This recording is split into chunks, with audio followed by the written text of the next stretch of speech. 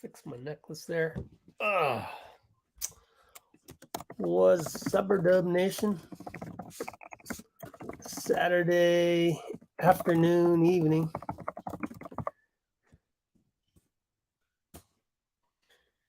And we will go ASAP to the pregame. Let's throw this up there. Oh, but I wanted a different one. My fault. Let's see here.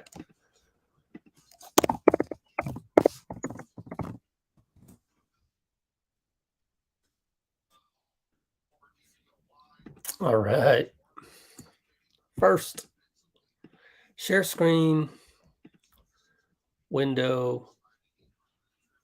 Where's my window? Let's see here. Wow. Show all windows. Man, I got too many of them. How do I close all these windows? Escape. Sorry about that. I didn't know I had all those windows up.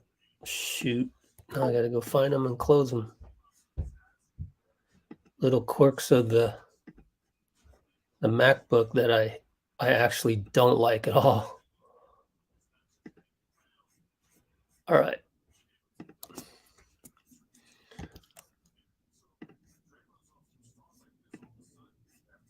Choose what you want to share. Okay. You pick Kerr.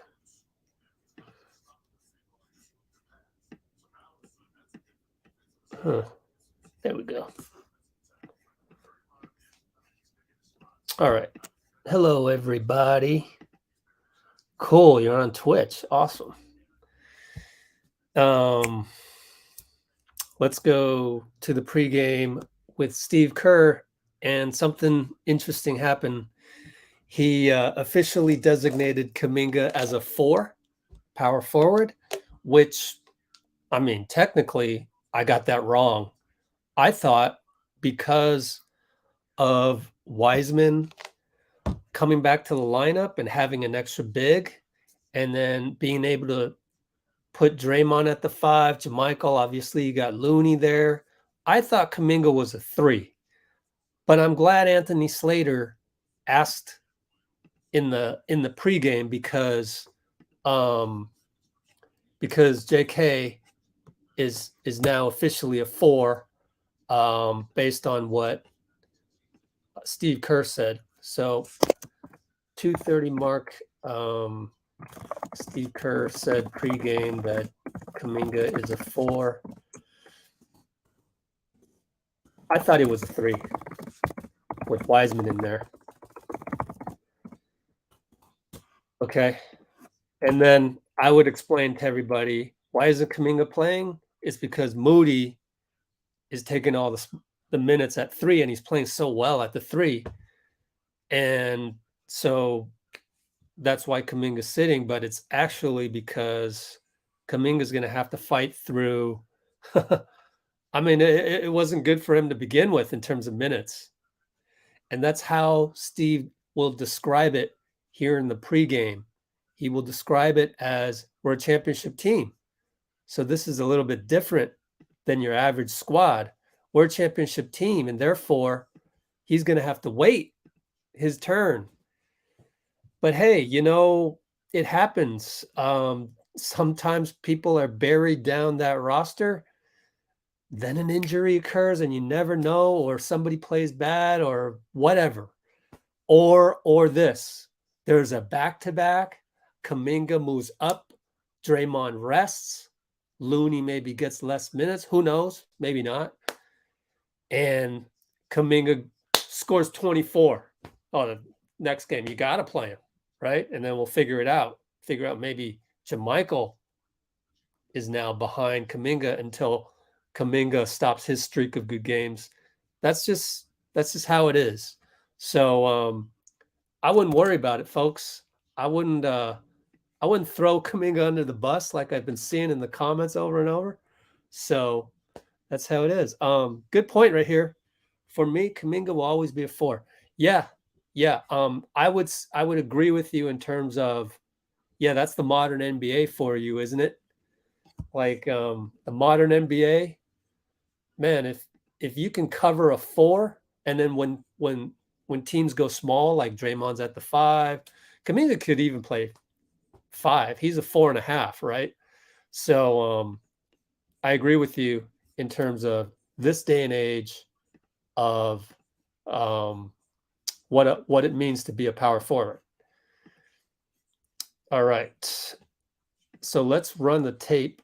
Hey, it's Charlie. Oh, we have Charlie. Yeah. Charlie, aka the famous DPOYMOND. He's going to be on our show at halftime. Welcome, Charlie. Stay till halftime, folks. I mean, no reason why you wouldn't, right? Charlie will be our guest. Not only is he our guest today, but he was a special guest of Draymond the last week over at Chase. So you can tell us all about that. Oh, I would disagree with you right there, Chimic Master. I'm gonna delete Moody from that list. I would. But let's just have Steve talk. Take it away, Steve. No. We'll see how tonight goes.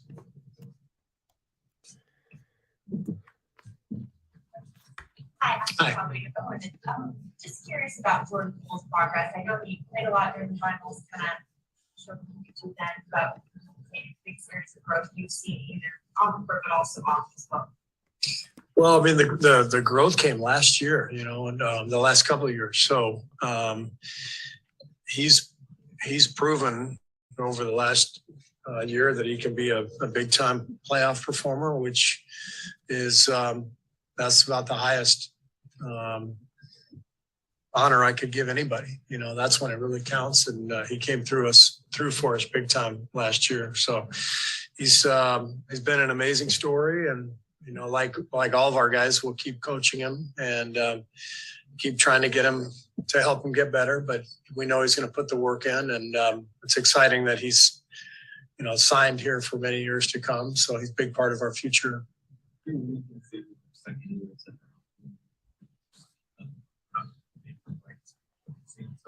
I think it's only been 2 games, but last game it looked pretty good. We solidified our defense. Wasn't perfect, but it's better. I just think the blend of veterans and youth seems to make more sense. So that's why we went that route, and we'll keep going with that and see how it goes. You seen Steph play here a lot of years now. Is it any different when he's in Charlotte as opposed to the other? It's very similar. Obviously, he's the hometown hero here, but he seems to be a hero everywhere we go. I do remember a few years ago, one of our coaches was working him out before the game, and he said you couldn't imagine how many people were, coming up to say hello during his shooting workout, and Steph was telling him, well, that was my barber, that was my dentist, that was my teacher. And I talked to Steph today about his ticket situation, and obviously he's, he always has a ton of people come into the game here. So it's, one time a year, it's a big night for him. I'm sorry, but come on.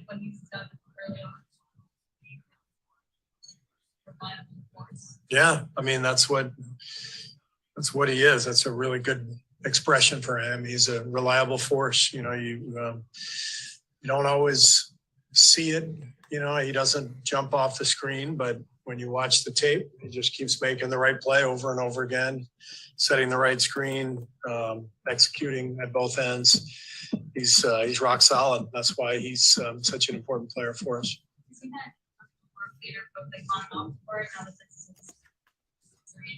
Yeah, I think he feels more comfortable than he ever has in a leadership role, and he's done an amazing job just behind the scenes, making sure he's bringing the young guys along the right way and advising them, and then when the older guys need any support, he's right there for them. He's consummate team leader, just a great pro.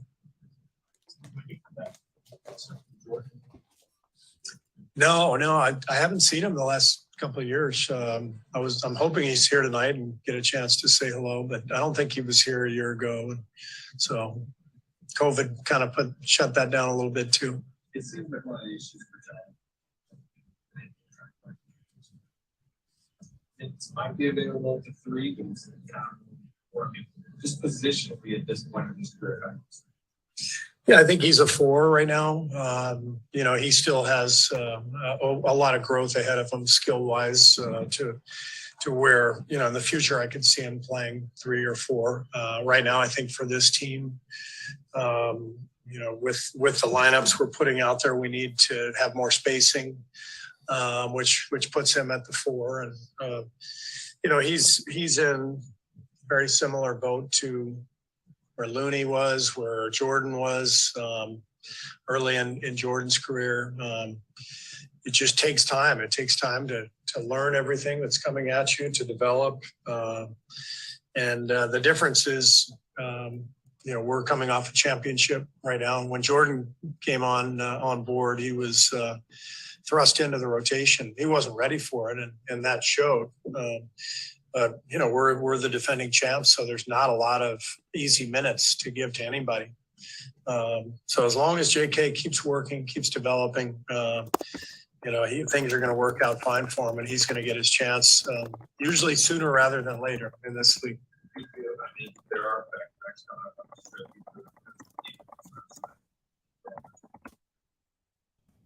There will be. I can't tell you exactly when, but there will be. What sticks out? He's a hell of a coach. I think Steve is one of the most underrated coaches in the league. His defensive schemes are really sharp. So right here, he's going to talk about the Charlotte Hornets a lot. I'm sure a lot of you don't care about that much, so I'm just going to skip through it. His teams get the recognition. He just a lot of good young talents. Yeah, not so much the market. It's just the players. So he you talks look about at Charlotte. that have come through that just didn't happen. By the way, LaMelo Ball has been injured, is still injured, so he's not playing tonight. Kind of sucks because value of the ticket, the entertainment value goes down. Quite honestly, I mean, have you checked LaMelo's stats? They're pretty darn impressive, man. 20-some points, like 8 assists, 7 rebounds career. That's pretty damn good. But they're without him, and they're without the backup point guard, Terry Rozier. So they're going to go with the 3rd string point guard, Dennis Smith, who was one of the early signees with Under Armour, if you remember back in the day. So that would be kind of cool for him to bond with Steph again out there. So they know each other well. Kind of luck and timing, and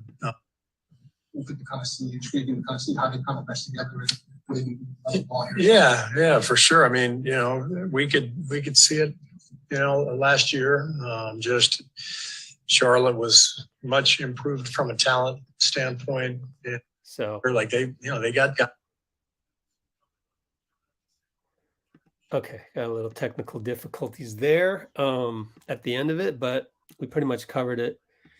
And hey, we got the lock-in tweet, baby. Did you guys know the Dub Nation Twitter thing automatically comes up with the Warriors logo? And there's also some sad news, honestly, coming out of Woj. Was it Woj? Twitter.com, ESPN Woj, or Woj ESPN. This sucks right here. ESPN reporting with Ramona Shelburne, the San Antonio Spurs release guard Josh Primo. I did not know that. He was the number 12 pick, and honestly, he was damn good. He was pretty good, like very springy, and was one of the better passers in the combine. I just remember that coming through, and then now he's the number 12 pick, but now multiple alleged instances of Primo exposing himself to women. So not good news there coming out of San Antonio. And I guess Kyrie, who a couple games ago I was like, oh, I actually think Kyrie's kind of neat in terms of like being a contrarian. Well, then he comes out with anti-Semitic remarks.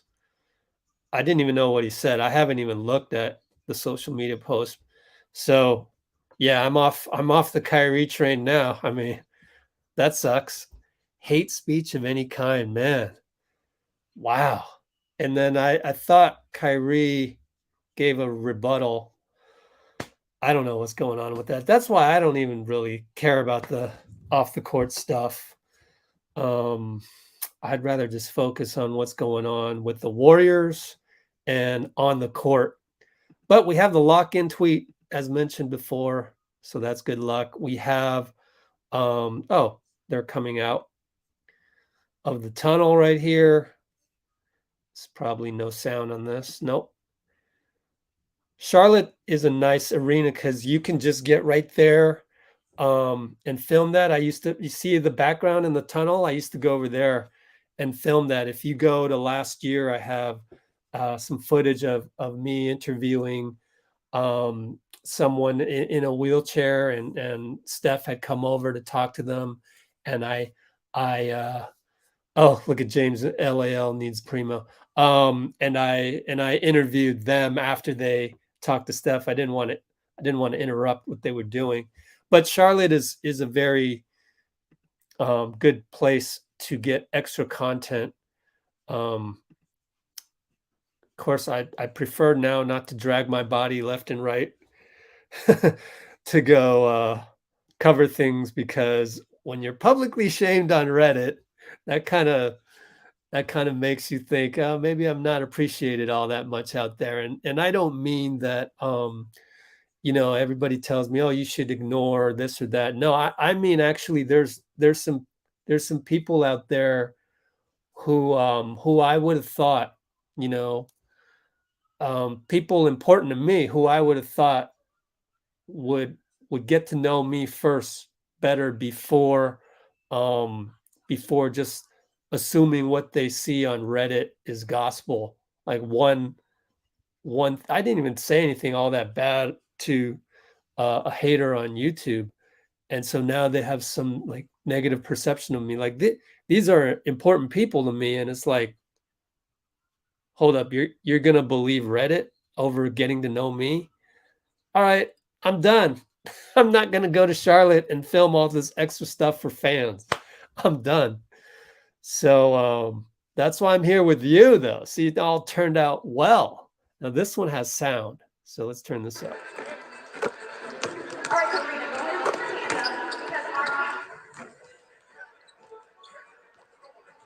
Well, the sound isn't all that great, but I must have the sound somewhere. No, I think they've got strange sound on that. Interesting. I wonder if they're doing what I'm doing, which is to match the audio from another place. You can't really tell when you're watching the videos. So that is the explanation of how we got to where we are right now today. 18-minute mark or 17.5-minute mark. Let's see. Josh Primo, NBA news, Josh Primo, Kyrie Irving, Charlotte.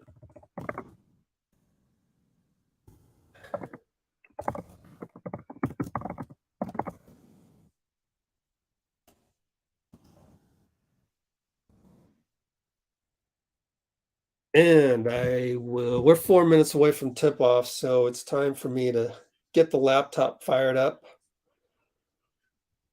It's always a battle between my Chromebook connected to the TV, which is kind of slow, quite honestly, and my old MacBook here. I don't want to buy a computer just to stream, I don't have like an endless budget.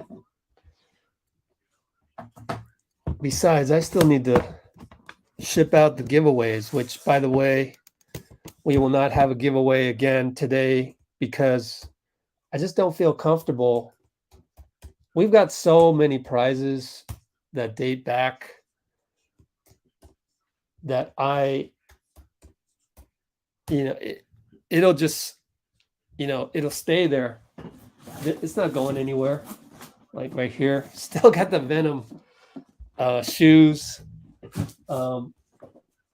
Still got the Kevin Durant Santa Cruz bobblehead, Santa Cruz themed bobblehead. My bad for the people who are watching, who those are going to. It's just life. It's life. It's trying to figure out how to squeeze this to do over here. And, today, right now, I'm with you guys. After this, maybe I'll have some time. And, there's friends and family that you feel that you have responsibility for. So you got just a lot of things going on, but those are kind of excuses. So anyway,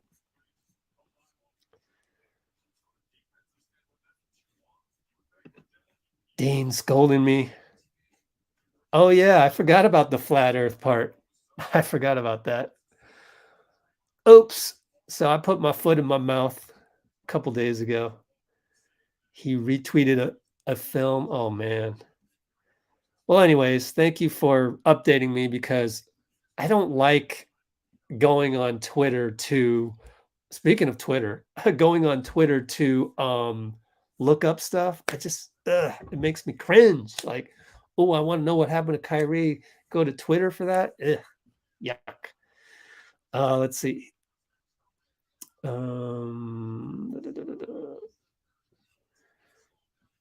Yeah, you gotta be James, you gotta be very savvy with your ticket purchase. You gotta figure out where the visiting tunnel is, and then you gotta figure out how to get the tickets for that area, and then you gotta go early, and then you gotta I don't know. I think maybe I have no advice for you on that. Maybe you call the visiting team, Charlotte.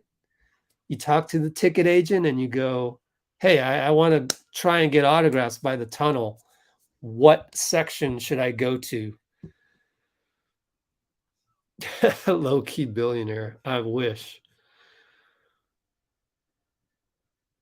Yeah.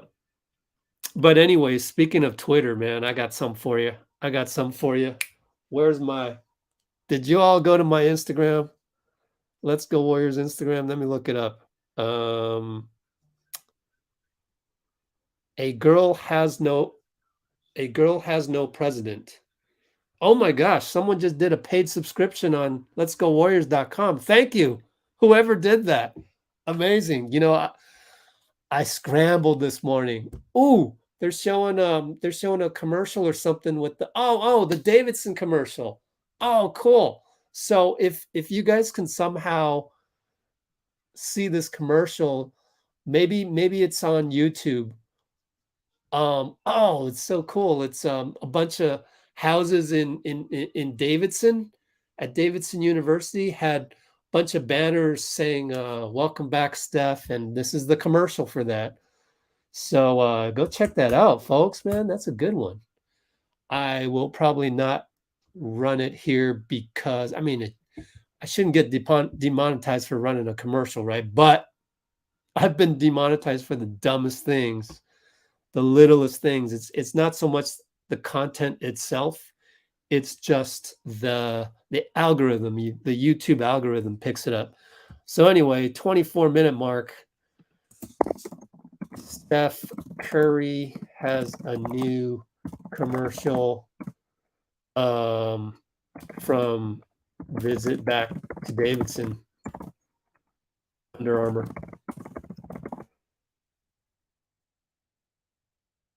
Wow. Pretty cool. And I know the guy that did this commercial, Matt Strauss. He's pretty good. He's actually pretty good at stuff. We were going to look at my A Girl Has No President Instagram account. Check this out, folks. Instagram.com. A Girl Has No President. So I didn't know this, but Elon Musk has officially bought out Twitter. I did not know that. I thought that was dead. And so he fired the top 4 executives, the CEO, the CFO, who is, by the way, Ned Siegel was. Ned Siegel follows us on Let's Go Warriors and is a Warriors fan since day one. Let's look it up right here. Oh boy. I guess this person posts a hell of a lot right here, folks. We're off to quite a start with whatever that means. Groiper Nazi trolls feeling explicitly emboldened by Elon to threaten murder and use racist, anti-Semitic, and homophobic slurs. I'm sure the advertiser is going to love this. So you know, most of you guys know Elon Musk wants to lower the barriers to tweeting, and so now come the racial slurs and all of that. And it's funny. Like Elon Musk is taking over Twitter, and yet that might result in the demise of it. And I am all for the demise of Twitter. Why? Because Twitter it hasn't been kind to me. It's a bully mechanism. It's a place where you think a thought and you can publish your thought. Well, being that we think 60 to 70,000 thoughts per day, how many of those thoughts do you think are negative? There's quite a few negative thoughts that can come through your brain and end up on Twitter. So it's an app that was invented for a completely different reason and ended up being what it is now. What a tragedy. That's my theory of why Jack, I forgot his last name, but the founder of Twitter, why Jack left Twitter. And there's all these other things that someone should write a book about. Like back in the day, they didn't accept any venture capital money from Silicon Valley. They didn't. I used to be in venture capital in Silicon Valley.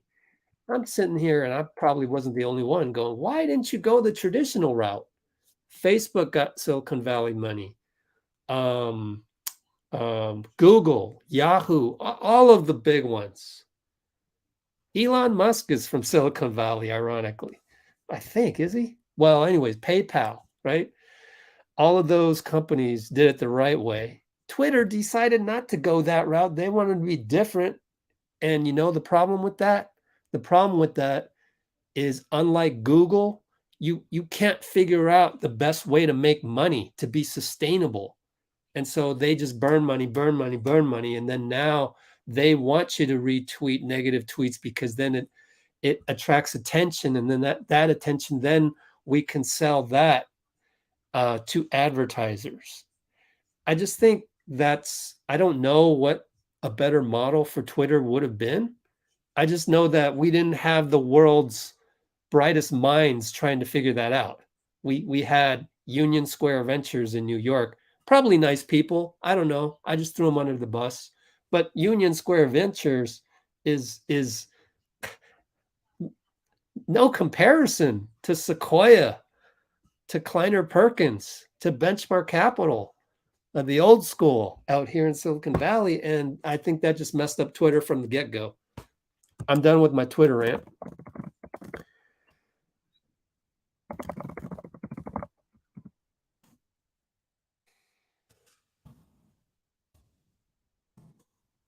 Yes, I'm putting that as a subject matter in the description.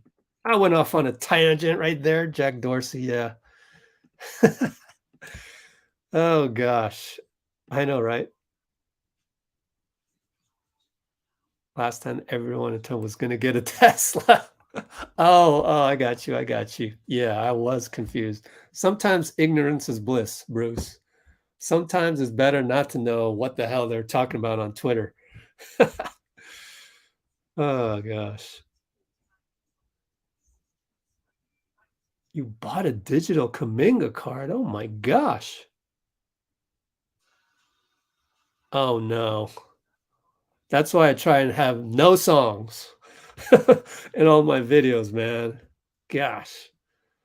Oh, look at this comment, man. Oh, I love it, man. Bruce always has my back. Welcome to the 4 people who liked on Facebook. Welcome, Warriors for Life audience. Thank you, Nick. Nick runs Warriors for Life. Warriors for Life and Let's Go Warriors have very much in common in terms of the mentality of our audience, where we try to just think optimistically, and why not? We did last season, gave us a ring. I mean, come on. We did in 2015, gave us a ring. We actually did in 2013, and we upset Denver. We went with positivity in 2017 and 2018, but everybody else started turning negative because, as Jeffrey and I used to theorize, back in 2016, the Cleveland folks started becoming bitter, even though they won a championship, and that opened the floodgates. That said, it was okay to be bitter on Twitter. That rhymes. And that gave license for everyone to do that on Twitter, even Warriors fans. So sadly, a whole tranche of Warriors fans became bitter. And then they went to war with Cleveland in 2017 and 2018. In 2018, they started bragging with bitterness, just like Cleveland did in 2016 with the you blew a 3-1 lead. Man, you just won your first championship ever, and you're talking about blowing a 3-1 lead? Why are we the focus of your attention?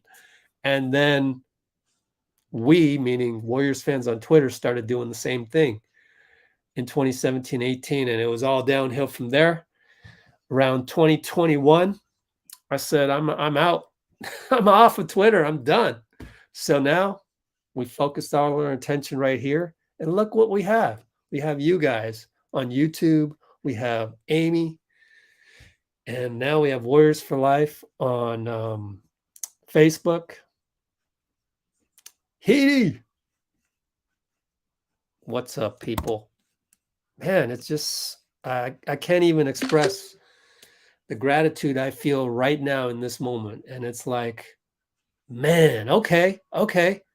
If I had to go through a public shaming on Reddit, if I had to have people important to me think that I'm this terrible person on Reddit, which I'm not, fine, because I'm here right now in this moment. And if all those other moments had to occur for me to be right here, then I'm in the right place.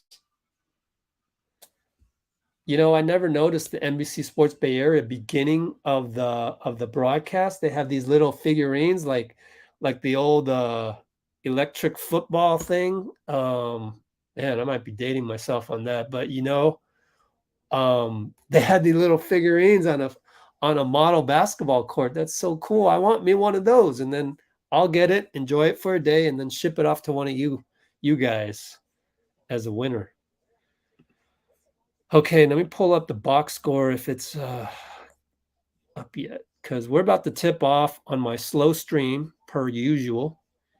If you want to know, Klay with the shot at the end there. Kelly Oubre comes over, daps him up.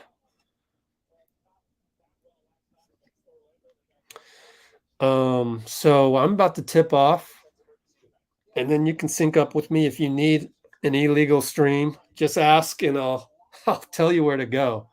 Oh, so now I got to go with my Chromebook is faster than my MacBook. What? I'm at 11:48, 11:47, 11:46, folks. Gordon Hayward jumper good. 2-0 Hornets. 11:41, 11:40, 11:39. Let's see how long this stream lasts for me. Klay up top. Over to Looney. Jumper. Hits the rim 4 times. Drops. 2-2. Any word of Kuminga? No word. Nope. You missed the pregame, but that's cool. I mean, Steve didn't really say, but he did say that Kuminga's a 4, which means he's going to be behind JaMychal and Draymond and James and Looney as far as the big men. Wiggins misses a 3 after Gordon Hayward hits another jumper. Here comes Plumlee initiating. Oubre left side against Wiggins, which is weird. Isn't that weird? Wiggins against Oubre. Right now, Gordon Hayward against Klay. Oubre up top shoots a 3. Good. They've got that. Oh, we're playing the Warriors focus right now. 7-2, Charlotte. Draymond with the Steph pick. That's cool. Looney handoffs to Steph 2 times. 3-pointer, short. Oh, Wiggins rebound. Klay back to Wiggins. 3. Warrior basketball. Man, just the unselfishness. No, here, you shoot it. I'll dribble. Oh, you shoot it. Man, I love that. Shoot, the box score says 12-7, and I'm at 7-5. So PJ Washington hits a 3. They also have Dennis Smith and okay, PJ Washington, James. But okay, cool. Got to just quickly memorize that lineup. And Looney down low, fake you. Fake you very much, Plumlee. Gotcha. So now it's Washington over to Gordon. Gordon fakes Klay. What a fake. Jumper, 18-footer, good. So that's the 12-7 that we were staring at earlier. And yeah, the bad news is that part of the formula of us wearing the blue and gold and people playing better when they play us is that our defense looks worse. Wiggins, nice move, but the banker doesn't drop. Plumlee brings it up against Looney. Oh, and he finds PJ on the back door against Steph. Timeout, Steve, 14-7.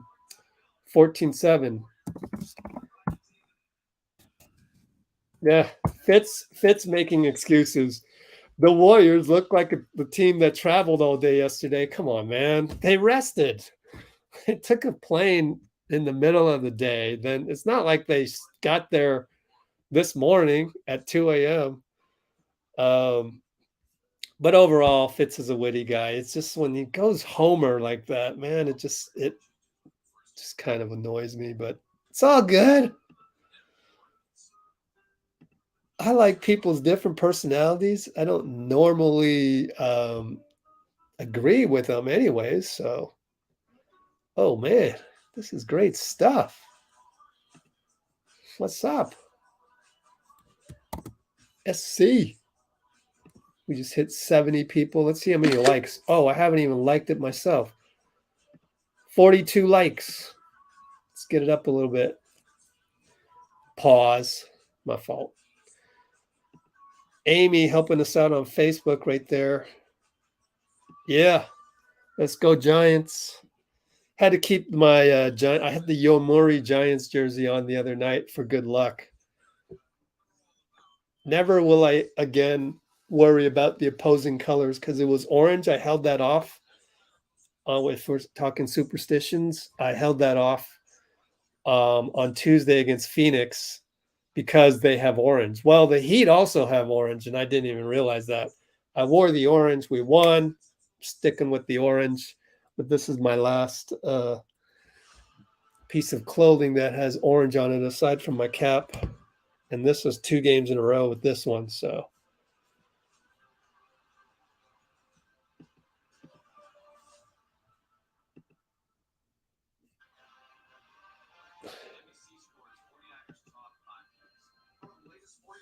speaking of which, we got Halloween in 2 nights. What's everybody going to be for Halloween?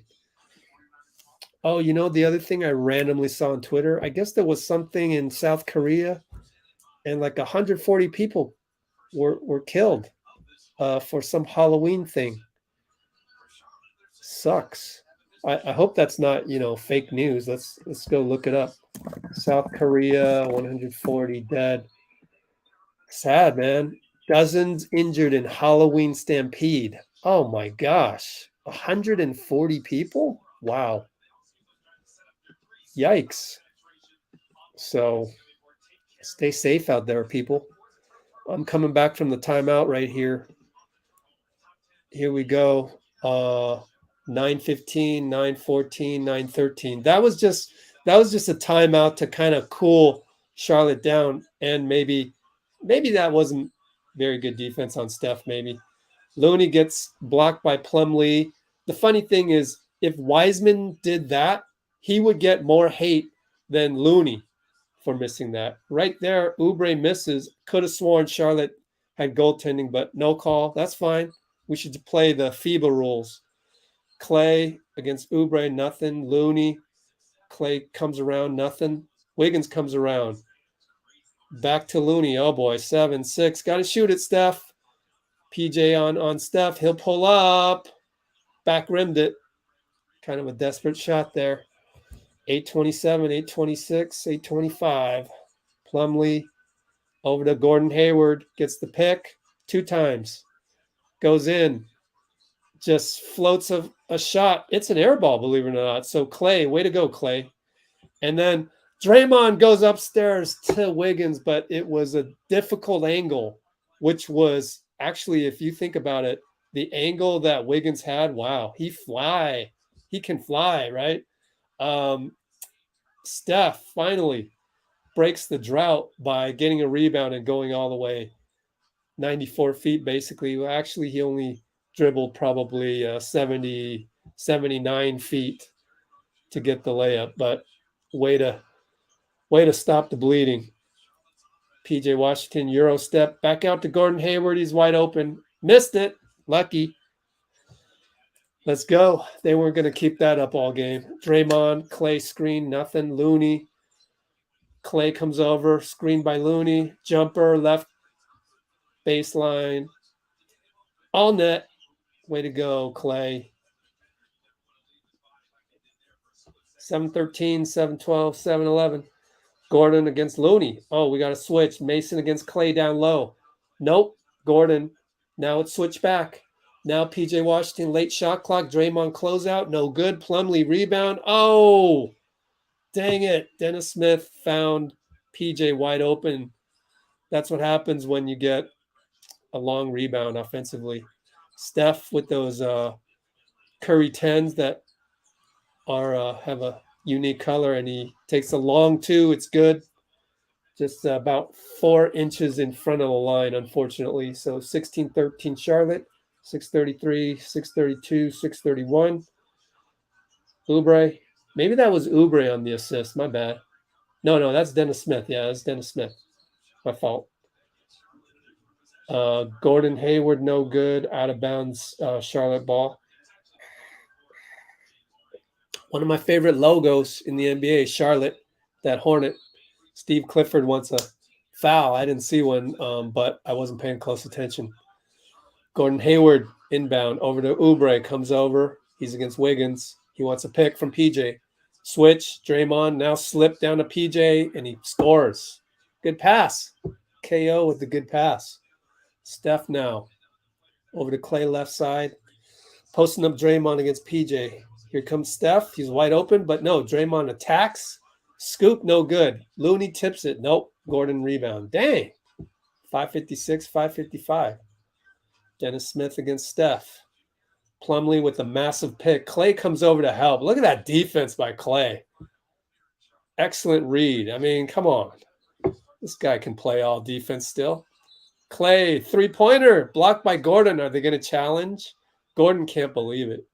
It looked clean to me, honestly. It looked clean to me. Jordan Poole going to check in. Yep, they're going to challenge. 5:41 to go, and I think they might win the challenge. 18-13.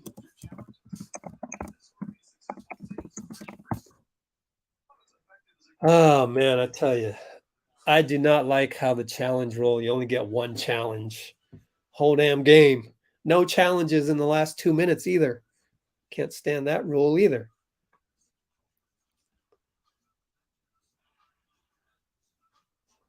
Yeah, good advice. Put your Twitter account on private. Good advice. Whenever I tweet now, I tweet where you can't reply to it unless I follow you.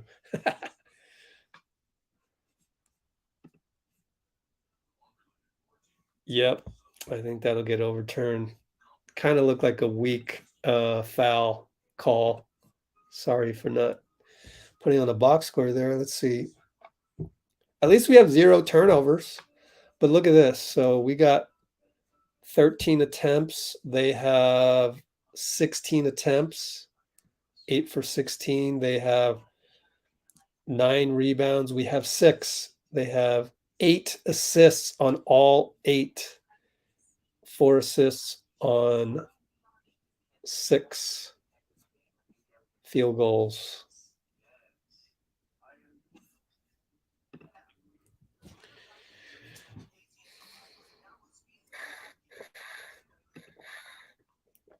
Yeah, LaMelo Ball still has a sprained ankle. It's a grade 2, which I don't quite know what that means. I think that means it's pretty severe. The bigger the number, the more severe, maybe. Could be wrong. Don't quote me on that.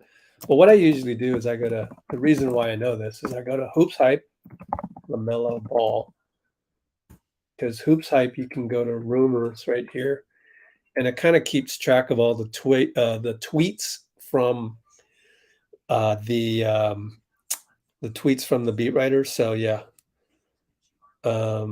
ankle. It happened way back on like October 2nd or something, early October. Grade 2 ankle sprain 3 weeks ago. Let's take a look at some highlights.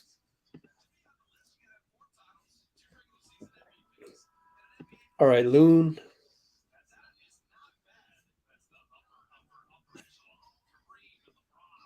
Loon right here. Fake. And then let's do another Steph going full court here. Coast to coast. Got the rebound all the way down. It drives a coach crazy when that happens. Okay, so they must have won the challenge, and then they score. Oh man, 20-13, down by touchdown. 5-15, 5-14. No, foul right before it gets to 14. Wiggins shot a 3, and Dennis Smith, who has hops, jumped to take away the 3 after the whistle. Yep, hand on hand is legal. I think the TV came back a little bit late. Anyways, Draymond over to Steph. Steph, sidestep into the lane, gets hammered, no call. The hell? Anyways, he scored over Plumlee. And we got 458, 457, 456. Ah, crap. Who is that? Number 2. I'm going to look that one up. Shot a 3, missed it. We got the rebound. So that's Jalen McDaniels or James Bouknight.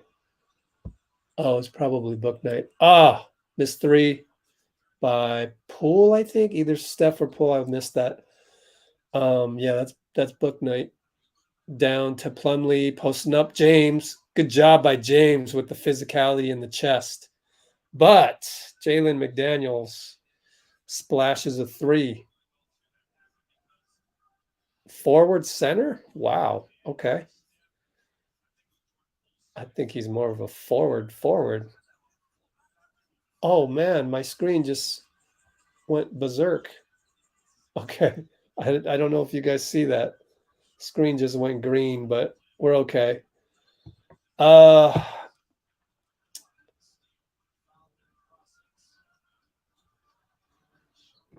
Should hide the score here. Because we got a dead ball. Moody and J-Mike. I'm sorry. Everybody drink. I said J-Michael instead of J-Mike. There's Anthony Lamb in street clothes giving high fives. Sooner or later, I'll get a clock on the screen here. NBC, what's up? Gordon Hayward, bye-bye, J-Mike. Fakes Wiseman, who doesn't bite. Good job. Does he get a blocked shot for that? Bouknight has to fire it. No good. Wiseman mistimes it again, so Steph gets the rebound. Whatever. Oh, well. I'm going to nitpick that all season long, aren't I? Steph is against... Oh, Banker, good. Runner, no call. That was against McDaniels. No, this is McDaniels. My fault. Number 9 is, holy smokes. Number 4 is the center, Nick Richards. I actually have never heard of him. And the other guy is, are we going to, there's Nick Richards. Bad screen, man. Is that a foul on Jordan? Foul on JP, I guess. Man, that was a tough screen to get around. I mean, it felt like he did the little chicken elbow, but anyways, Richards misses twice against Wiseman. Good job, Wiseman. None of these are going to show up on the stat sheet, but Wiseman has been a force down low. Theo Maledon is number 9. Yeah, okay. And Steph will shoot a 3. No good. Wiseman can't track it down. Just a step too slow. Get it back on the Warriors here. All right, so they got their second unit. We got our basically second unit with Steph, and they hit a 3. Man, there's Maledon hit a 3. Oh boy, the good old blue and gold. People love playing against the blue and gold. JP against Book Night. Up top, down low to J Mike, back to JP, fake. Lead pass to J Mike, very difficult to catch. Luckily, deflected off Charlotte, our ball.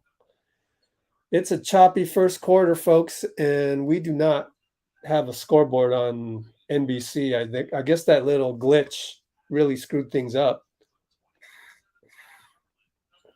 26-17. Yikes. Ty Jerome is in the game for Steph. Baseline out of bounds to Ty Jerome. Couple fakes, goes with the opposite hand, the right hand. Scoop, good. Not bad, Ty. Not bad. I'm impressed. Let's see. We in Manor Zone.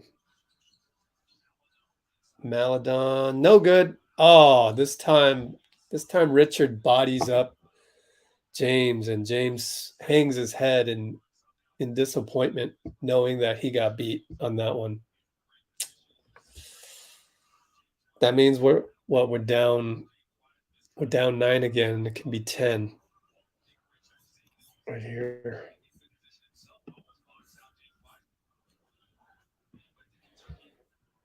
So no scoreboard on the TV screen because that glitch wiped out. It's Cassian Andor. He's sabotaging this broadcast. JP over to J Mike left side. Back up top, Wiseman.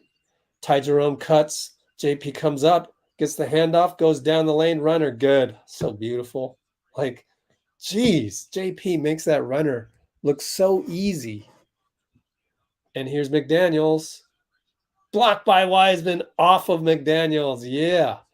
How many blocks for the wise boy? Wiseman. Get it? No blocks. 2 fouls. Oh. Okay. I give him half a block for that first one and half a block for that one. Man, Moody was way off. We are shooting like crap right now. Luckily, PJ Washington bricked. JP bringing it up. Screen by J Mike, goes behind the back, gets stuck. Cross court Moody, left side, down the lane. Wiseman now shoots a baseline jumper, no good. J Mike, put back, no good. It's off the rim, and you know there's a lid on the rim when J Mike can't put that put back from point blank. Say that 10 times fast. Richards gets the ball again, and that's the second foul on James right there that we see in the box score.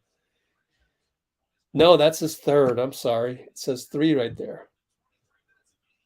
Oh, my gosh. Let's take a look at these awful shooting numbers. 10 for 23. It feels worse than 10 for 23. 1 for 6 on threes. Rebounding is 11 to 17. That's not good if you're considering we're getting out-rebounded by 6 rebounds in 1 quarter. I mean, that's maybe acceptable over the whole game, but good Lord. That's why Kuminga's coming in. We're going to go small. JK in for Wiseman. So J Mike's probably going to cover Richards, I would guess, and then Kuminga will cover PJ Washington. Bucket good. They're up double digits. I know that much. No scoreboard again. JP against Book Night. Here comes the J Mike pick. Oh, what a pick. JP will step back. Thank you for that pick. Give him a screen assist, man. Wow. What a massive pick on Book Night. That shook Book Night. He got shook night. Let's see. Number 9 is Maladon against Moody. McDaniels over to PJ. PJ drives easily on JK. Oh, that was so easy. My goodness. Oh, let's look at a replay, folks. Here, I can do a replay on my other laptop. Let's see how bad this was. Just flat-footed. Kuminga was just flat-footed on that one. Take one more look at this. Yeah, that's just, wow. He just got beat completely. JP against Book Night again, up top. I have no clock on the screen, so I can't tell you what clock I'm at. I don't even know if we're saving this for the last shot or not. Moody. What? Moving screen by J Mike. Yep. I'm watching a replay on my second laptop. That is a moving screen on J Mike. So we're doing everything wrong. We come in here, think we're going to just walk over Charlotte. We're not that talented in terms of like being able to do that just yet. Nor the chemistry. Wow. Good job by Moody to help last second. He's going to shoot it at the buzzer. It's off. But way to go on the help. And, you know, it's just, I'm glad that quarter's over. That was awful. 34-23, another 30-point quarter. That was ugly, man.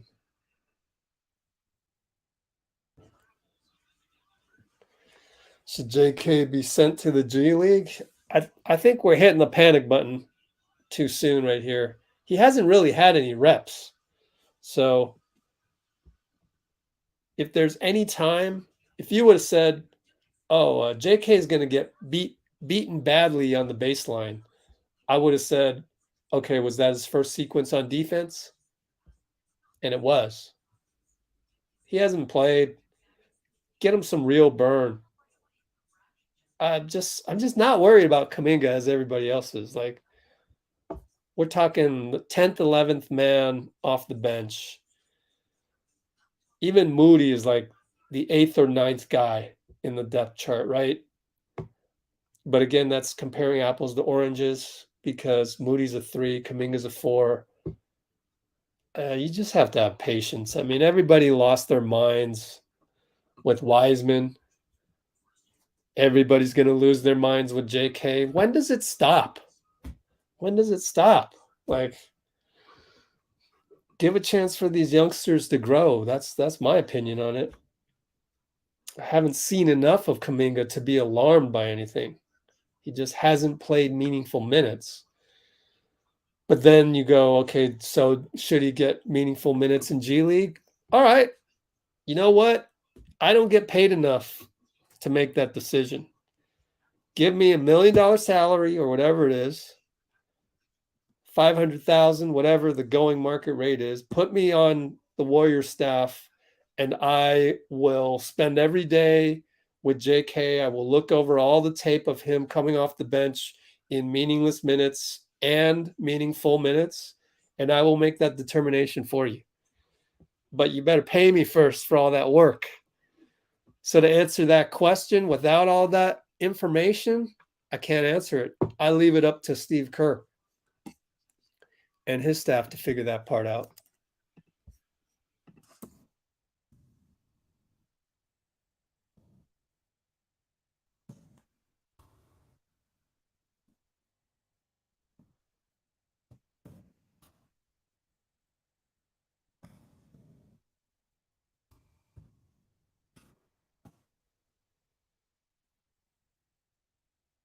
Oh, we're back.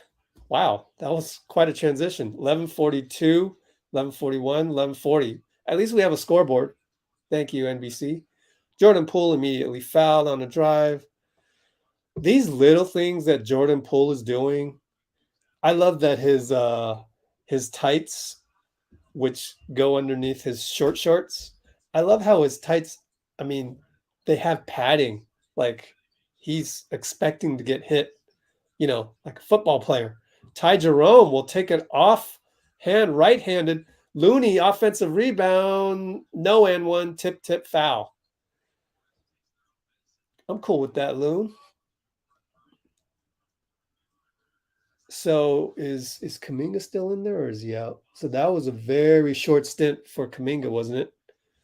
But instead of thinking of it as a punishment of Kuminga, maybe it was just, oh, well, guess what? Wiseman just picked up his third foul. That gives me an opportunity to bring in a 4 or a 5 right here. JK, go in. Here's your chance for a couple minutes. And it just turned out that he had the bad defense during that small stint. Looney misses. Washington rebound. Down 10, 11:22, 11:21, 11:20. That's Maladon against Jerome. Now post up PJ. Now post up Richards. Lefty, tough one.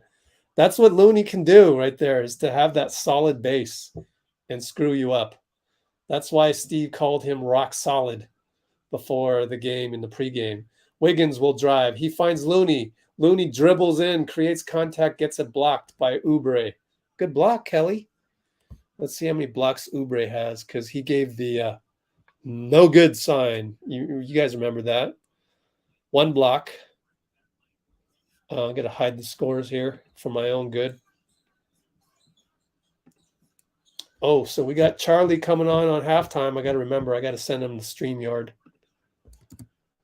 Oh, Ty Jerome, right-handed again down the lane. Man, this kid is doing some damage. Not too bad, not too bad. Ty Jerome. Ty Jerome. Whoa.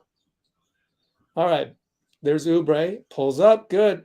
Now that's he's showing his talent of why he was paid 16 million plus per year, my friends. That's just the going rate for talent like that. What he just did, and the ability to play good defense and have a pogo stick as his vertical. Wiggins luckily hits a 3. We're down 7. 10:05, 10:04, 10:03.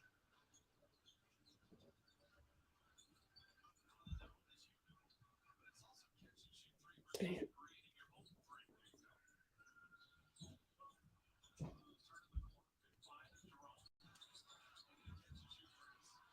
All right. Ty Jerome is on fire.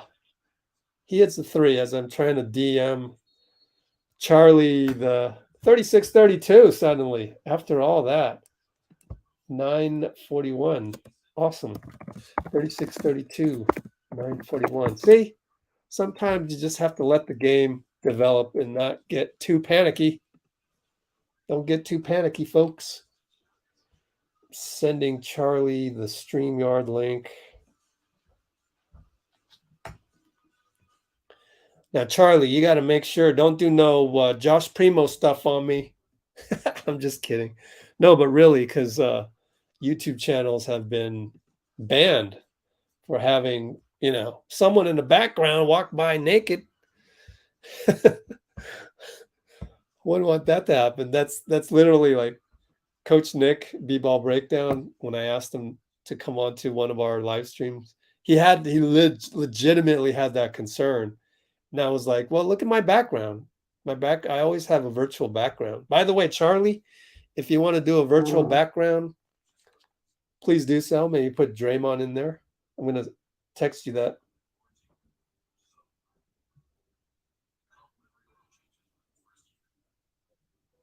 Recommended. Ty Jerome, not bad, man. Not bad. You are getting my attention, Ty Jerome. Moody. This is a valid question. Mike Brown, what minute are we at? 105.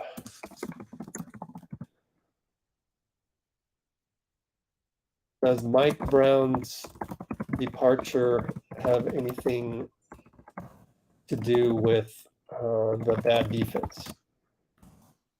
I'm going to say what Steve has said already on the podium. I'm going to say no.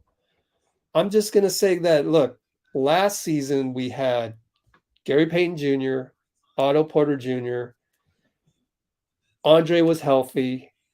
I mean, look at that. You're comparing that to Wiseman. Can we throw JP in that? No Dante DiVincenzo.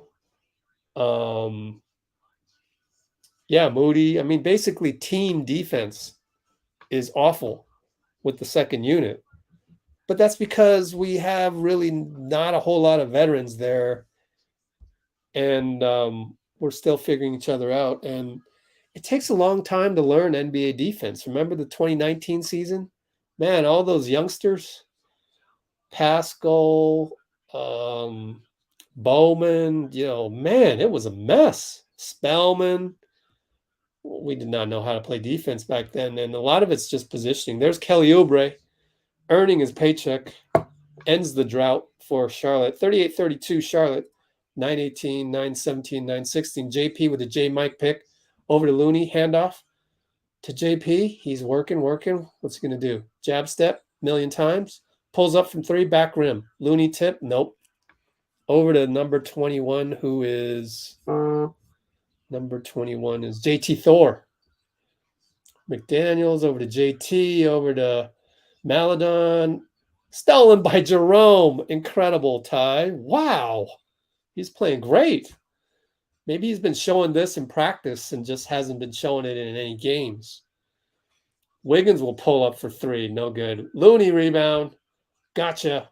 Richards. Swing over to JP. Cash it in.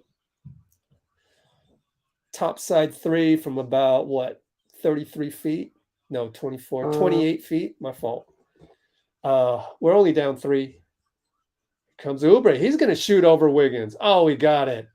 Man, he's feeling it right now. That's one of those NBA talent feels it type shots, because that was not a good shot over Wiggins. That was difficult. JP, inside out, dribble, pull up. Oh, beautiful. He has so much in his bag. Pulled up on Richards. Gotcha. 2 points. We're down four. Oubre, Richards, handoff to McDaniel.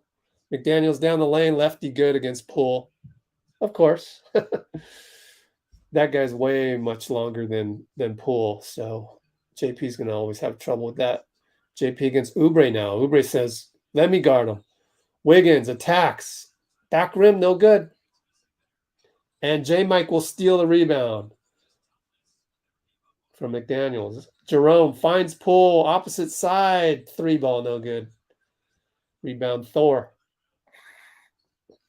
Oubre brings it up on Wiggins. Pick and roll. Switch over there. And Wiggins is guarding big man.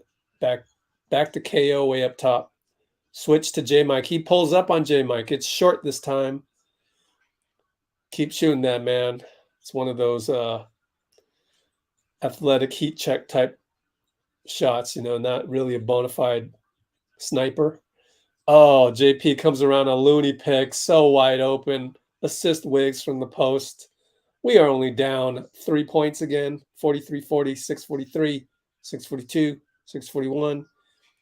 Now up top, McDaniels attacks Looney. No good. Oh, putback dunk missed by Oubre. Incredible. Looney rebound. Outlet. Jerome finds JP right side.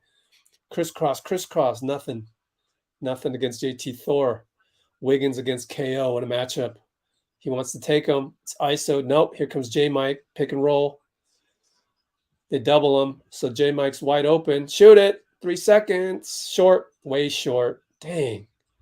Ball goes to the floor. Now it's 4-on-3. Oubre. Jerome, good foul.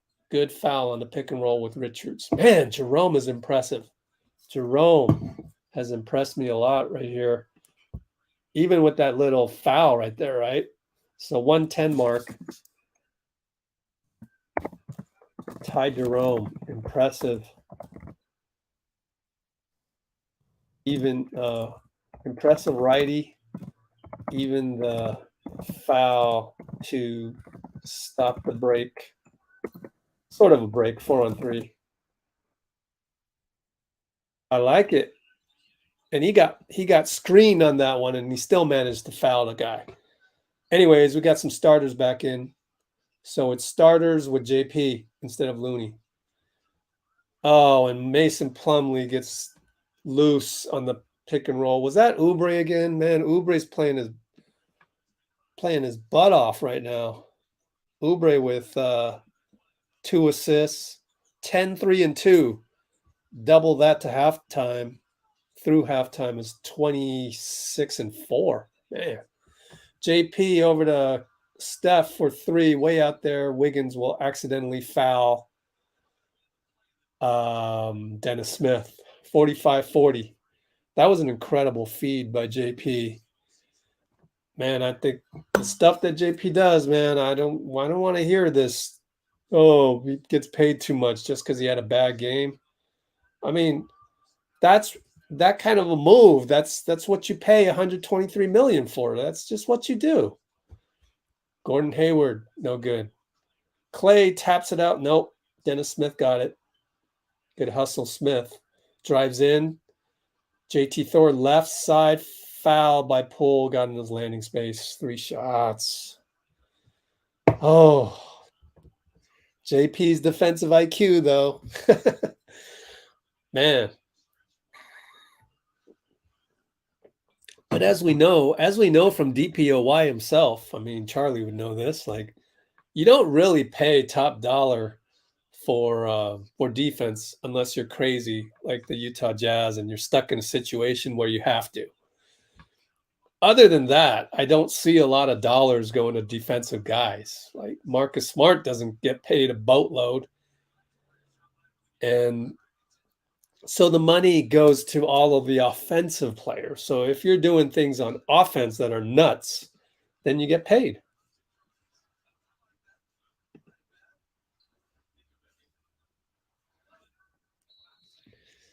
Yeah, man, patience, man. We're in game 6 or whatever we're in. We'll get there. We'll get there. I mean, if we're at game 35 and we're giving up 34 in the first quarter on consecutive nights, then I'm worried. 5:05 to go, 47-40.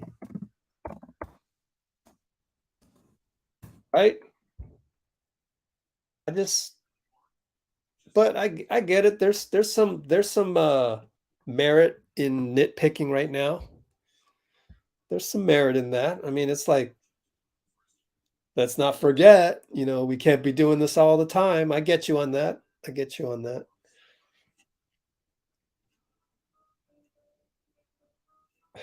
Yeah. Percy's here.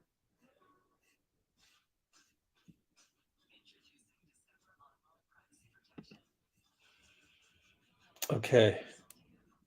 What else do we notice here? Jordan Poole, 12 points, just like that. Wow. I wasn't even paying attention. Steph, meanwhile, 8 points. A quiet 8 points. It's just like Jordan used to say, 8, 8, 8, and 8. You end up with 32 points. Incredible. Of course, that was Jordan was in that era where the three-pointer wasn't really taken advantage of. But who cares? Ugh.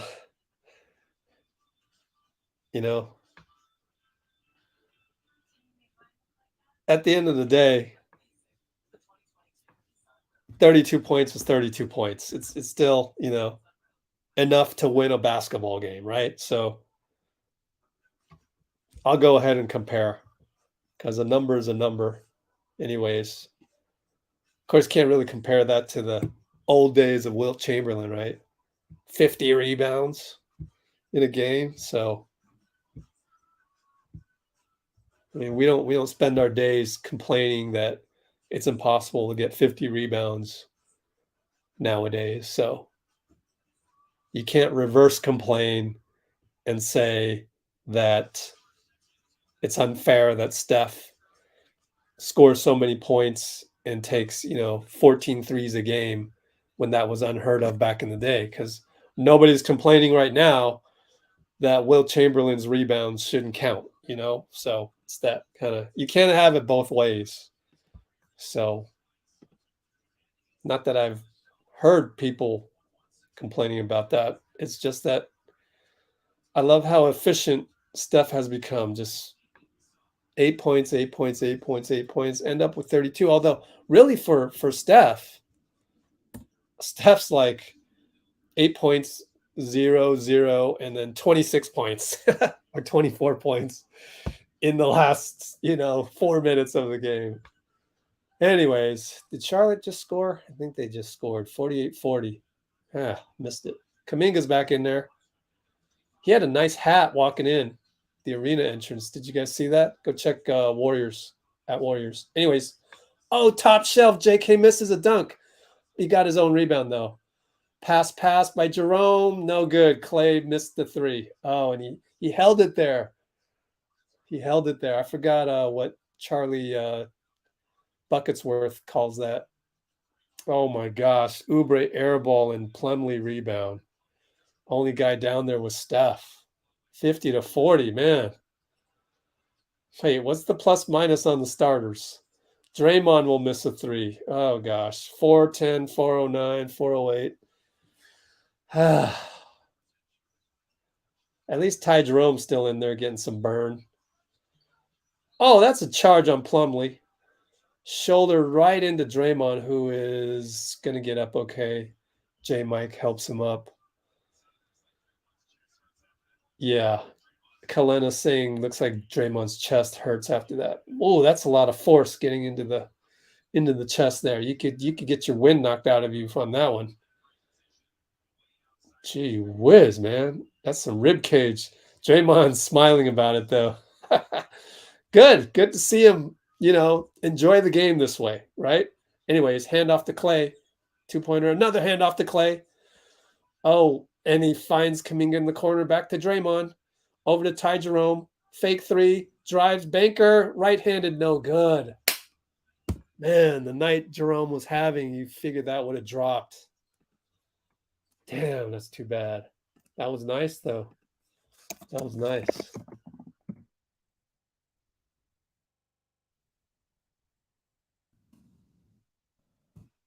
Ooh.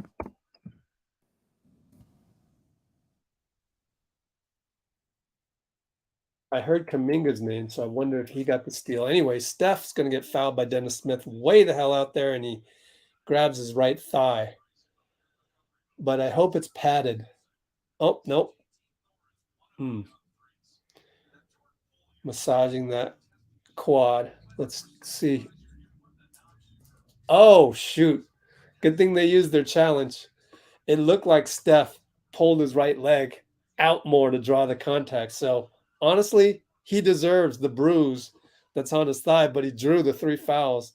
And, Steph has muscles, so he can handle it. But it wasn't Dennis Smith's fault, man. It wasn't Dennis Smith's fault to give him a tiny little Charlie horse on the quad.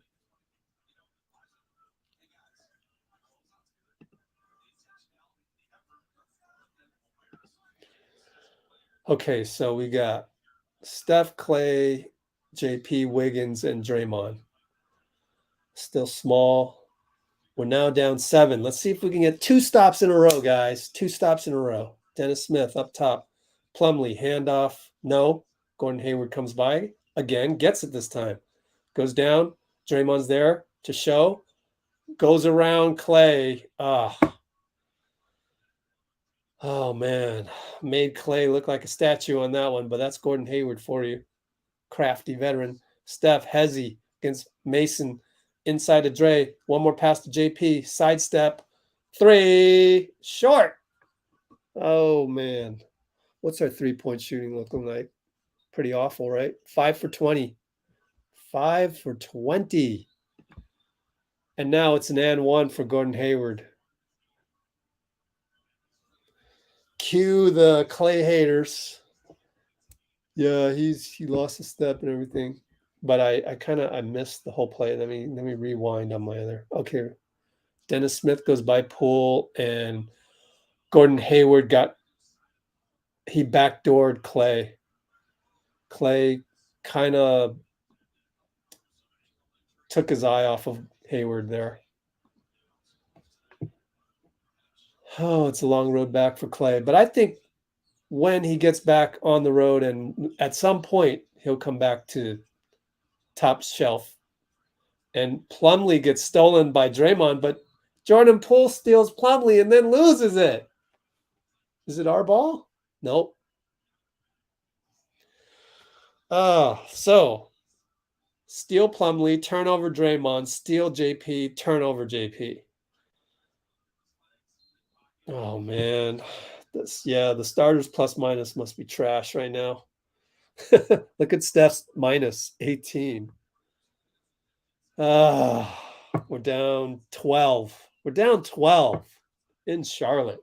Come on. Dennis Smith, screen Plumlee. Over to PJ. That's a foul. Steph wanted it to go the other way, but no, they're going to call it on JP. Let me see what happened. JP had to pick up Gordon off the floor. And I'm going to look at the replay here. He got hit by PJ. JP did. JP tried to pull the chair on Gordon Hayward. It didn't work. He just grabbed him instead. And it's in the penalty. And these fouls are not smart fouls by JP. He gets subbed out. So JP has 3 fouls. Not only is it not smart from a standpoint of that pulling of the chair on Gordon Hayward was never going to work. Secondly, it's his 3rd foul. You just put yourself in foul trouble. There's no reason to do that. We need some offense right now too. And you just took yourself off the floor. Looney comes in. We got our starters back in. So we're down 14. Looney pick for Steph. Over to Draymond. Handoff. No, nobody's coming. Klay now goes over. Attacks. Loses it. Gets it back. Fade away. Short. Man, this is ugly. Plumlee over to Washington. Over to Book Night. 3. Short. Thank goodness. Oh, but PJ gets the rebound, which of course will... Nope, Gordon Hayward misses a 3. Amazingly. Draymond rebounds. Spins around. Goes to Klay left side. He goes baseline. Pull up on Book Night. Good. Timeout. We got a Popovich-ish timeout. 57-45.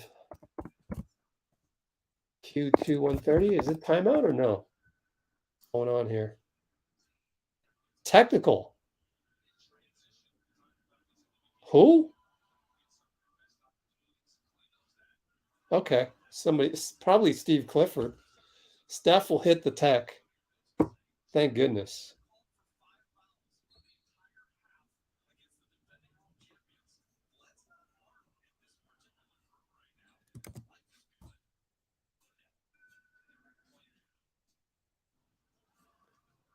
Marquise Chris was traded to OKC. I didn't know that. All right. There's no room for him, though, on our squad. All right. Here comes Dennis Smith, right side. Too easy, but Looney blocks the reverse layup. Incredible. Klay over to Looney. Dunk. Wide open. Way to reward him. This is the little spurt that we need right before halftime. Oh, the little kid behind the bench. Man, he rings a bell. I'm trying to think back last time I was in Charlotte. Anyways, Book Night, no good. Why is he shooting that? 2 for 1? No, that's way too early. Thanks for the low IQ shooting that. And then Steph, bad screen. Let's see. Oh my God, what? I'm looking this on the replay. I don't know about that one. Let's look at this one more time. Here comes Steph. Okay, fast break. Draymond. You know, I think he wasn't square enough. Steph bent his butt, and his butt fouled the the other guy. So they called it on that. Oh, Plumlee just stole a rebound from Steph. Steph's going to foul and one. PJ coming down the lane. Oh, tough night for Steph, too, defensively. Offensively, 0 for 4. Still getting to the line, 4 for 4. 3 rebounds, no assists. Minus 18 still for Steph. I'm gonna, and that was a hard fall, actually, when Plumlee stole the rebound from him. But I he's having a tough time on defense, honestly, Steph. So is Poole on defense. I would say so is Klay. So is Klay, but I think Gordon Hayward's so talented. I can't really blame Klay for that just yet. And Kelly Oubre is shooting lights out because he wants to get his old team back. That's the formula in the NBA. You play in your old team, you have a little extra oomph. All right, 2 for 1 here. I mean, last shot here with the shot clock. Klay over to Looney again. Oh, can't convert the N1. That's one thing Looney could work on. Lefty scoop. He could work on that because he tried to get the N1 with the right hand. So hopefully he can a few free throws here because we're down 12, 8.5 to go.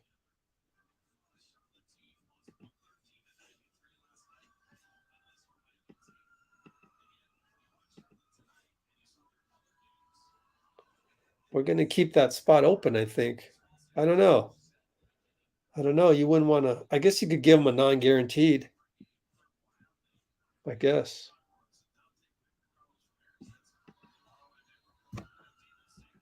That's more of an emotional pickup, isn't it, Dean? Moody comes in for defense. Dennis Smith against Moody. Draymond shows, but Dennis Smith with a beautiful hezzy draws a foul. Looney can't believe it. He thought he had his hands up. Only 0.5 seconds remaining. I'm going to check the replay right here.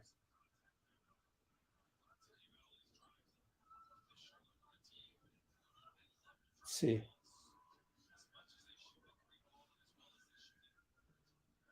Let's see.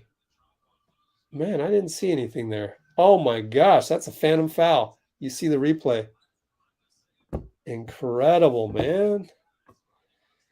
Are we going to get any of these calls the other way? 0.5 seconds. Klay will launch from 3/4. No good. 62-50. All right. Charlie's here. I don't see Charlie in the. I don't see Charlie just yet.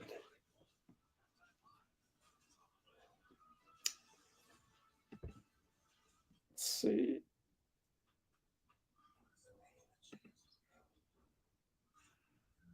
You good, Charlie?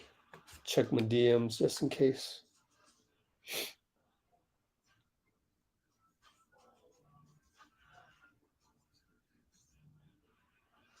Okay. There's Charlie. Oh, got a nice background. Okay, let's bring him in real quick, but I want to annotate this. The 128.30 mark. We welcome Charlie, or really 129. Charlie, aka DPOYMOND, is our halftime guest. And so let's go to StreamYard and bring him in. Charlie, what's up?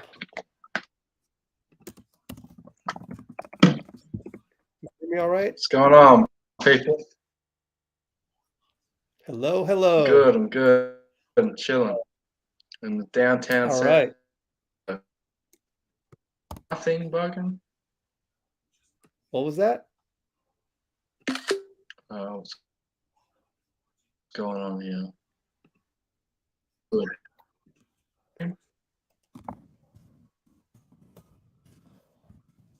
Oh, here we go.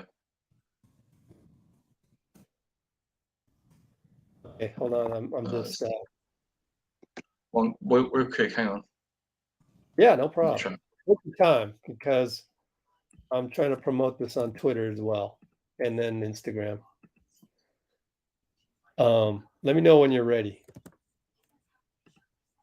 Add image. There's Charlie.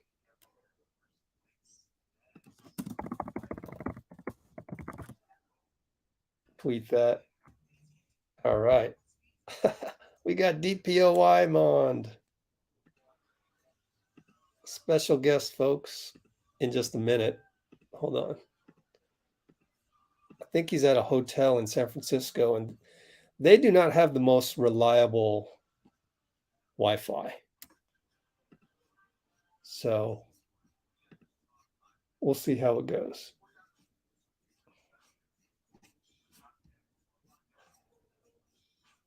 One more check.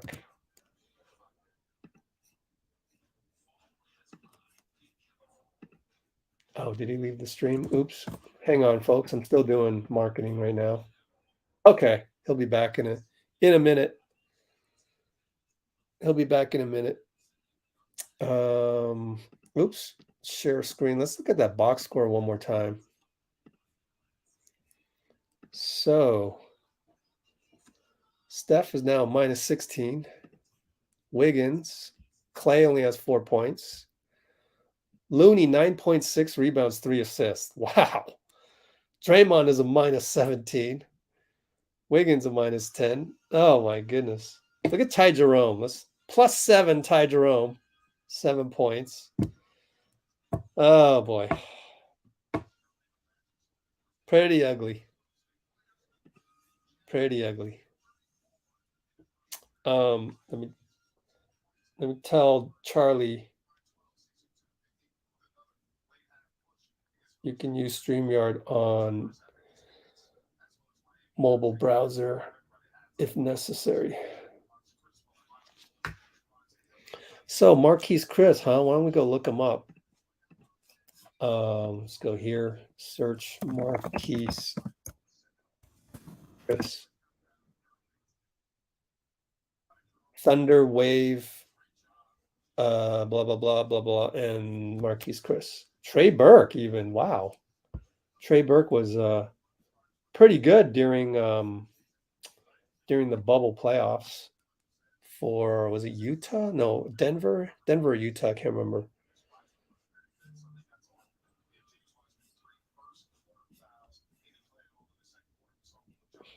Yep, Keith Smith called it right there. Hoopshype.com, Marquise Chris. Let's see if Charlie got back on board. There he is. All right. We just need him to get his background set up in a minute. Let's go back to Marquise Chris rumors. Have waived. Thunder have officially acquired Marquise Chris from what, Dallas? Oh, from the Rockets for Theo. Wait, man, are there 2 Maladons in the? I don't know what's going on. So many good players in the NBA these days. Theo Maladon. Oh, this was a long time ago. 4 weeks ago. From the Rockets. Yeah. My fault. Let's see if Charlie's here. Okay. You ready, Charlie? Not quite. Not quite ready. Let's see. Rebound battle. Yeah. And how bad is that rebound battle right now? It's 34 rebounds for them, 25 for us. Yikes. You multiply that by 2, we're getting out rebounded by 20. Yikes. Getting out rebounded by 11 in just one half. It's one of those things, again, we just don't come in with the right focus, whereas they did. Oubre came in. Gordon Hayward came in. Dennis Smith was pumped up. PJ Washington was pumped up. Nick Richards was pumped up. We were not. Other than, I mean, JP was and Ty Jerome, but it's just like, man, we got to come in with better focus. But we kind of went through that last year. Remember? There were those games where it's like, man, did we just, we forgot our brains at the hotel. And that's what kind of happened again.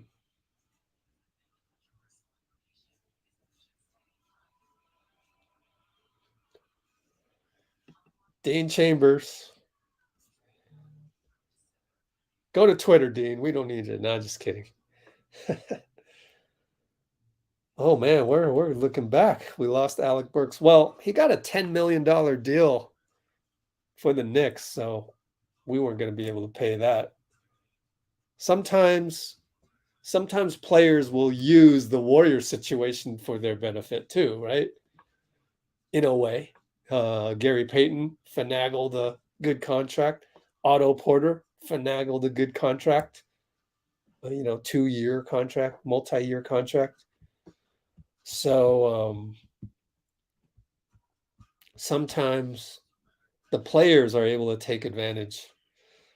Speaking of which, how much is Oubre making? Let's see. Go to the salary page. I know that Keith Smith taught me how to do the spot track one, but it's still like an extra click. So I'm going to go with this. Oubre, 12 million. He actually took a pay cut. Oubre took a pay cut to go to Charlotte. Oh, there's Charlie. All right. We're back. All right. Oh, man. Are we blaming back. Wiseman? Come on, guys. Let's not just blame Wiseman. Jeez. I'm tired of that. Picking on one guy. Okay. So you were in town for ring night, right? Uh-oh. It might be your internet. I'm still in town. And he's still in Yeah. town, guys. Wow. Yeah, Now is that I think hotel internet. Yeah. So what I'll do is I'll Yeah. just ask a question and you can take your time answering it. But just So- tell us about your whole experience so far in yeah. San Francisco, whatever you can.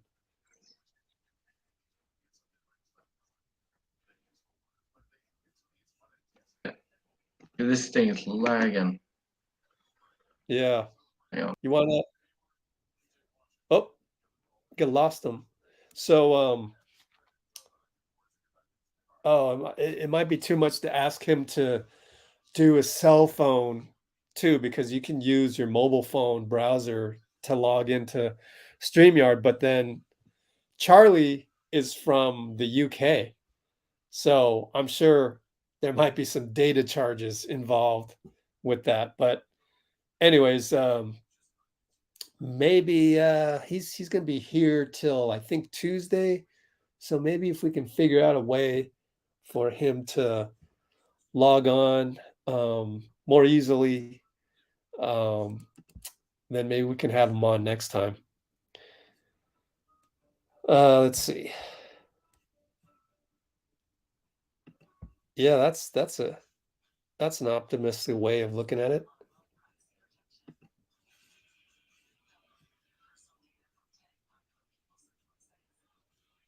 Burks got traded. Man, I can't even remember. Where would I look that up? Maybe Spot Track. Let's look that up. Spottrack.com, Alec Burks.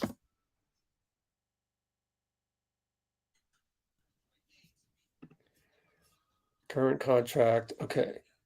How far are we going to go back here? Previous contracts. Retain. Nope. Free agent. That's what I thought.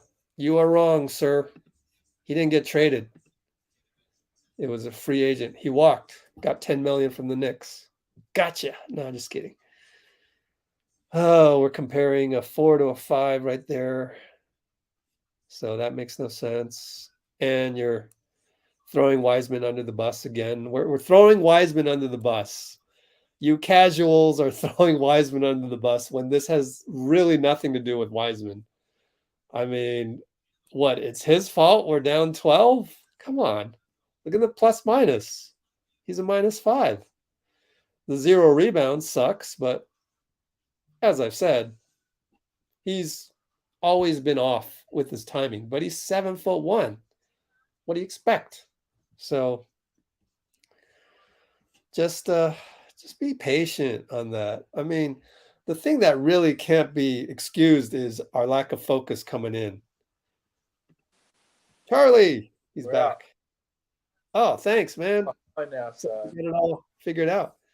So, morning, Mark. Yeah, tell us all about your visit to ring night and the whole time you've been here. Tell us all about it. Give us a Been- behind the scenes rendition. I'm still in town, so it's all been pretty chaotic at the moment. Yeah, I got here about 2 weeks ago, and been going to all the home games since then. Luckily, we've had a good home stretch since I got here, so yeah. Yeah, it's been insane, man. I can't really believe what's going on right now, but yeah, I'm living in it. I'm living in it. Yeah, what is going on? So are we able to give them the background, or how much Yes. can you tell us? There's a lot I can't tell, to be fair. Okay. A lot All of right. stuff in the same house with the trust of family and friends. But yeah, Dre's really hooked me up. Like, he's treated me like family in this trip, and like I can't thank him enough, for real. Like, kid from Australia and England, like, this is insane. Like, he's hooked me up big time. First, like, I'm getting like front row seats to these games. I'm like, this is crazy, insane. And how about give us a little background on the actual DPOYMOND account, Oh, my which account. has several threads, right? Like, because you started out as GS Draymond Green 23 or something like that. Yeah, they got. What's the whole story? But yeah, Instagram took that one down. Don't ask me Yeah, how. what? That's Apparently, I'm weird. impersonating. My name's in my bio and everything, but apparently I was impersonating, so it took it right Oh, okay. there. Instagram guidelines are terrible. I can't stand Instagram, to be honest with you. But yeah, it's we lost that account, so I had to restart. So I started that in December 2016. Okay. Got like banned last year, 2 years ago. Oh, so okay. You had a good run. Yeah, and I was like, what do I do? Do I just give up? Like, I'm like, but then I know like Draymond's family and like himself are like, they rely on my account for like info and stats. Yeah. Yeah. That's Bleacher Reports and all that's not going to post about it. So I'm like, I can't let him down. I've got to restart it. So I started from the ground up Oh, back good for again. you.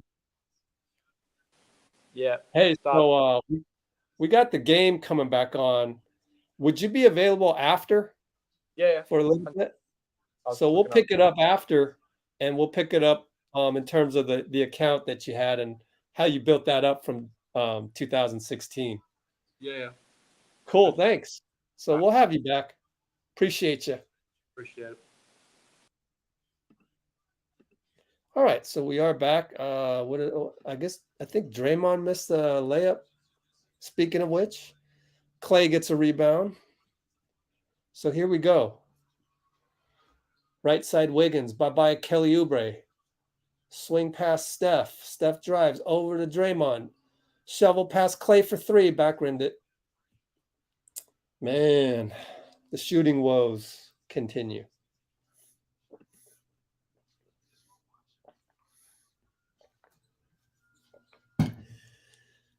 Here we go. PJ Wright post back out to Dennis Smith. Down the baseline to Gordon Hayward. Attacks Andrew. Andrew foul? I don't know about that. Well, side out then. Fine. How many fouls on Wiggs? 2 fouls. I want to see that play one more time. That's a shooting foul? How is the ref going to see that? Good Lord. I don't normally complain about refs, but so far this game, I've seen a lot of 50-50 calls go Charlotte's way. So I would like to see some 50-50 calls go our way. I didn't see a foul there. It just wasn't, no boys allowed. That wasn't The thing is that Wiggins, his long arm touching the ball was, there's Klay. Klay's like, thank you for calling a foul finally. And the ref was blocked. He couldn't see Andrew getting his long arm in there, and it was all ball. Whatever. Steph goes to Klay. It's short. Looney rebound, though. Draymond in the middle now. Finding Steph for three up top. Short again. Looney tipped it out. It's out on Looney. Man, what is the shooting percentage? 36.5. Wow. This is awful. Oubre from three. Thank goodness he missed that. I mean, come on. Steph with the long rebound gets doubled. And he's called for double dribble? Oh, let me watch this on the replay. Can't tell. I need the replay here. Can't tell. Oh, he went behind the back. He went behind the back with the wraparound, and that caused the double dribble because then he caught it on the right side. Okay. Man. Oubre misses short. Wiggins rebound. I mean, Dennis Smith misses short. Wiggins rebound. Right side over to Looney up top. Handoff Klay. Down the lane, nothing. Right side Wiggins, 7-6 on the shot. Pulls up, 2-pointer, no good. Oh man, it's like, I don't know. They've done a good job. Steve Kerr credited Steve Clifford's defensive schemes. There you go. Thanks for the ticky tack on Plumlee. 4 fouls on Plumlee. But Nick Richard played pretty well coming in for Plumlee. Are they going to keep him in? They're going to keep him in. All right, go down to Looney. Draw the 5th foul. Just kidding. We're going to keep running our wheel offense, as I like to call it. Draymond finds Wiggins down low. He's against Kelly. Fake, turn around, jump hook, no good. Gee whiz. Wiggins is 2 for 9. Here comes PJ. So easy. Draymond's upset. Oh, timeout, Kerr. Looks like a timeout. 65-50, 8:56. 65-50. Ugly.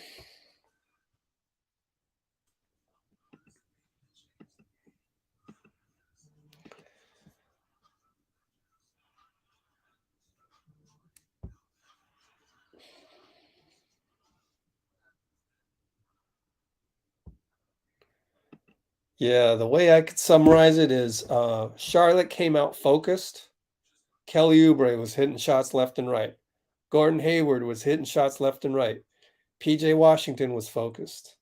Dennis Smith wasn't doing anything bad. And who am I missing? Mason Plumlee, pretty solid. Whereas we're just kind of sleepwalking through, missing shots left and right. And then the second unit came in, did a good job. Jordan Poole was good. Ty Jerome was great. Cut it to like 3. And then the bottom fell out again. And I think it was a blend of the second unit and the first unit. And again, it just felt like not enough focus. And also, though, I want to credit Charlotte's focus on defense, because all of that movement around, all of that Klay coming around and getting a handoff, no handoff there and handoff here by Draymond, they're reading it perfectly. Charlotte is reading that perfectly. So we haven't had, so the combination of not having focus and Charlotte doing a good job on defense against our system, all of that is equating to what you see right now. Of course, because we weren't as focused, we weren't able to make the superstar talented plays. Those shots have not gone in, aside from Jordan Poole, little spurt. But overall, you would think, oh, Steph should just take over, do a little Chef Curry, and we'll be right back in it. Well, that kind of stuff hasn't occurred just because the Hornets are doing such a good job on our fundamental part of the offense. So at some point, people are just going to have to wake up and go, I'm in the NBA. I'm an elite player. Let me just take over. Good offense beats good defense.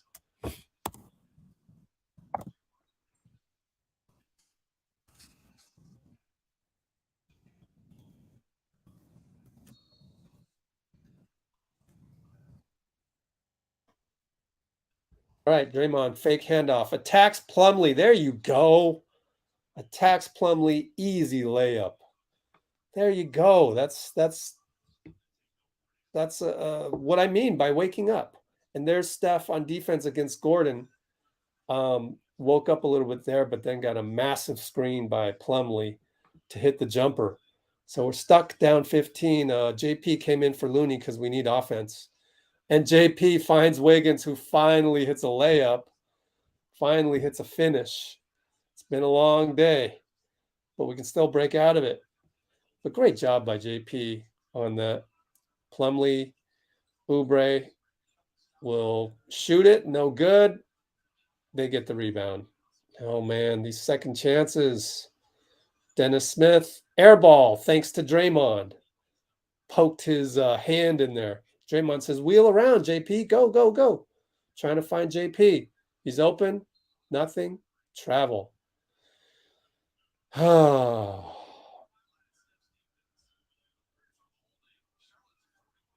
JP knows. Steve's like, keep the wheels moving, which that was what Draymond was trying to tell JP, was to keep moving, come around Klay. Oh, now Draymond, a foul on Plumlee, phantom call. Be careful of a tech here, can change the game. He said, that's all ball. That's all ball, man. Klay smirks. Man, that is all ball. They are calling it tight tonight. But will they call it tight for our end? Don't know. Pause. PJ. Over to Dennis. Screen Plumlee. No, he goes away, slips. And Steph gets a steal on the Gordon Hayward post-up. Klay almost throws it away. Jesus. He didn't see Gordon Hayward there? Bottom line, we're still a little out of sync, man. We are out of sync. Klay will shoot a three. It's good. I think assist Draymond. NBC wasn't ready for the quick hit there. All right, we're down 10. And we got to be happy about that at this point. Cut a 15-point lead down to 10. PJ, crazy shot over Wiggins. No chance. Steph jumped too early, but he still got to the ball. Man, that's timing. James Wiseman really should watch Steph rebounding. Wiggins missed a three. Draymond, offensive rebound. Over to Steph. Fly by. Three. Splash. Timeout. Timeout. Yeah. Yeah, you call timeout. That's right, Steve Clifford. You got to call timeout. 67-60. Yes, sir. 6:53. That's more like it. That's more like it.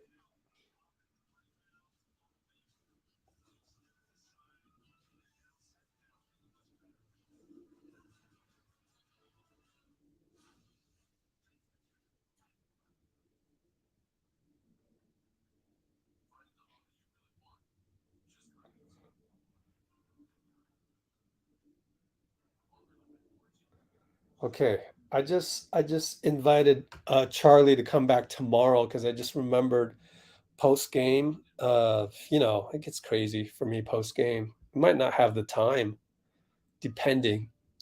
Now, if we lose by 30, knock on wood, then that's a bad call on my part.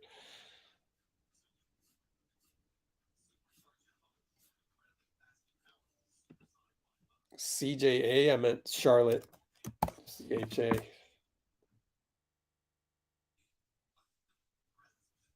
Let's see. Wow, the Heat were down 30? Man. Vitor, calm down. Oh yeah, Trey. Yep. Man, I gotta get to that.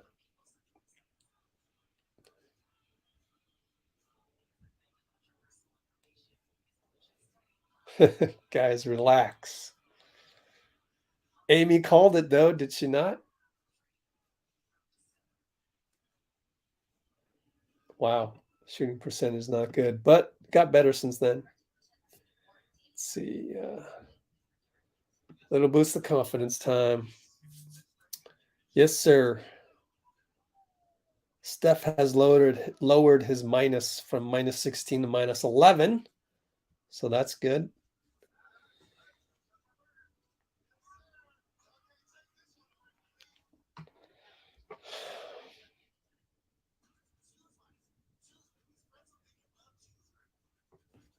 All right.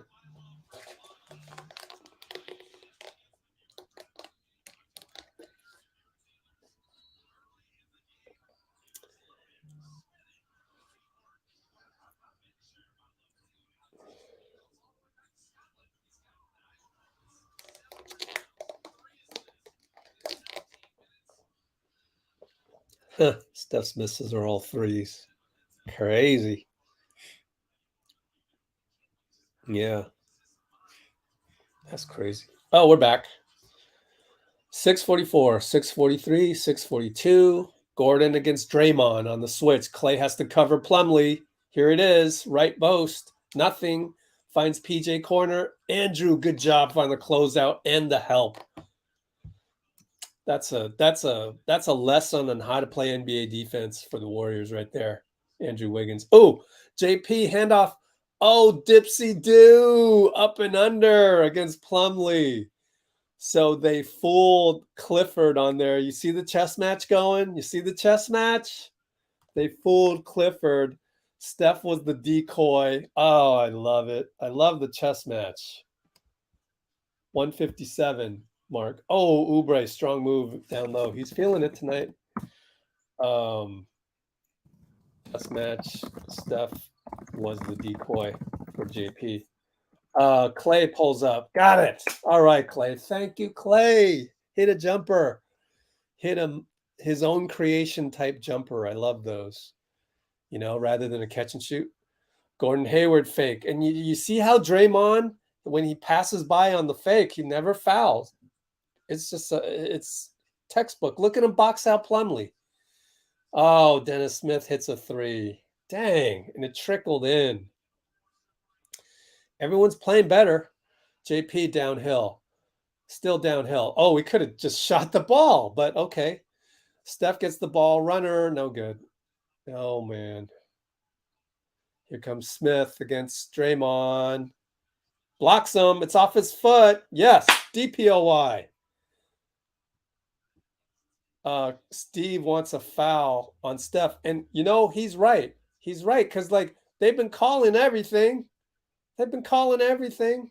Why don't you call that one? I want to go back and see which one he's complaining about. I'm going to try and see if there was indeed a foul for Steph. Let's see.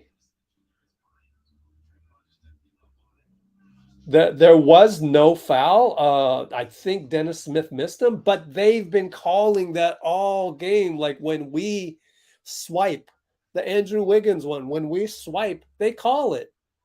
And then when a guy swipes on Steph, nothing? Like, oh, man. Make up your mind. Anyways, Steph comes around the screen. Got it. Three-pointer. Good.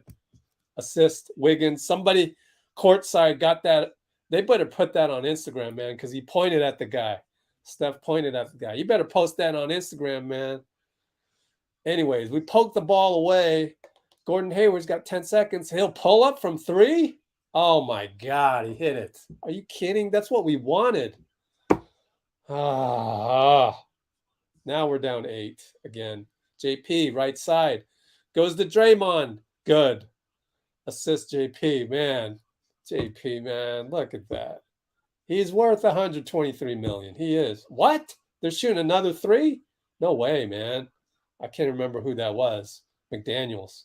Steph over to Draymond. Backdoored on Dennis Smith and one. They finally called it. That's what you do as a coach. You lay into the ref. You lay into the ref on the next one. Finally, he gets enough of an influence to call the and one. 2-minute mark. So I don't want to hear, oh, Steve is a terrible game coach.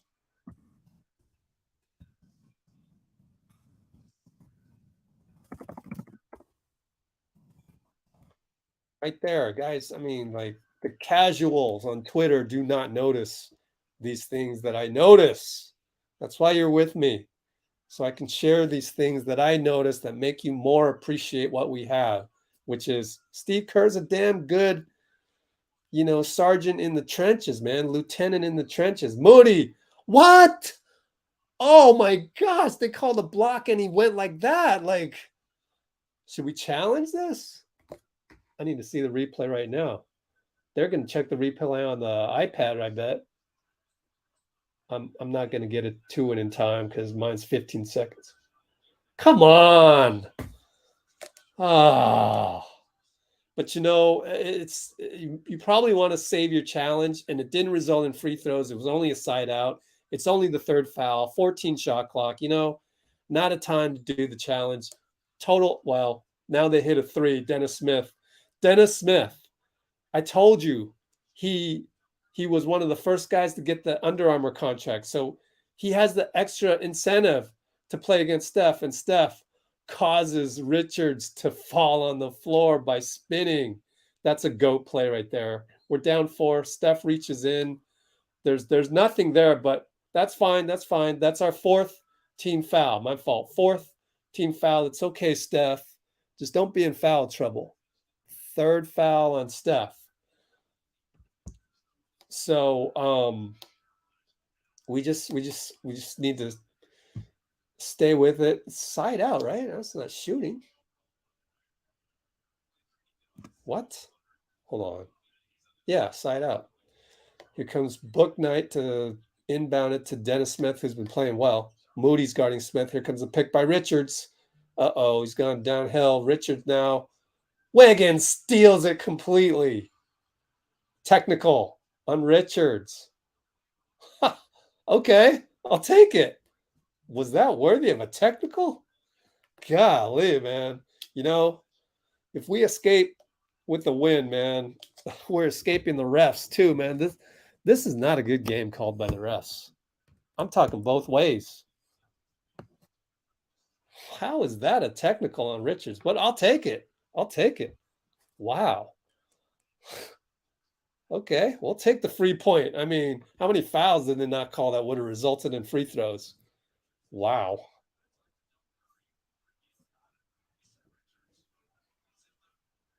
.306 inbound right here to Wiggins to JP with the ball. 305, 304, 303, 302. Over to Steph. Handoff to JP. He's got Richards. Runner. Oh, no good. Looney's back in. Richards got the rebound.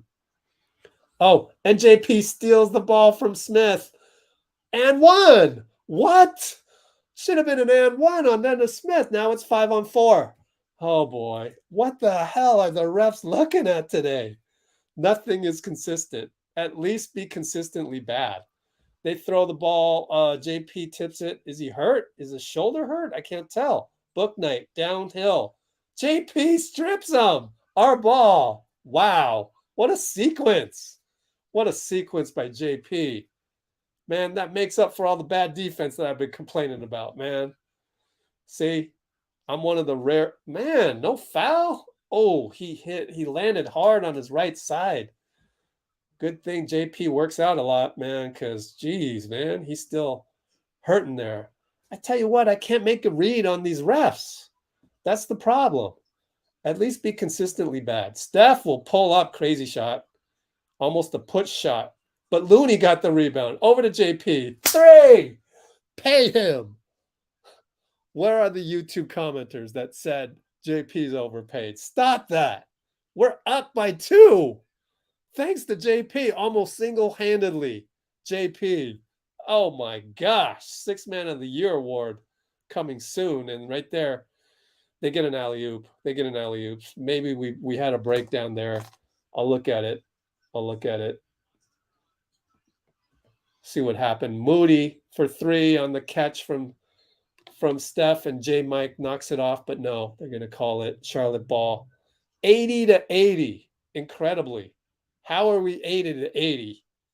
We do not deserve to have a tie ball game. The amount of focus that we came into this game in the first quarter and the third quarter, and we're tied up. Wow. That just goes to show you, man. JP, what a special player, man. Special player. 2 steals. When he puts his mind to it for defense, man, wow. The potential is there. Ty Jerome back in. He's had a good game. Uh-oh. It's a mismatch against PJ. PJ Washington fadeaway? We'll take it. Thank you. That's exactly what we want you to do, PJ. All right. JP brings it up. Pick and roll Looney. Downhill. Pull up. Over PJ. Short. Oh, bounced on the rim twice. Wow. Had he made that? Wow. But anyway, number 9 is Maladon. Over to McDaniels. Moody's all over him. Look at Moody's defense. But Maladon gets downhill, and Looney does the perfect defense. Saved by J. Mike. JP downhill. Ty Jerome, nothing. Right side. Reset. Right side. Up top. We got an automatic 2-for-1 coming up. Ty Jerome with the Looney pick. He's trying to find something. Finds Moody. Fake. He's got to shoot it. 4 seconds. Short. Good. It falls in. Moody. Moses. We're up by 3. 3-second differential on the clock. There's 18, 17, 16, 15, 14, and shot clock's at 10. Ty Jerome against Maladon. Man, this is a good psychological blow to the Hornets.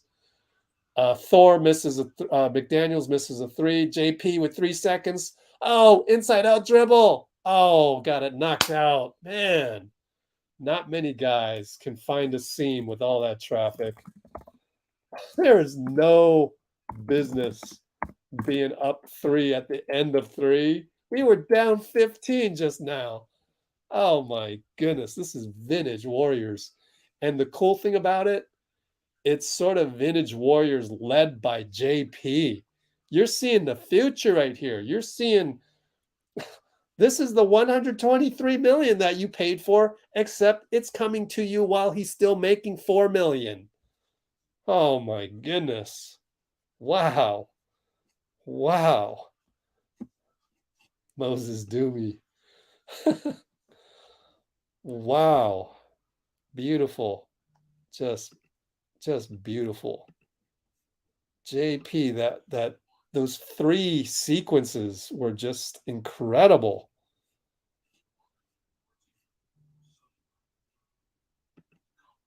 Oh my goodness, Jordan.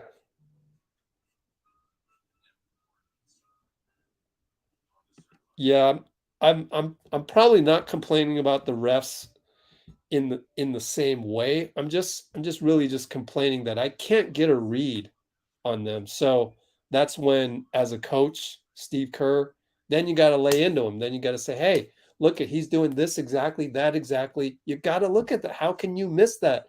Because over here, you called this one. That's inconsistent. So you're either calling it or you're not. You can't end it up being a dice roll every single time.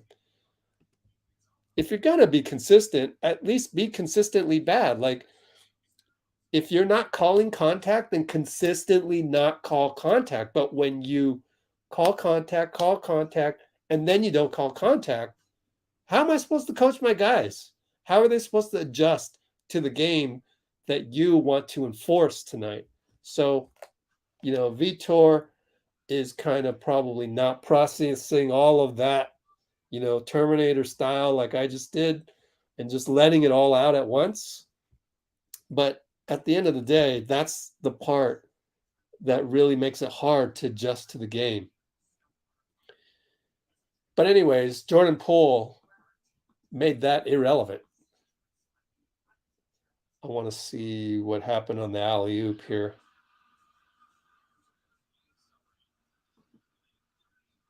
Yeah, that was Steph's fault, actually. Yep. JP helped out and Steph went away from the big man. But maybe there should have been a big man to rotate over. I don't know. Such a small, insignificant play at this point. So we got second unit versus second unit. PJ Washington inside. Catch. Good. Huh. Do the starters have one more focused energy burst left? Do the second unit have the ability to play high IQ and keep this lead? JP wheels around. Looney pick, no good. We're doing a lot of that these days. Mid post, loop around, screen, shovel pass. That time, no good. We're in a quasi zone. It looks like Ty Jerome run around. Oh, and McDaniels hits a 2-pointer. Huh.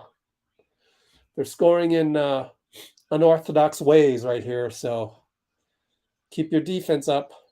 JP, fake runner, pass over to Looney, short.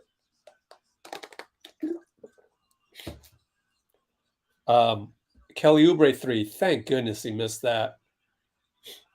I think Moody or Looney fouled Richards.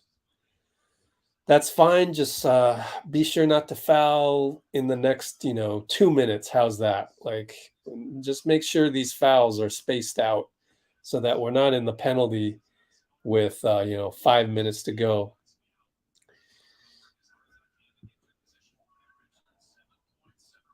All right, side inbounds. Good defense by Jerome, but anyways, Maladon over to Kelly Oubre. Moody fouls him. What did I just say? 2 team fouls just like that in a minute 15. Okay, you absolutely can't foul this time. You just can't foul this time. Here comes Maladon up top against Jerome. Over to Oubre again. Don't foul. Here comes the pick. Nick Richards. Oubre goes up. Runner no good. Richards jumps. Nothing. And we can't gather the rebound because Moody had to box out Richards, so he was a little preoccupied. Looney couldn't grab his hands on it. So it'll go baseline out of bounds. Oh, it was J. Mike and Looney grabbing the ball at the same time, went out of bounds. Here comes the inbound. Over to Richards, over to PJ. Good job by J. Mike to smother him way out there because he likes to shoot. Here comes Maladon, pick and roll Richards. He's going to pull up over Looney. It's good. Jeez. They're, by my count, at least 3 for 4, 3 for 5. Looney left side, handoff. Moody. Moody attacks. No. Bring it back out to Jerome. He's stuck. Careful there. Corner. Back out to Looney. Moody. 4-3. He drives in. It's a goaltend on Richards. I called Moody Looney. Moses Looney. We're down 1. We're down 1 now. So the second unit so far has a -4. Got to get a stop here. Clean that up. Maladon against Jerome, left side. Nothing. Handoff Oubre, who went easily by Moody and blew the layup. And Moody saves it as J. Mike also saves it. Wow, good job, guys. JP downhill. Crossover. Loses the ball. Oh, no. Oubre dunk. Get the ball inbound, Jerome. Let's go. JP, no hanging your head, JP. Come on, let's go. 88-85. 921, 920, 919. We're down 3. Bench unit has a -4. Jerome with the Moody pick. Nope, didn't happen. 7 on the clock. Threw the ball over Poole as he was trying to go off the ball, screen from Looney. And how much time do we have left? Because now I'm thinking maybe let's look at the minutes. Steph Curry, 25 minutes. Good. He can come in anytime. We're down 3. I mean, if we give up 2 straight possessions, it's time to bring them back in because Steph only has, well, I guess he's saving him for the back-to-back, right? That's why Steph only has 25 minutes. Thank goodness Maladon misses, and thank goodness Richards tipped it. No good J-Mike rebound. Let's go. We got a score here. JP, J-Mike screen, right side. Looney screen. He's open. Step back. JP. No good. Man, that was an all or nothing sequence right there. Thor against Looney left side. Now it's right side. Maladon against Jerome. Nothing happening. One-on-one play. Right side. Jerome blocks it. Oh no! Air ball goes to the Charlotte Hornets, and Kelly Oubre misses a 3. McDaniels. I keep on forgetting McDaniels' name. Rebound Looney. We're going to time out right here. 88-85. Bring in the starters. We got to win this game, man. Can't save it for Detroit. Or we're going to keep them in there because it's only been 4 minutes. You got to show a little trust. Show a little trust. I'm not sure. I'm not sure what we do here. Oh, hey, Will. I'm sorry the whole giveaway thing is stalled, but it's on my mind every day, guys. It's on my mind every day.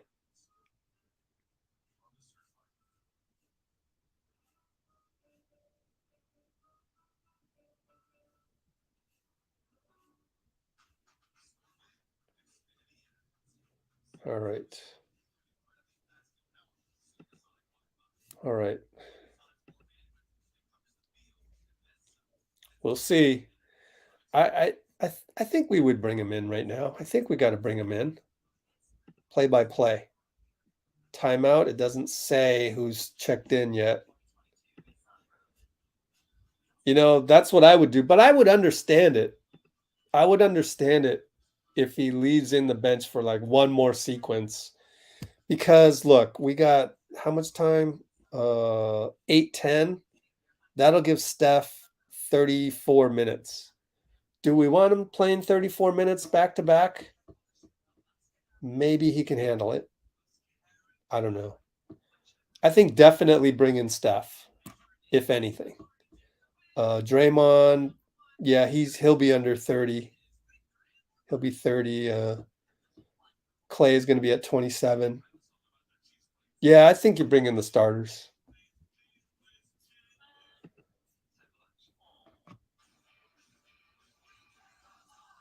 Who do you have at the 5? I would just go with Poole. Just go ahead and go with the, death lineup for today because the starters and Poole without Looney, they got us back into this game. They made a -15 into a +3. So if I'm going to go with anybody, I'm going to go with that 5. Why is JP not... Dude, did you watch the third quarter, bro? Oh, boy. Come on, man.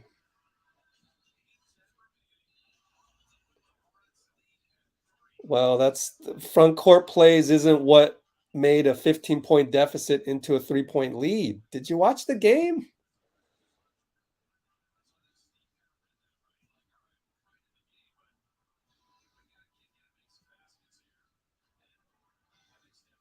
Yeah. So here we go. Nope, Wise isn't injured. It's just that the way of so JP is on the bench. So we're gonna go Looney starters right here. Oh, we still got J-Mike. So that's giving, and we still got Moody. So that's giving Klay and Dre some extra time. And Moody hits a 3. Yeah, Mood, Moses, tie ball game, 88s. Steph's in there. Yep. You gotta get the GOAT in there for sure. You would put Jordan back in there, right? So Michael Jordan. So you got to put the other GOAT back in there. Oubre against J-Mike, right side. Richards is guarded by Steph. So J-Mike finally switches back, and they miss a 3. Oh, what? They're going to call a foul on J-Mike. J-Mike can't believe it. You can't challenge something that doesn't have points, and it's on the ground, so it'll be out of bounds. But I'm going to watch this whole sequence play out. J-Mike. Man, ticky-tack, man. So now we're calling ticky-tacks again. So we're back to ticky-tacks. You better call a ticky-tack when we go rebound over there, when Wiggins goes rebound over there. Let's see. Kelly Oubre, Wiggins. Goes around Wiggins. Got Looney. Scoop. Foul on Looney. How many fouls on Looney? 3.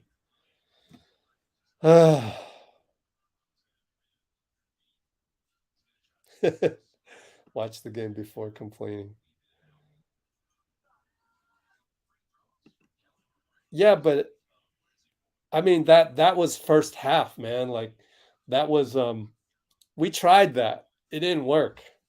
And so just the flow of the game and what got us back in the game was more energy by the starters and JP. Klay's coming in for Moody. If there's one easily correctable thing, it's just that the starters have to come with more focus. I know it's Charlotte. I know tomorrow it's the Pistons. It's hard to get up for these guys. And you know it's a long season. Oubre misses a free throw. So I get that. It's the same thing we complained about last season. Do you guys not remember that? We went through a whole phase where the starters just were not focused. So it happens.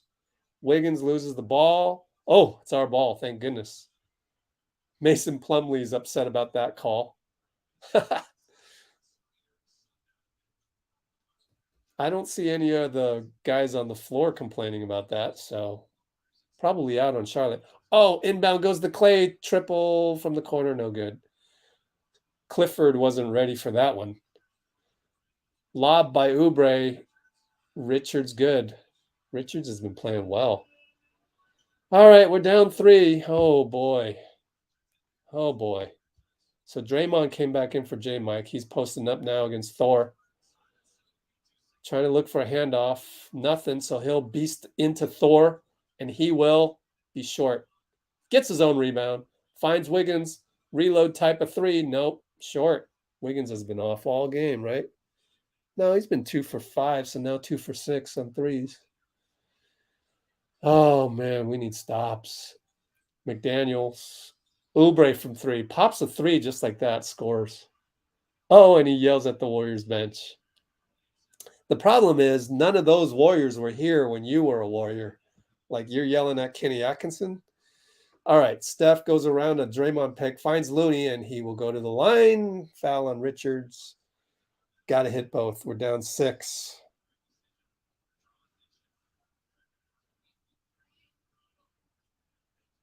I mean, the bench didn't do all that bad. They held serve, I believe, because Moody's 3 made it 88-88. And we were up 3. So now the starters again. We're down 6. Front rim the free throw. So the starters are -9? Wow. No, the starters are -6 since then. Of course, they erased the 15-point deficit with Jordan Poole, sort of team 1.5.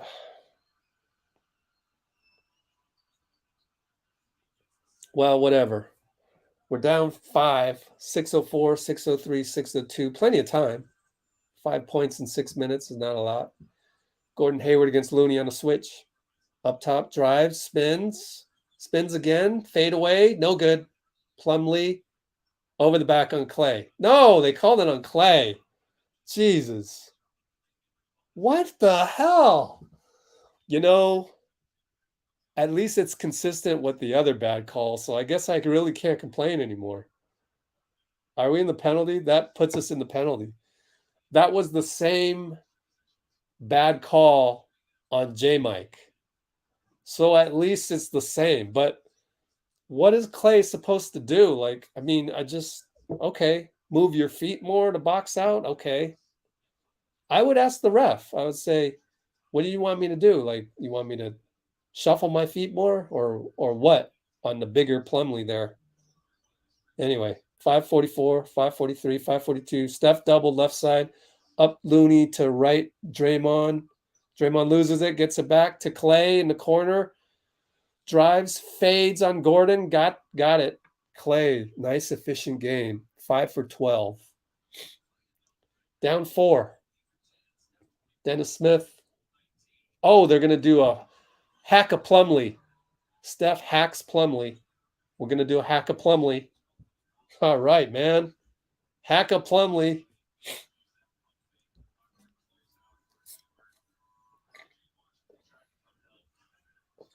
What's Plumlee's average? BKRef.com, Mike Mason Plumlee. 58% shooter from the line. Lefty, no good. Way to go, Steve. For all the crap that Steve gets. Man, is he going to get credit from the casuals for this?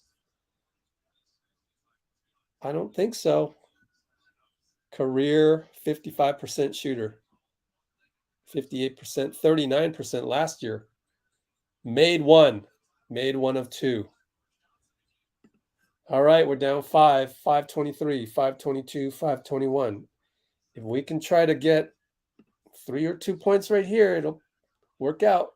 Draymond, lefty scoop. We call that the filet. Oh, the bench went crazy. I think they said something. Draymond's trying to hack a shack on Plumlee, and they're not calling it, but they finally call it. The Charlotte bench jumped off. I think Draymond said something to the Charlotte bench, and they wanted a tech or something. I don't know. I don't know that you can call anything when you're yelling at the other bench. Plumlee misses it. Maybe you want to take him out. I mean, hasn't Nick Richards played well? Clifford. Nick Richards has been playing well, right? 3 for 8, 3 for 3, 8 rebounds. He missed both. Man, you are crazy for playing Mason Plumlee right now. JP, Hezzy, over to Wiggins, wide open. He passes up the 3, gets fouled. That's only 2 fouls on Charlotte. Oh, man. Down 3. This is just the feeling of this game is like, we got to win this one, man. We got to win this one. We can't let this one slip away, man. No way. Steph up top against Dennis. Finds Klay. Draymond bad screen. You could see Draymond was moving. He knows it. I think he's telling Steph. I don't know what he's telling Steph. He doesn't. Let me go back 15 seconds on this. Check the replay right here. Goes away. Yeah, I don't know what Draymond is complaining about. PJ, 2-point bucket. Jeez, PJ Washington. Remember when Pascal was wanted to play better than him? JP turns the corner. Man, JP's playing so well tonight. He's playing like 6th man of the year. All right, Dennis Smith, JP switches. Here comes PJ. No, he slips. He goes down over Draymond. Scores. What the hell? PJ Washington suddenly awakens. I mean, at one point, oh, Steph's going to pull up from the logo. It's short. Wiggins rebound. Over to JP. Flyby. No, back to Steph. JP knew better. Pretty good by JP. Over to Wiggs. Alley-oop from Draymond. Loses it. Foul. PJ fouled him. Thank goodness Andrew is super athletic. Because first of all, he caught that ball that was not the easiest catch. Then he got hacked by PJ. That's their 3rd team foul. We're down 5. Side out. We're down 5 with under 4. I still feel like we got to win this game. Like, this is so winnable. Steph, pivot. Good. Pivot 3 around the Draymond screen. I believe it was either Wiggins or Klay with the assist. We're down 2. 336, 335, 334. Dennis Smith against Steph. Turns the corner. Draymond's there to help. Oh, swing past Gordon. Baseline shot. Draymond's there again. DPOY. Man, how can you say trade Draymond? How can you say that? Look at that. Who in the NBA can do that? Steph runner, no good. And he fouled him? God. Let me see if that was really a foul. They're calling it tight. I think Steph isn't complaining, so maybe too much physicality there. Yep, that right arm got right in the basically the chest of the shoulder of Dennis Smith. So too much physicality there, Steph. Just gotta hope he misses.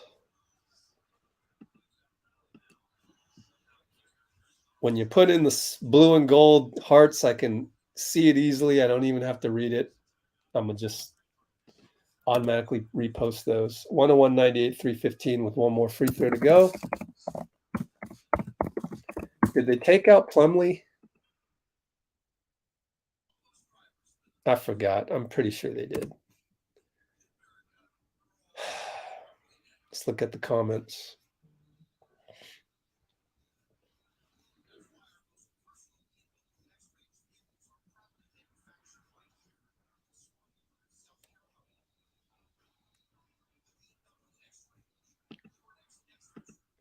Good job, Vitor.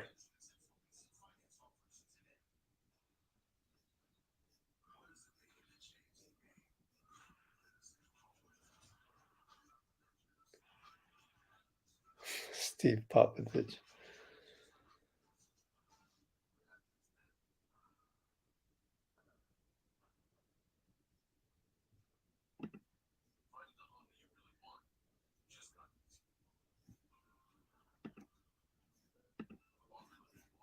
Yeah, I'm timing out people that want to live in the past.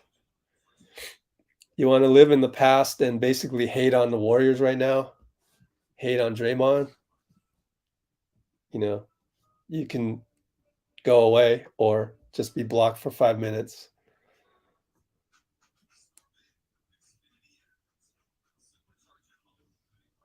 Like the whole Warriors organization is trying to move on from the altercation and you're still going back in time. Like how are you rooting for the Warriors? You're obviously not rooting for the Warriors. So if you're not rooting for the Warriors, then why are you on here? If you're not rooting for the Warriors, then I should just block you. So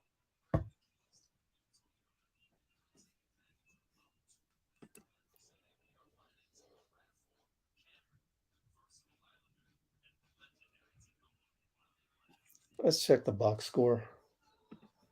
Go back here. Poor Kuminga. He's going to get hated on again for no reason. Probably wouldn't have even played if not for who was it? Looney. I think it was Looney or Wiseman picked up his third. Yeah, Wiseman picked up his third. Probably wouldn't have even gotten any burn.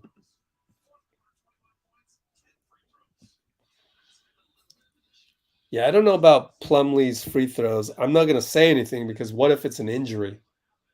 Then you look like a mean person for making fun of him. But I don't know. I don't know the reason for his poor free throw shooting. So, I just try to not throw people under the bus because he's still in the NBA. There's still some value there. Dennis Smith missed it. Wiggins rebound. JP against Oubre. Back to JP from Steph. Draymond. JP. Man, 7-6. Now he's got to make a move. Look at that bag. Oh, nothing. Steph. Back to JP. Catch and shoot. Good splash. Right in front of the Charlotte bench. Oh, my goodness. What a game for JP, man. Doing superstar things tonight. Superstar things. 101 apiece. 236, 235. PJ gets blocked by DPOY. Steph downhill with the rebound. Goes up against Dennis. Got it. Flexed. He flexed with the right hand. Yes. That's a finish, baby. Quietly, Steph has 29 points. Jordan Poole, has played 30 minutes, 24 points. His points are a lot splashier today. And yet Steph, still 29 points. Yeah, crazy. It's hard for me to read that. Like, JP actually has less points than Steph tonight. And that just shows you the goatness of Steph. Draymond down the lane. Charlotte is just befuddled. They're befuddled. We're silencing the crowd. 1:54 to go. Oh, man. With all the attention on Steph and JP, they just let Draymond go. They were surprised. Gordon Hayward now switched against Draymond. They're going to call that because it's a tightly called game. And Draymond steps on that boundary of a technical. Doesn't say anything to the ref, but claps loudly. Gordon Hayward goes to the line because we're already in the penalty. Oh, man.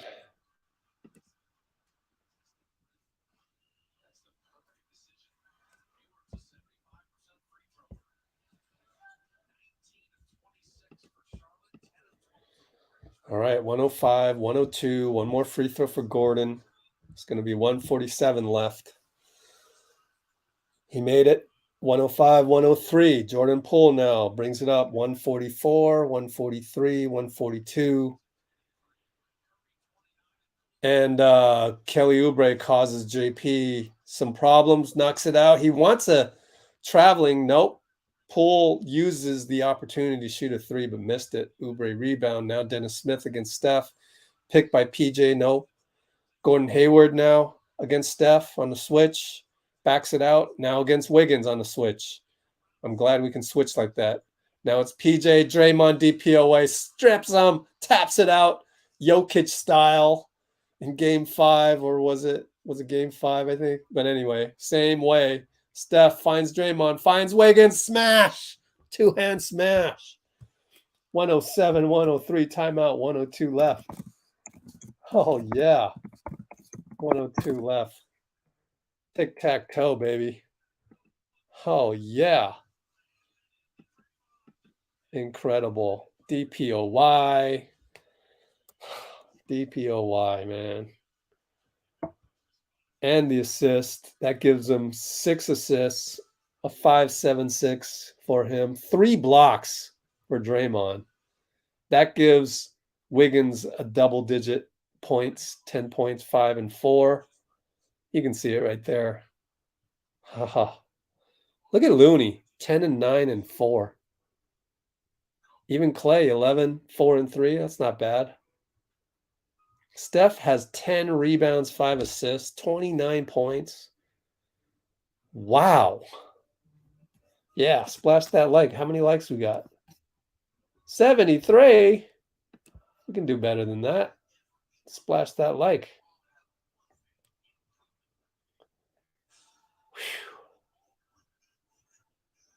Whew. Man, that was an incredible sequence. Yeah, Steph went from a minus 16 at halftime, minus 18 at one point before halftime, and he's at plus 3. Jeez. Change the game, my friend. Change the game. Hey, what's up? Coach McKillop's in the house, of course. They're in Charlotte. All right, ball's inbound for Gordon Hayward. 59 seconds, 58, 57. They're down 4. PJ against Klay scores on the post-up. We timing out? Timeout because we had 2 timeouts. Now we're going to go to 1 timeout. We want to make sure we can score right here. So quick timeout. Popovich like 54.7.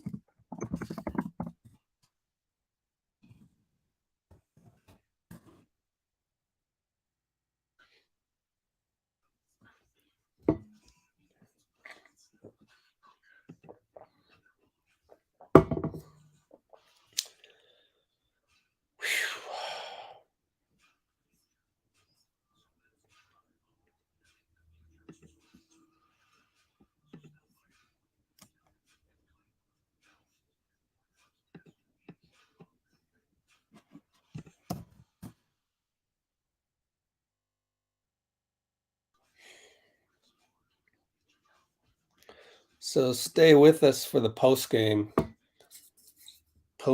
reactions and post-game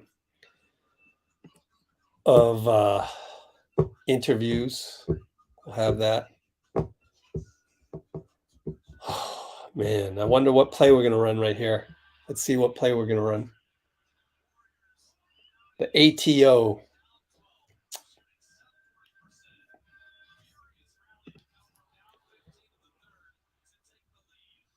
All right, 54.7. Same 5 out there. Steph will bring it in. 52, 51, 50, 49, 48 with Dennis Smith on him. Here comes Draymond. Very high pick at half court. Gets the switch against PJ. Wow. Okay. Steph. PJ Washington Island will shoot from the hash mark. Back rim. Oh, man. Oh, boy. 32 seconds. 9-second differential. 26, 25. Oubre. No, Dennis Smith. Easy layup past Steph. Tied up. Oh, my God. 21 seconds left. No shot clock. Hopefully, we can shoot at the buzzer so they don't get a chance to shoot. It's going to be Steph against Dennis Smith. Is it going to be poetic? Steph, 7, 6. Klay screen. No, he flares out. Steph, 4, 3 against Dennis. Step back. Oh, he's stuck. Shoots it anyway. Missed it. Oh, my God. Overtime. Are you kidding me? Oh, my gosh. Oh, my gosh. Oh, my gosh. Why does everybody want to know how Wiseman did? That's funny. You haven't seen the game, and then that's the second time someone's coming. How did Wiseman do? That's funny. Are you here to root for Wiseman, or are you here to hate on Wiseman? That's what I'm getting at. I'm worried. I'm worried because this is social media. You know what I'm saying? This is social media. Well, we got 5 minutes. Man, we can't blow this, man. We can't blow this. Just a couple of sort of non-Warrior system shots there. But it's okay in terms of like, I get it that it's Steph, it's Charlotte. If you were to tell me in the beginning, the game would come down to Steph shooting the last couple shots, fine. I take my chances with that. He's the game changer. He's the GOAT. But now that I saw what I saw, man, I wish Klay would have set the pick instead of the flare. Because, Klay, come on, man. You're going to flare out? You really think Steph is not going to shoot it in his hometown? Just set the regular pick. Where else are you going to get this analysis, people? Man, I'm telling you, man, you're not going to get this on Twitter. 2:43 mark. Klay should have set a normal pick instead of flaring out for buzzer. Because when you flare out, you're assuming you're getting the ball because you're thinking that the Hornets are going to assume that you're sending the pick and will switch. And then you flare out, you're expecting the ball. But that's the wrong mental calculation right there. Because we're in Charlotte. This is Steph's house. Well, it's Steph's city. It would have been Steph's house had he made the buzzer beater. Either one of them. The one at the shot clock, which then Dennis Smith answered, scoring on Steph. But that's the NBA for you. Sometimes in the regular season, you throw out all logic and you just go with the storybook ending. Everybody wants it. So Klay should have just set a normal pick. Anyways, we move on. 450, 449, 448. Gordon Hayward can't get by Draymond. No. He's got that mental block. He sees Draymond. He's not going to attack as if it was Klay. That's how good Draymond is on defense. I think he's the best defender ever because of that, because of what we just saw, the intimidation factor from the defensive end. But anyway, Charlotte ball, they inbound. PJ has to shoot late. Finally misses. Steph saves it to Klay. What an athletic, acrobatic save. Steph, how many rebounds for Steph? 11 rebounds, all defensive. Draymond turns the corner, gets fouled. No! What? Let me see that on my other screen. What? Not a foul? Okay, I mean, it's a travel, but was it a foul before the travel? I'm looking at it. Looking at it right now. Let's see. I don't know. Could have been. He just lost it. Could have been. I didn't see PJ swipe down. Credit to PJ. Anyway, speaking of which, Gordon Hayward now against Klay, left side drive, spins, fade away, right-handed, in and out. Great defense by Klay. Did you see him like this? He was like bothering him. That's all defensive. There's not a lot of two guards that can do that. Draymond, handoff, JP, turns the corner, finds Draymond, gets the call. What a slip pass by JP. What a slip pass.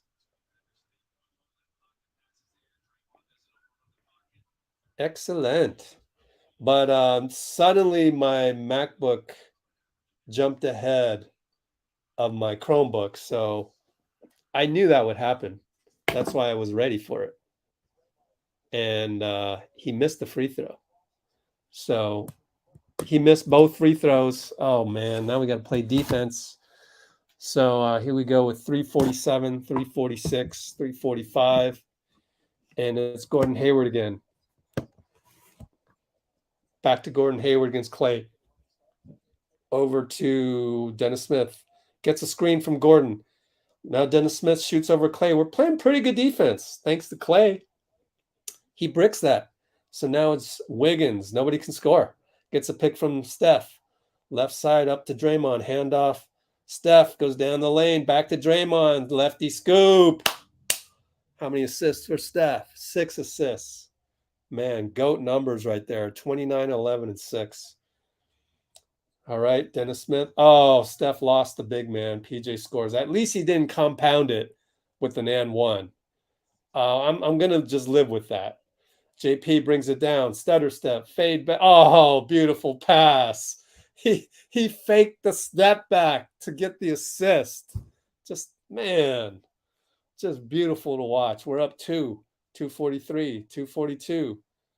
And Draymond strips it from PJ. It's their ball. You know what sucks about all this is Steph, as you can see, is at 36 minutes. Andrew Wiggins, 38 minutes. I don't see them playing tomorrow. That's the bad part about this whole overtime. So inbound, Gordon Hayward on PJ, 238, 237, 236, 235. Dennis against Steph. Back to McDaniels. Drives on Poole, no good. They're going to call Poole for a foul and a shot attempt. Whatever. I don't think you can. Maybe you challenge that because you don't get any challenges under 2 minutes. How many timeouts we got? 2 timeouts. Oh, I need to see that one more time. I'm seeing the replay on the. Let's see. Yeah, he grabbed him. JP does that. He just straight grab your arm. Like, it's not even like subtle. It's not even subtle. He just grabs it. So McDaniels makes both. So that's why you can't challenge it. Just it was a foul completely. JP against Kelly. Flare screen by Klay, and JP goes by Kelly. Oh, misses the layup because he switched to his right hand. Got to learn to make it the left hand, my friend. Maybe he doesn't have that in his bag yet. I think he has a lefty. Oh, my God. McDaniels wide open for 3. Timeout. 114, 111.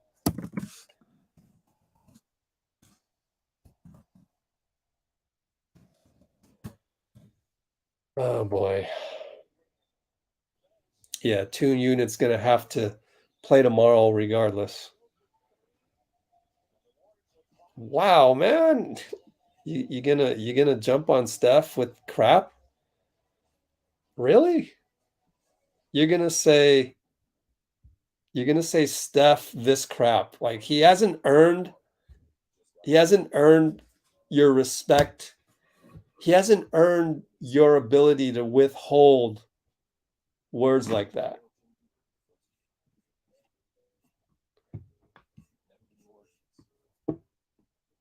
What does a guy have to do to earn your respect, earn your ability to hold that throwing of under the bus right there? What does a guy have to do for you? That's an entitled comment right there. But you made entitled comments last game. So I'm getting to know you, Mr. John, and you're teaching me things about you that are unfortunate. So what does a guy have to do throughout his entire... The Curry family doesn't even like the word legacy, but throughout his entire legacy, and you're going to say that was crap. Man, you can't describe it any other way.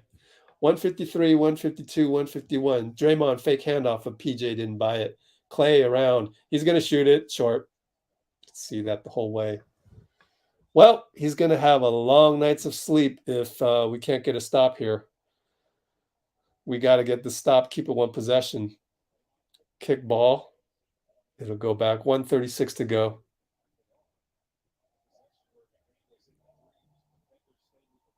Legit question.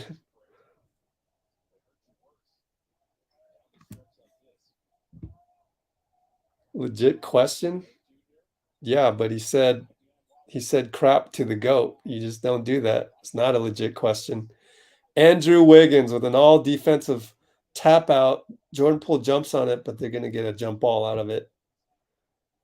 But the shot clock's at 24. Hey, Kerr bench. Can you look at that? That's not a possession for the Warriors. Oh my God. Now they're putting the shot clock at 23? That makes no sense. They're saying it was Jordan Poole's ball plus 1 second went away. And he never had possession. That's awful. Let's see. Are they changing it? Come on, head ref. That's unbelievable. That's terrible. But it's in line with this. That's crap, Mr. John. That's crap. The refs have been just doing strange things tonight. But okay, we got to fight through it. Whatever. Jump ball's a jump ball. Sure, we lose, 12 seconds. We lost 12 seconds.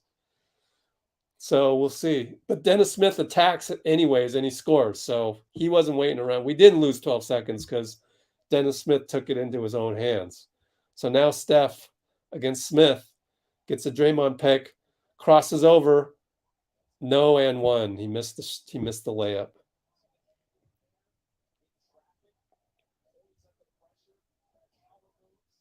Man, don't get tonight. We just can't hit a thing. That's not true.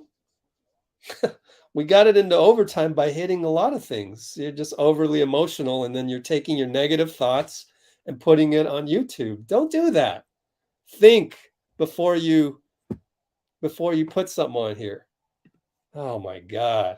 I should time you out, but I'm not. And just remove those.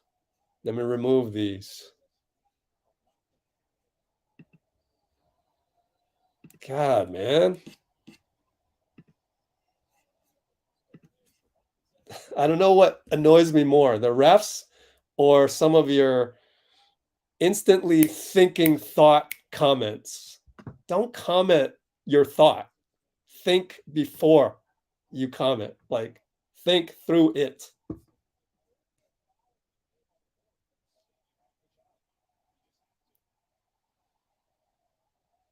Wow, it's that same ref. So Draymond got called for a foul. Can we challenge it this late? I didn't even know we could challenge it. I thought you couldn't challenge with under 2 minutes. I'm not sure.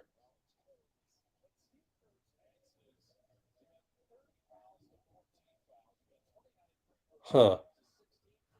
Well, anyway, we got a timeout, 102. Well, that angle was clean, but are they going to get him for the off arm?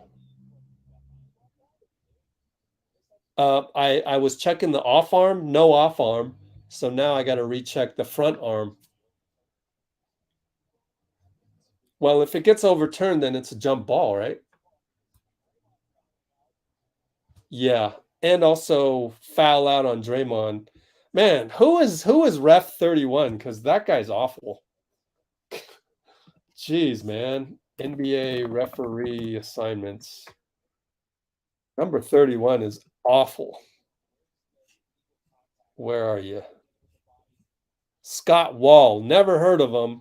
He's hecka old. Where did you fish him out of? This guy is awful. Scott Wall is just awful. He's been making bad call after bad call.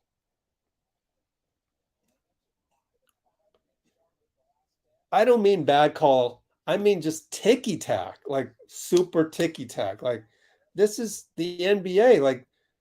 Like are you gonna ref like this in the playoffs? Like this doesn't make sense. You're gonna have 30 fouls called on one team during the playoffs. I don't see that happening. So like, let them play a little bit. You're ruining the flow.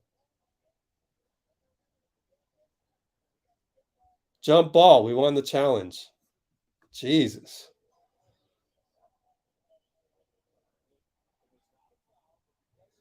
I don't really care.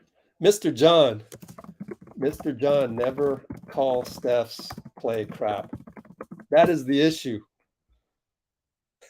Just don't do that. What's he got to do to earn your respect like that? What's he got to do? It has nothing with the content of what you're saying. It's your approach. It's your disrespect of the GOAT in doing so. How do you not know that? Do you play basketball? You don't even play, do you? Go play basketball and you'll learn never to say that stuff. Come on, man. Your comment was crap. Get out of here. Tired of that. They win the tip, which was the problem because PJ is way taller than anybody else. Now PJ down low scores. We're late, and the problem most of all there was just the hanging of the head. We're still down 5. If we can get a score here and a stop, we're still good. Let's keep our heads up, guys. Over to Draymond in the post. Over to Klay. He's going to shoot.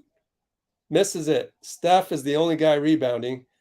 The other guy was JP. So now it's near impossible. 25, 24, 23, 7-second differential.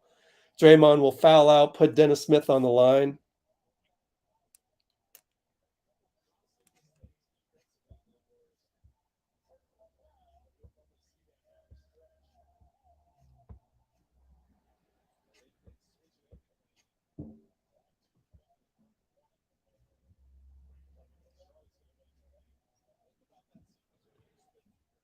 Yep. Man, Klay's going to look back at the film and he's going to see the 3-point shot that he shot before this, which was way back, I think before we hit overtime, and it's going to bother him. He's not going to be able to sleep. So we got to just hope PJ misses. The Charlotte crowd got what they wanted, like an overtime win against the Warriors and Steph going off, but they didn't get the Steph buzzer beater. Too bad. And now we've got Steph with 38 minutes played. He's not playing tomorrow. Draymond, 38 minutes. Wiggins, 40 minutes. We're going to have the second unit beat the Pistons. I mean, I don't know. I don't know how Rick Celebrini figures these things out. Maybe somebody will play. Maybe Wiggins will play. I don't know. I have no idea. It's a complete mystery. In fact, I wouldn't be surprised if Steve Kerr doesn't even really know. Just kind of, yo, Rick, let me know who to rest. Oh, you say Steph should rest today? Okay. And you just don't even bother. Steph airball. So that'll be it. They'll just run it out. So it'll be 120, 113 Charlotte final.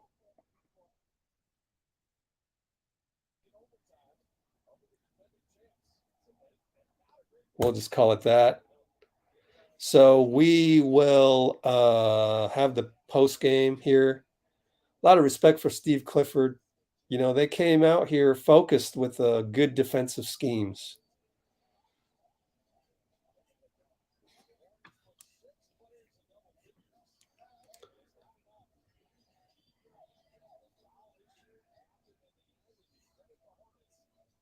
Well, I don't know that we really got to win. Like, I mean, we're going to have our second unit out there probably.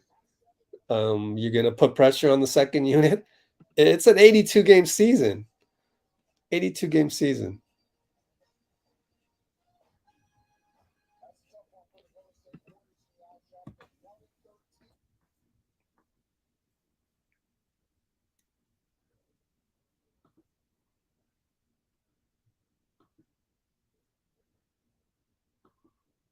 There's a lot of stuff we could have corrected, though. We can blame the refs all we want. It was bad, but there's a lot of things we could have corrected. One good thing is we didn't turn the ball over all that much. 10 turnovers, that's pretty good. But yeah, just coming in with the right focus. It's almost like you went to Charlotte as if you had to go to Charlotte. Like, oh, dang it, we got to go to Charlotte. We got to fly to Charlotte and play this game. You can't do that. You can't come to the NBA with that. You gotta really enjoy that process, just like Steph says all the time. But they kind of lost their focus there, and did not come out with the sense of urgency, like we talked about a million times last season. We saw this last season a lot. So it happens. It's basketball. Hopefully we learned a lot like this last year so that we don't have to just keep complaining these days. I mean, we've been through this. We've been through this without LaMelo, but you know what? Dennis Smith played well. He played well. I told you, man, Under Armour, one of the first guys they signed was Dennis Smith. This was before Steph. And man, you know, he wanted to play Steph hard. 13 points, 9 rebounds, 8 assists. 13, 9, and 8 for their starting point guard. Not bad.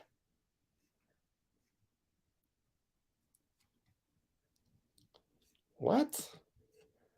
82 game season, Vitor. We don't put one win in Detroit ahead of health.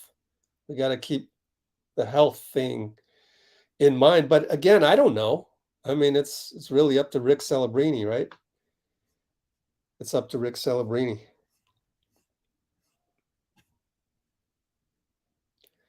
Fake unearned win? No way. Charlotte earned it. Charlotte earned it. How can you say that? That's blazing. Now you're throwing the Charlotte Hornets under the bus. That's not fair to them. Why does every time you comment on social media, this is a rule you should just follow? Am I throwing somebody under the bus when I type this thought that just came through my brain? Maybe not tweet every thought that comes through your brain, first of all. But second of all, how about just going, wait a minute, am I going to throw somebody under the bus when I say this? When you said they have a fake unearned win, that's throwing all of that effort by the Hornets under the bus. That's not fair to them. Why not blame yourself first? That's our team did not come out with focus. And they were hitting shots left and right, and we weren't hitting shots left and right. We were just sleepwalking through the first 6 minutes. That should be your comment.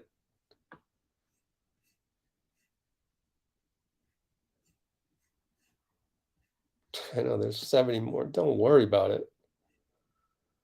We've been through this. Weren't you here last season? We've been through this. We lost like 6 straight at one point.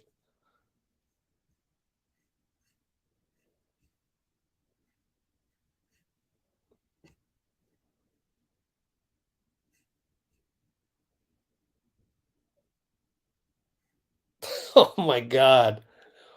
We're what's our record? 3-4? We're 3-4, and we've been tabbed with the 6th or 7th seed. No, it's not a hot take. It's non-take. There's nothing to take right now.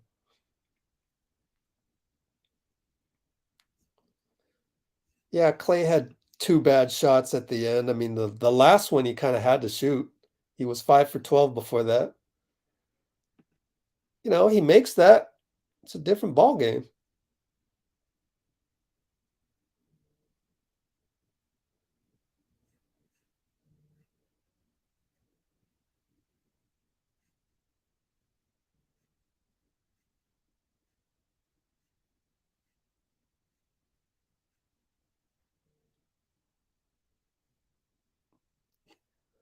Michael, as I was trying to explain to John, Curry he doesn't need to do shit for you. Curry doesn't need to do anything for you. No. So stop being entitled and learn to appreciate people.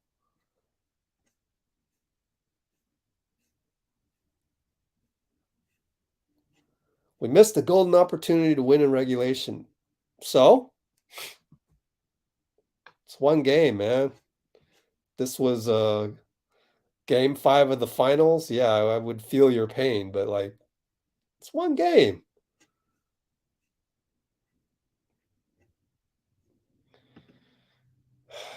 Stop using those words. Oh, John, I'm trying to teach you something here. Don't use words like crap with Steph. Don't use words like Klay's performance is sad. Like, have a little respect. Like, pretend he's in the room right here. What would you say to him? Do that at Let's Go Warriors. Man, all the complaining. It's sad, man. Golly, you guys.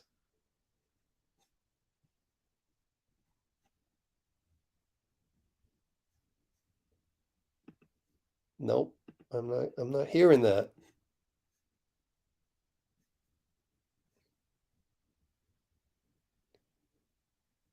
It's not any Steph criticism will not be tolerated. It's any disrespectful criticism. You got to look at the whole big picture, guys. My goodness.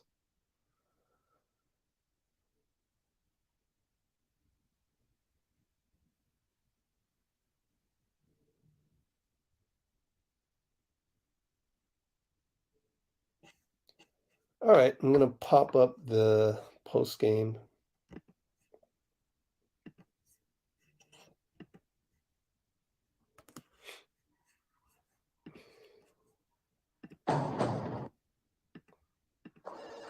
Finding the Honda you really want. Oops. Oh, yeah. With a longer limit. All right, cool. I'm going to take a restroom break. Be nice in the comments, please. Be nice in the comments. It's social media, yeah. I'm trying to teach, though. I'm hoping people will listen to what I got to say. Teach a few people.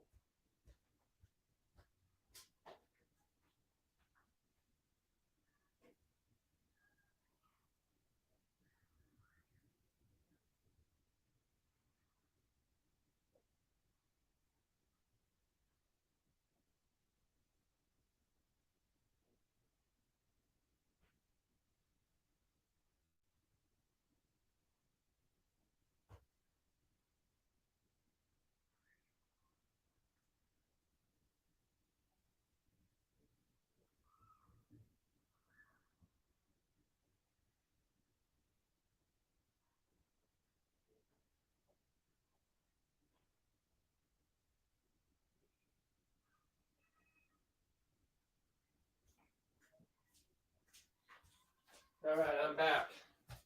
Sorry about that. Your Warriors therapist is back in the chair. It's a back-to-back. What's up? Turn this on.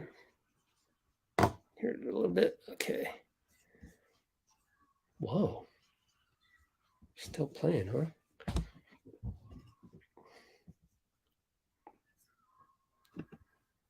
What do we got here?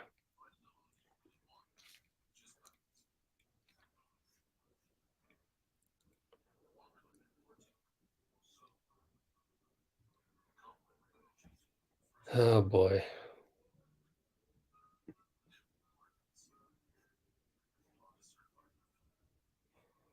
All right, see you, Vitor. There you go. That's all that needs to be said. Have you guys not been through 82 games? Really? I'm just gonna ignore all that. This is, you guys are, grow up. Grow up. Life is hard.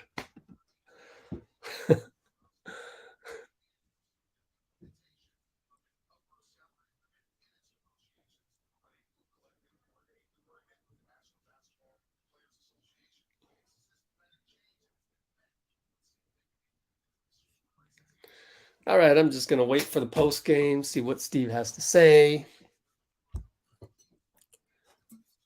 There's no sense in fighting the negative energy. There's no sense in trying to help those people out. At this point, if this is your first rodeo, I don't have the energy to help you out anymore. Where were you during the 6-game losing streak last season? And yeah, where were you? Waiting till we got out of the 6-game losing streak to become a Warriors fan? Is that it? Or what happened there? Like, you went through that, right? I'm assuming most of you went through that. Everything turned out okay. Winning the finals was not only a possibility, but actually happened. I mean,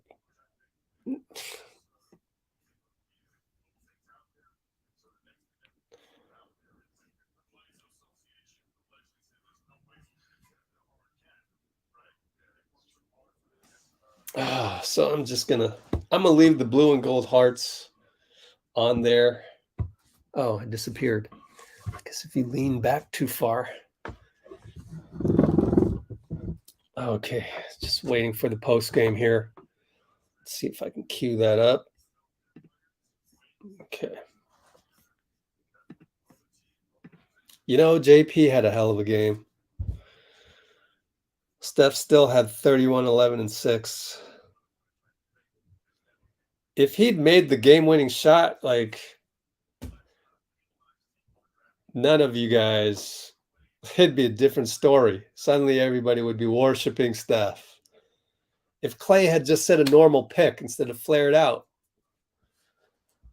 you'd stop blaming and you'd be bragging. You'd be bragging to people that you're a Warriors fan. You'd be bragging to your classmates and stuff, or whatever, whatever ulterior motive you have by rooting for the Warriors that makes you feel entitled. Like, I don't know. It's one game, and it just goes through that process. And the starters got to realize they have got to come in with some force and energy. And yeah, might not happen until Miami 3 days from now.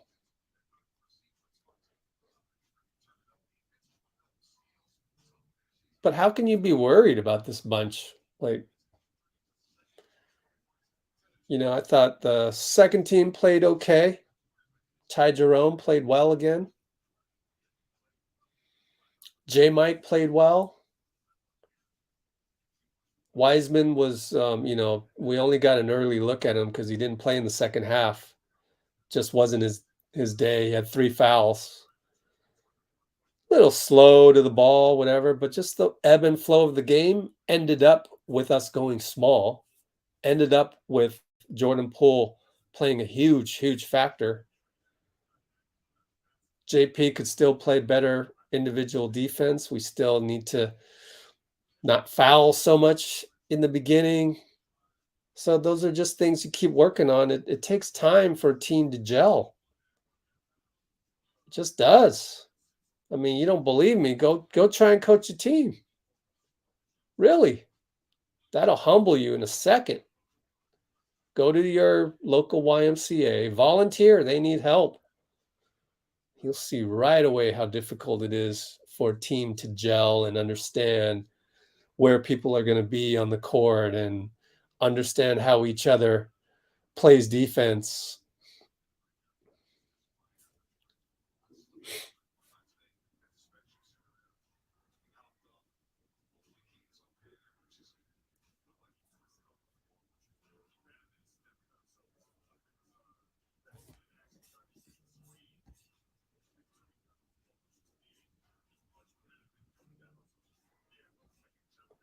There we go. Todd's not worried.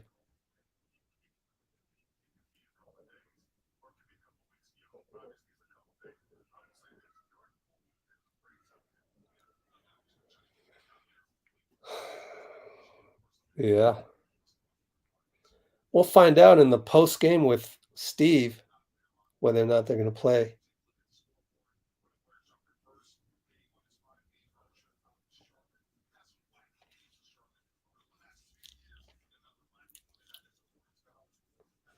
Do I think their starters will sit out? Or, well, why guess when Steve should be giving us the answer pretty soon? I don't know. I don't know. I would guess no, because they played an overtime game, but I could be wrong. Who knows? Maybe they'll wait until they get to the gym tomorrow, till they get to Little Caesars Arena. So we're gonna have Steve Kerr up here in a minute. So let me cue that up and then we'll go, okay? So let's cue that up right now. Let's do this. Do this. Here we go.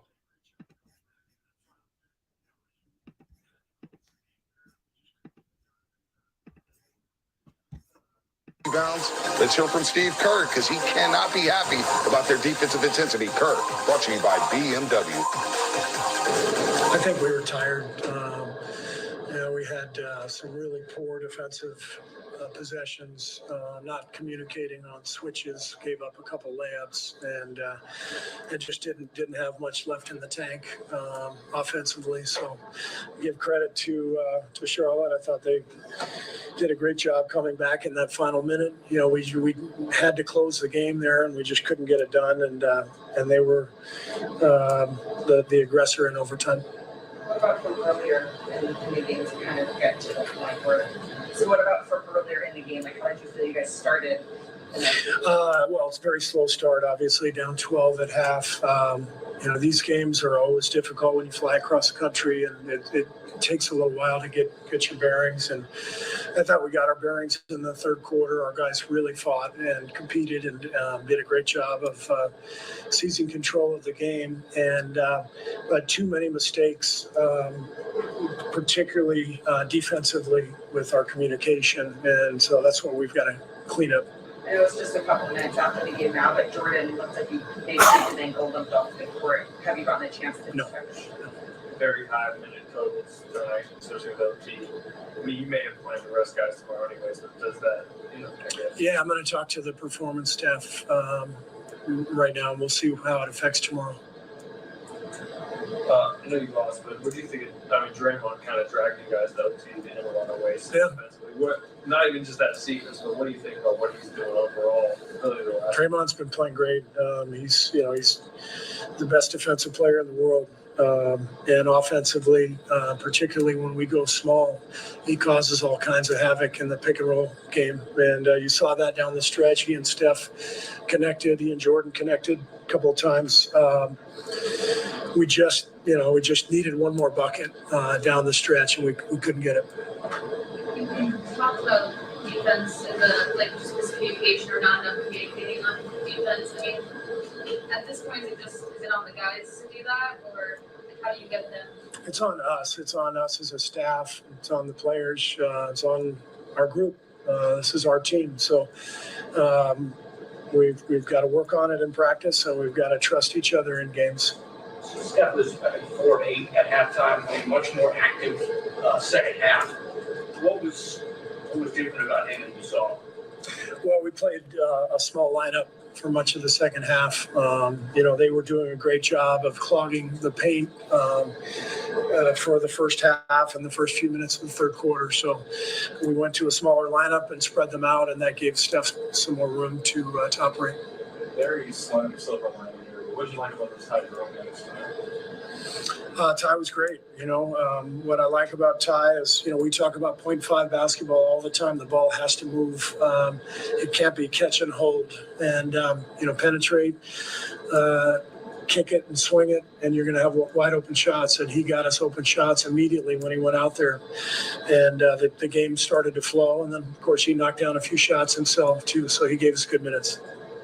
You talked about the sluggish start to the game. It seemed like in the third, even Steph was more active, saying he got on a layup and did some gesture. I mean, do you feel like he might have done that just so to try to get the other guys energized or anything, or is that just it seemed like there was a light switch?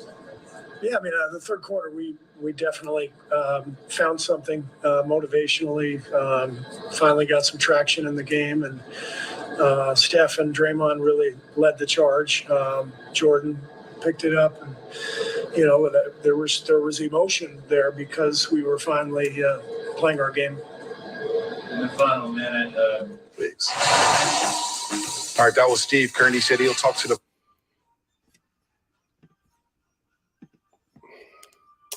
All right. Yeah, he said they were tired, but I think he meant in overtime.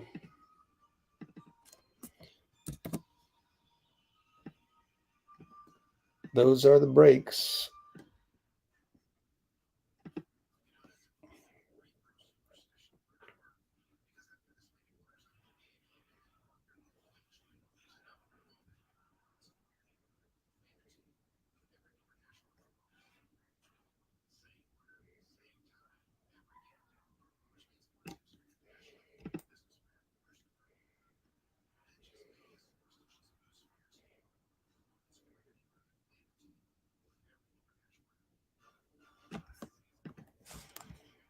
All right.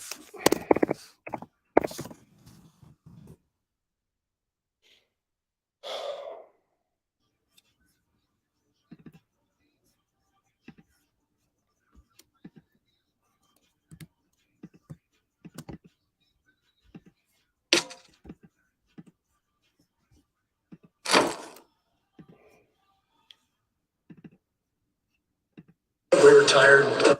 Okay. Just want to check that.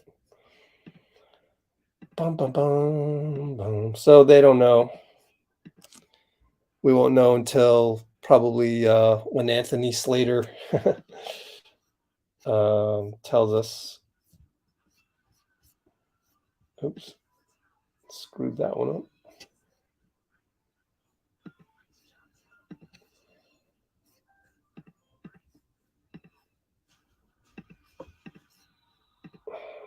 Okay, there we go.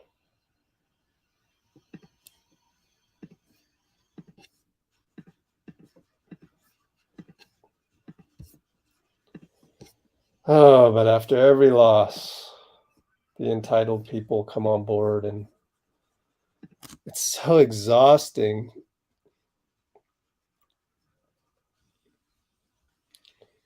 Okay. All right, take care.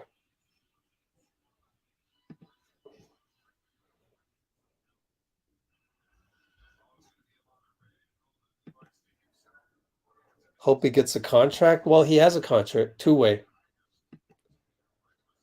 Klay is still, this is his officially his second regular season game if you consider the first 5 should be preseason. So he'll be fine.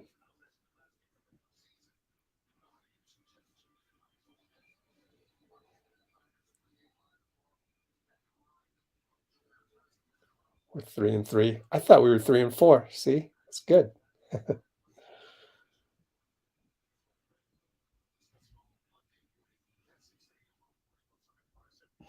Game 6, Klay only shows up in the playoffs.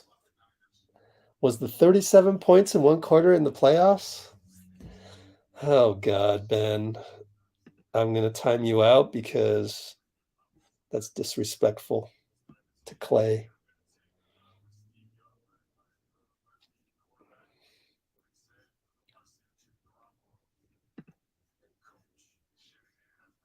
Yeah, Jordan ankle.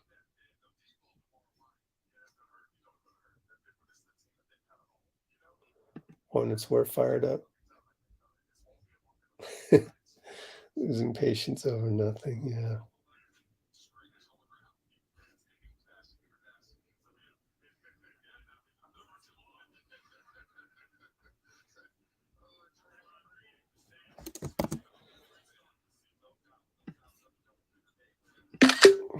Good stuff.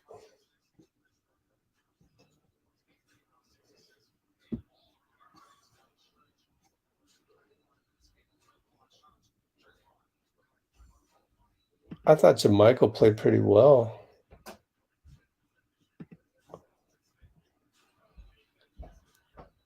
Patience is hard for us. Yeah, I don't see Klay playing back-to-back, but I don't know. We'll see. We'll see about Steph. Didn't I say it? No, I've never said 9 to 10 games in. Nope. 30, 35 games in, maybe? No. 9 or 10 games? No. That's just not enough. Not enough reps. Is Wiseman okay? Yeah, he's fine. He got in foul trouble. And then the small ball got him back in the game. So we stuck with that. All right. See you next time.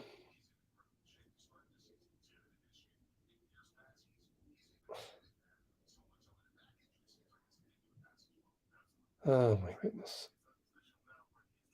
JK came in when Wiseman got his third foul, and there was only like 2 minutes left or 1 minute left, 1.5 minutes in the second quarter. So the rotations aren't working out for Kuminga, he's really behind Jermichael Green. So don't worry about it. It's a long season.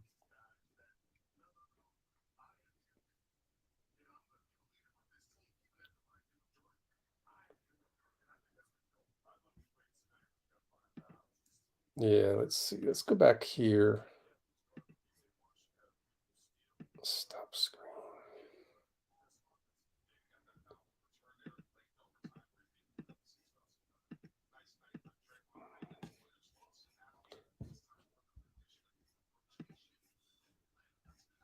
Let's see. Okay. So I got to find a good quote. Let's find a good quote from Steve Kerr. What kind of good quotes do we have here? They didn't really quote him that much, except Draymond Green is the best defensive player in the world. I like that one.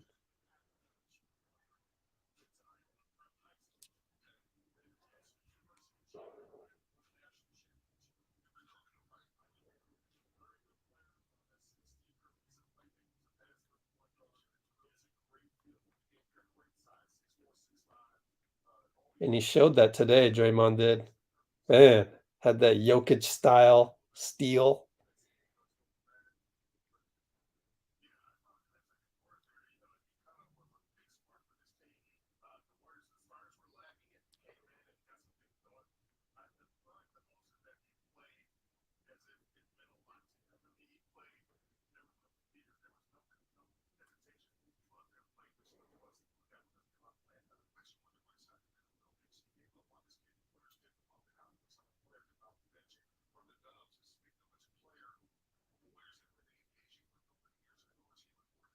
Yeah.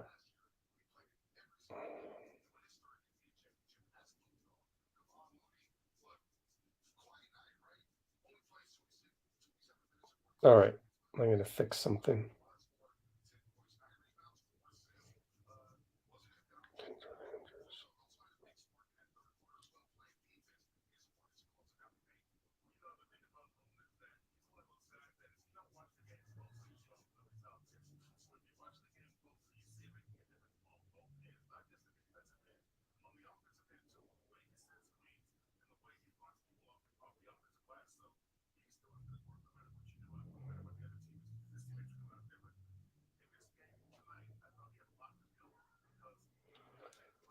Okay. So, yeah.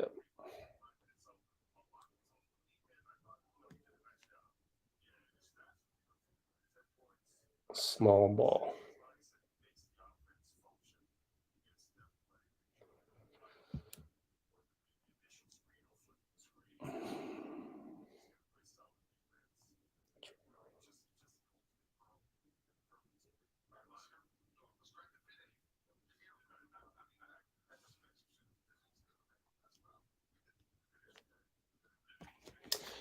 All right. Looney's going to be at the podium, so let's cue that up.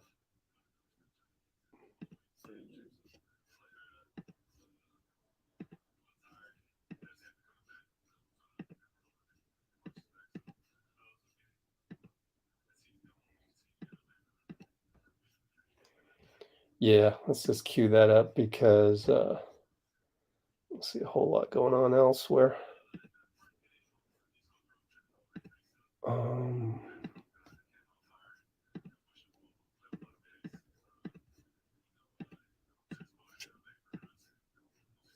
Okay, here we go.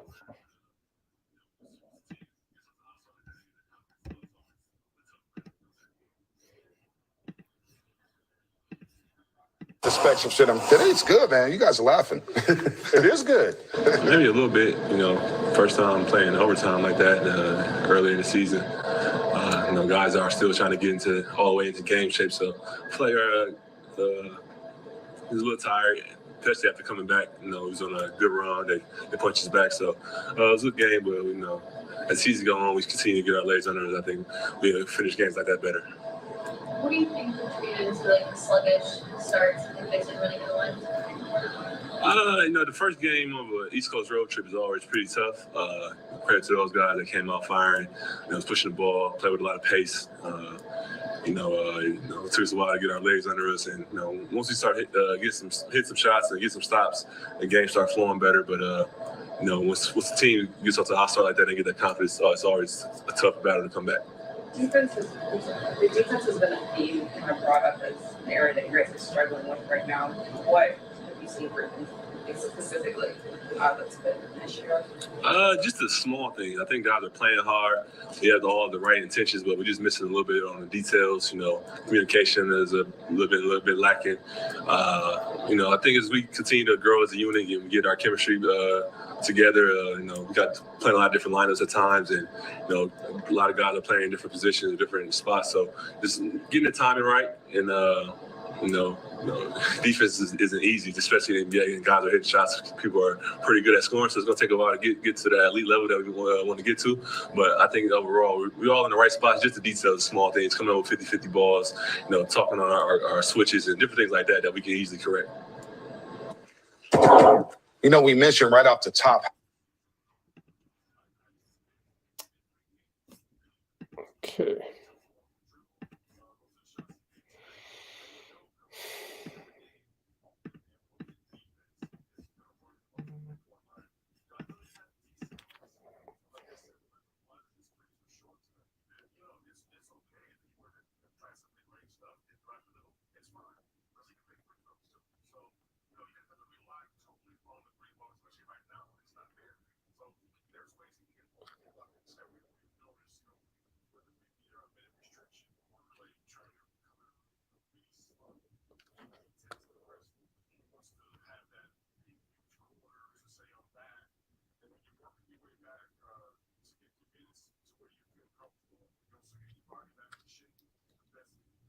Let's see what else was said.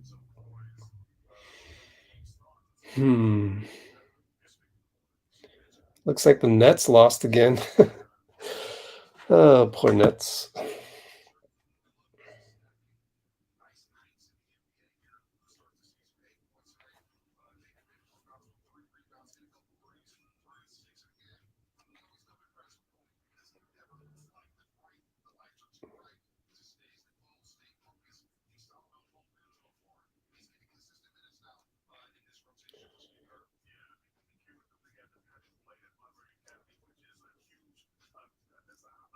Okay, I'll be right with you as I finish up this one. So the next live stream will be tomorrow. What time's the game? I think it's at 3. Therefore, 2:30 p.m. Pacific is when we'll go live. Yep, 3 o'clock tip-off.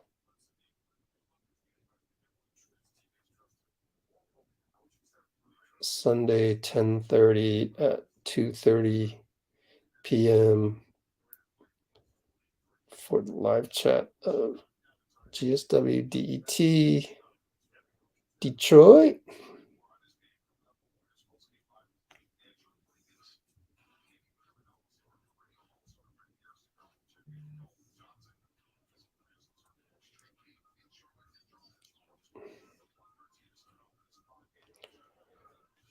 Okay. Trade analysis.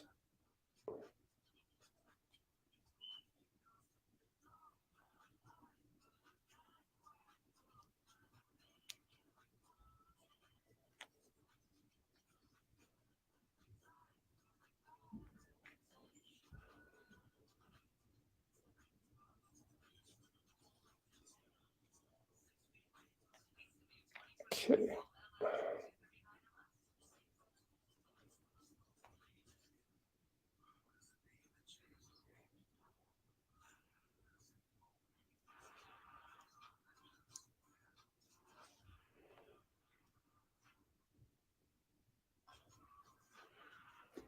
All right, almost done here. Let's see here. Looney. Okay, let's see here. Wonder who they'll get next. Jordan Poole, maybe? He's only going to be on there for 90 seconds, unfortunately. So hopefully they'll get Steph. I'm not sure.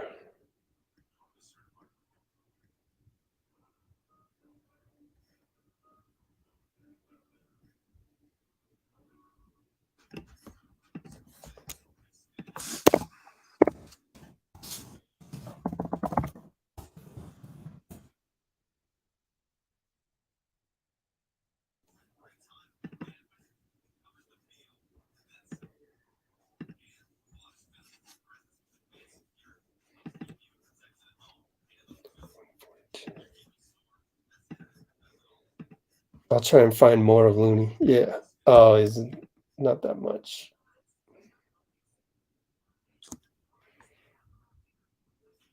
All right. Post game, Steve Kerr, 407. So 407. All right.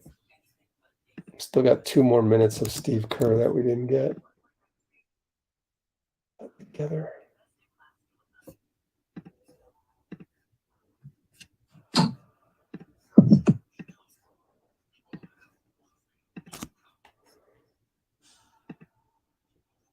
Let me see. Let me check something here. I want to check YouTube.com. Let's get Warriors. Let's check the end of Kerr. I like.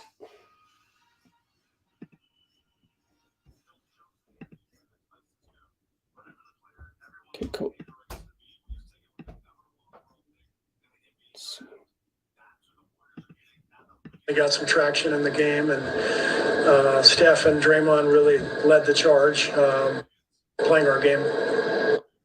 Okay, so I'm trying to cue that up with the end of the other one. Let's see if I can find it. So,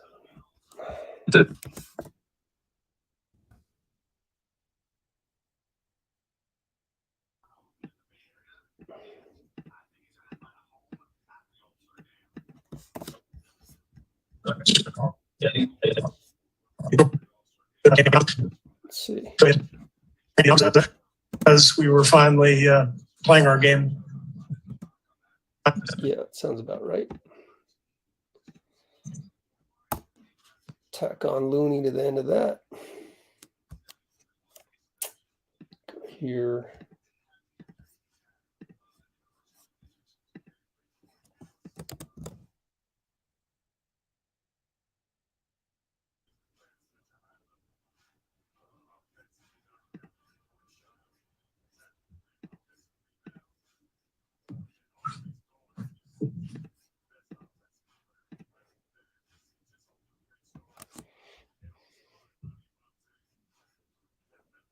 All right. We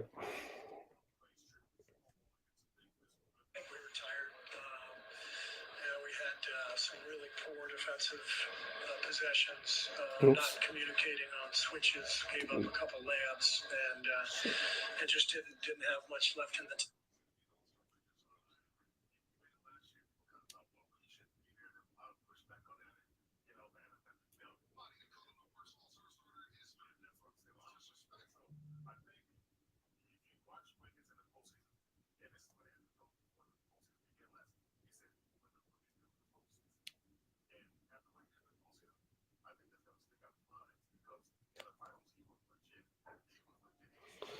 Okay.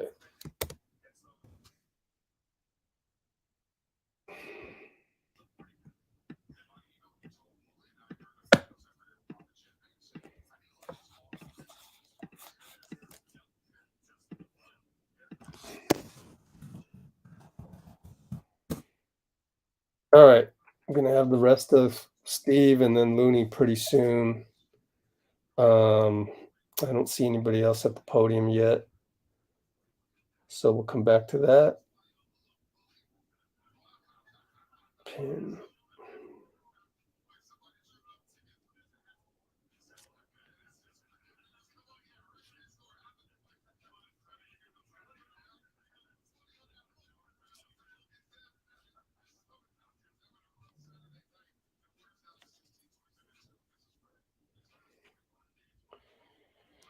Thanks for hanging out with us. I'll get back with you in a sec once I just finish this up. Okay, who do we got here? Draymond at the podium coming up. So let's go to that.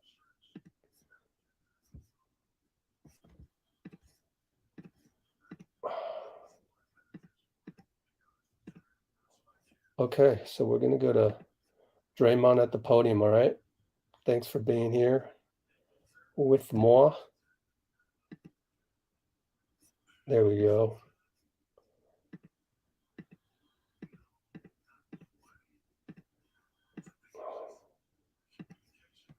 Okay, here we go.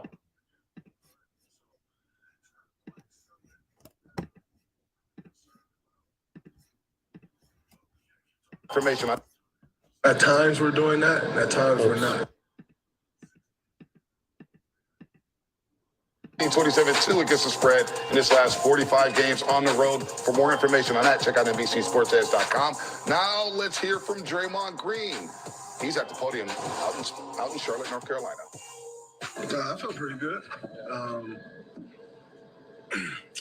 think, we just made some mistakes down the stretch that we can't have. I wasn't quite paying attention when the guys looked tired or not, so I can't really say if we were or weren't, but I know I felt pretty good. Are these mistakes that concern you at all, or considering who you guys are?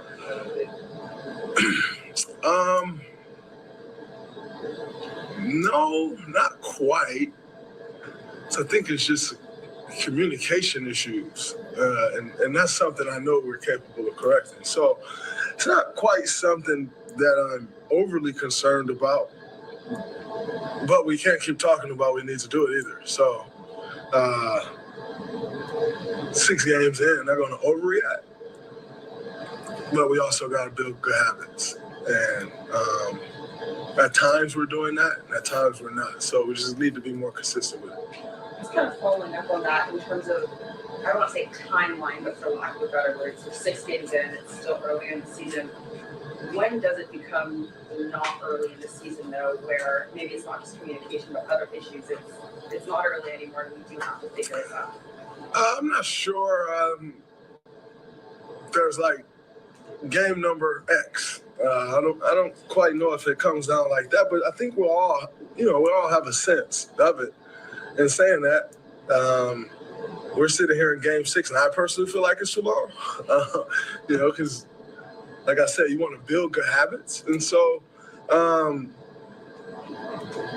don't think anybody's going to be willing to wait much longer and say, all right, we'll get there. Like, no, we know what it takes to win a championship. We know the habits that has to be built in order to compete for a championship. And so we hopefully sooner rather than later. Trey, what did you see in those James Wiseman minutes? Oh, man. I don't think he played much in the second half, did he? Yes. I don't know. I feel like an eternity ago. I have to go back and watch. I usually can remember every play during the game, but that feels like it was a year ago. So I'm going to have to go back and watch the film on that one. I did think I do remember one specific play, where we were talking about his positioning on the defensive end. And, that's something that I'm going to stay on him about, because I think if he can figure that out, he's going to be elite. So for me, that's kind of what I'm watching with him. It's just his defensive positioning.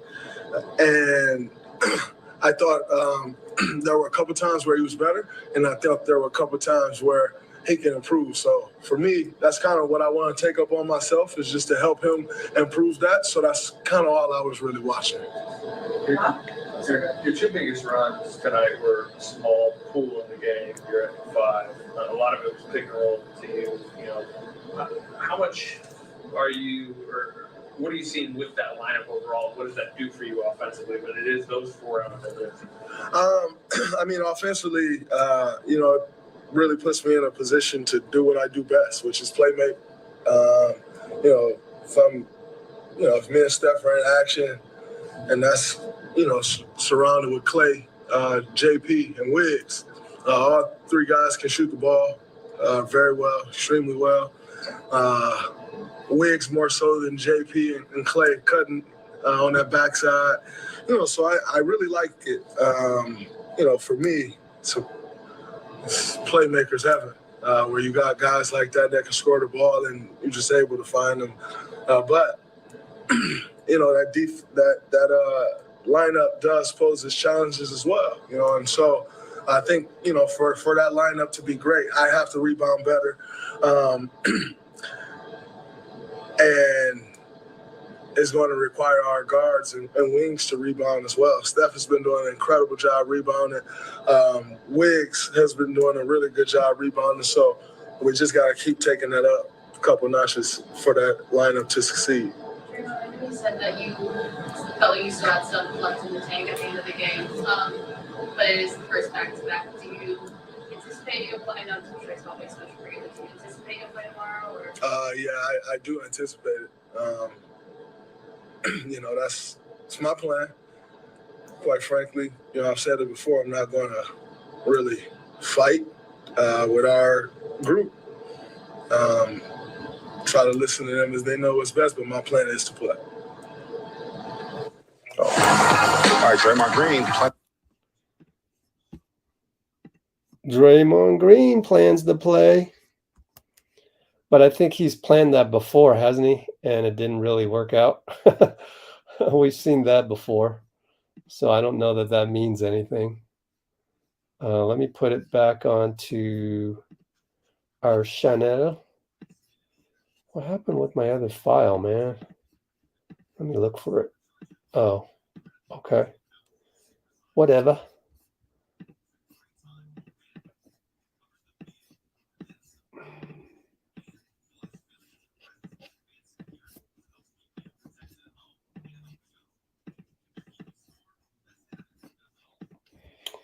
Um,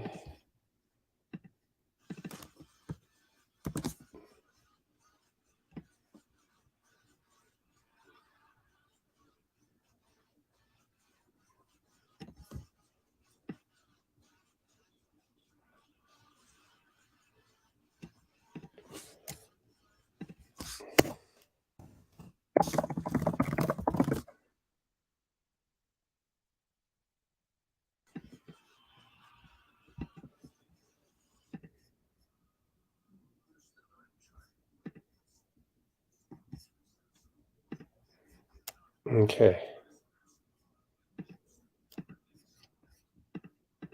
Throw that up there.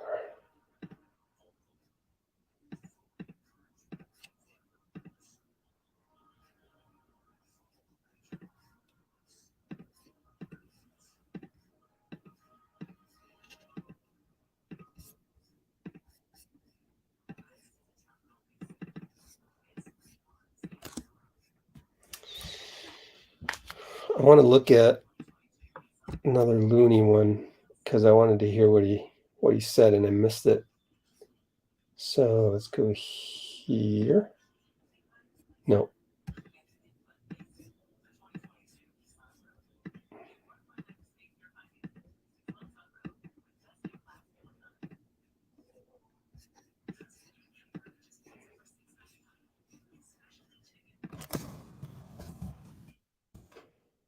See what Looney had to say.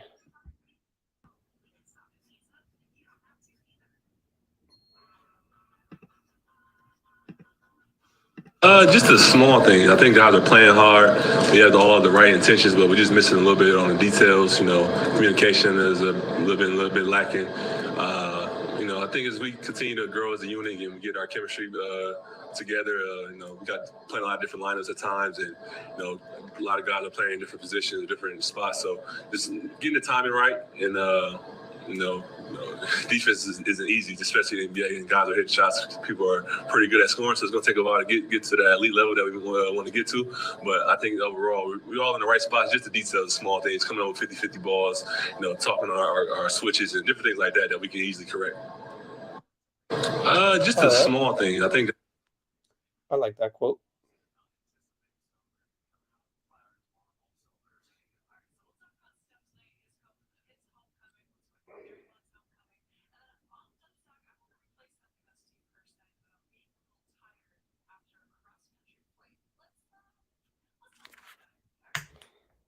Okay.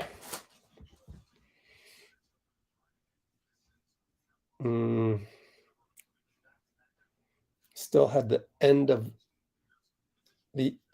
of Steve Kerr got cut off, so I'm going to go there right now. So let's go here, stop that screen, open the Kerr Looney one.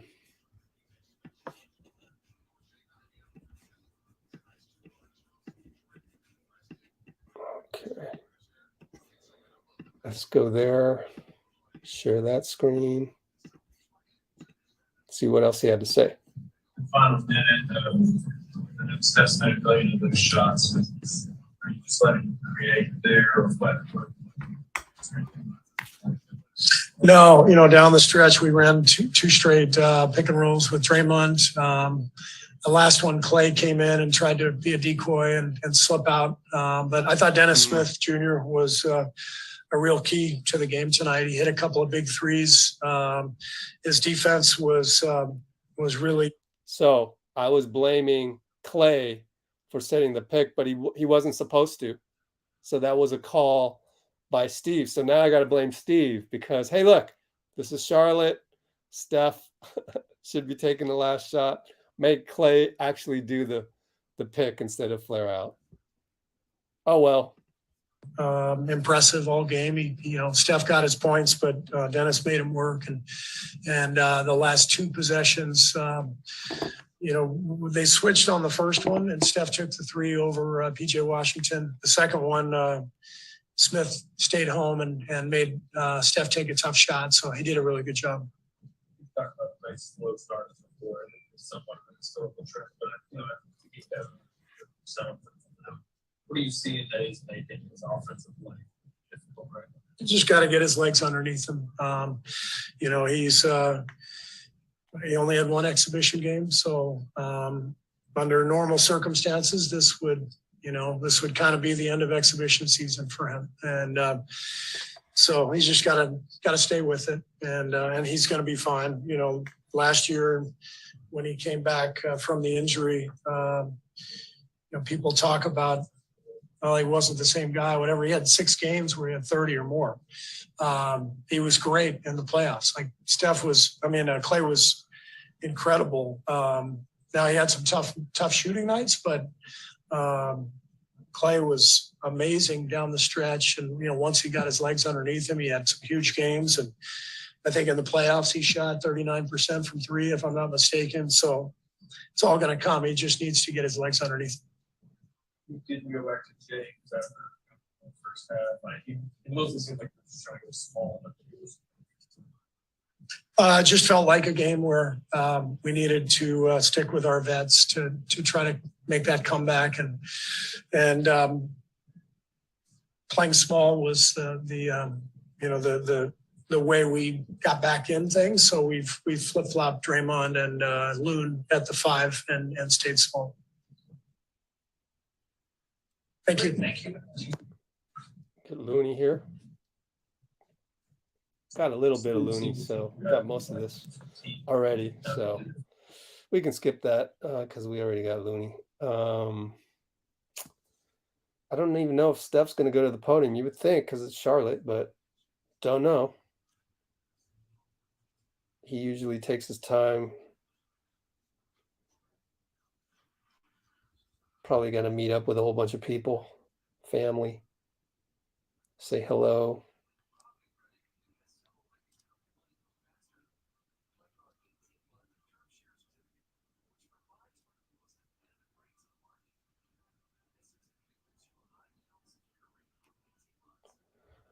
So hang tight while I finish this up.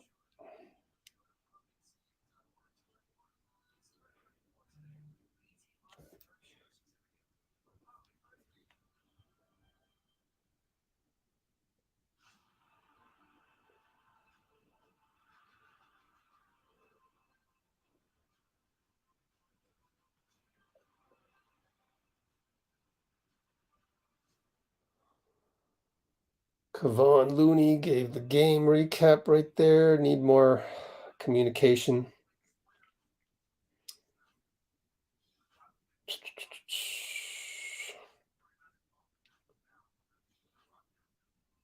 What do you think about the Niners tomorrow, guys? No Debo. Debo's injured.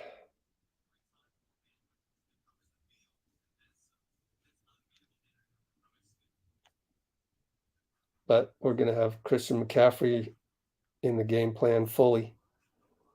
So that's good news.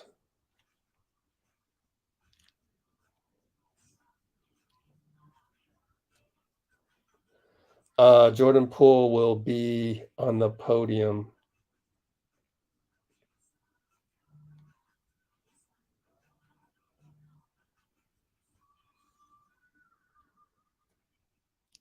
Says his ankle's fine. So that's good news.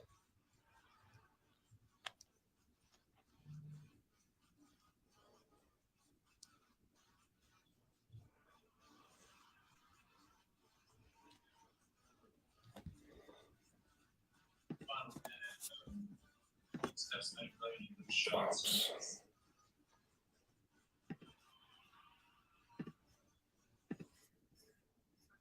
Huh.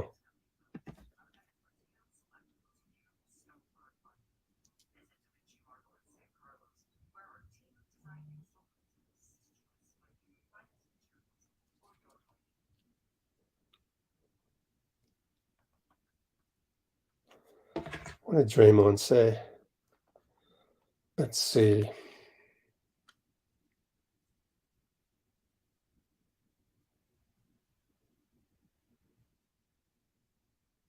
I guess Steph went to the podium. Draymond Green and Steph Curry say they expect to play tomorrow against the Pistons.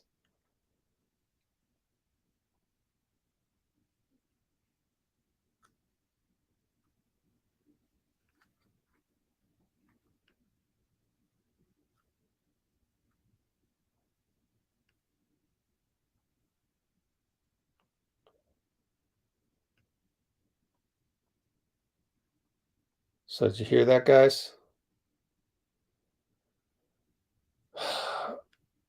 Draymond and Steph definitely want to play. I don't know if Steph went to the podium. Yeah, he did. Didn't cover it, though, on TV. Strangely enough. Maybe they figured, maybe they just figured that it was a loss and nobody wants to talk about it. And it's Saturday night, and it's time for people to go out and party or whatever they do.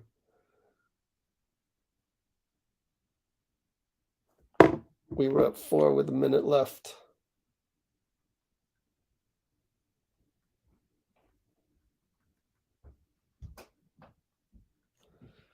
We were up 4 with a minute left. We never lose those games, said Draymond.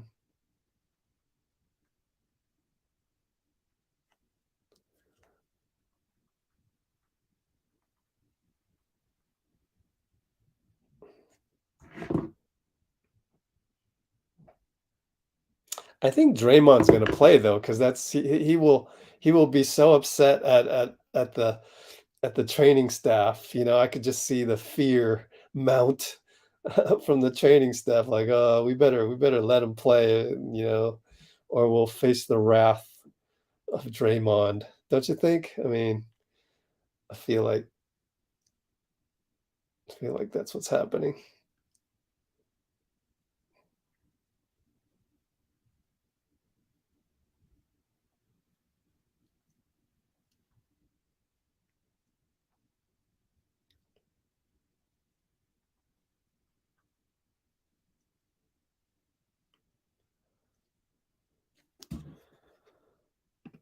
Let's see if there's anything.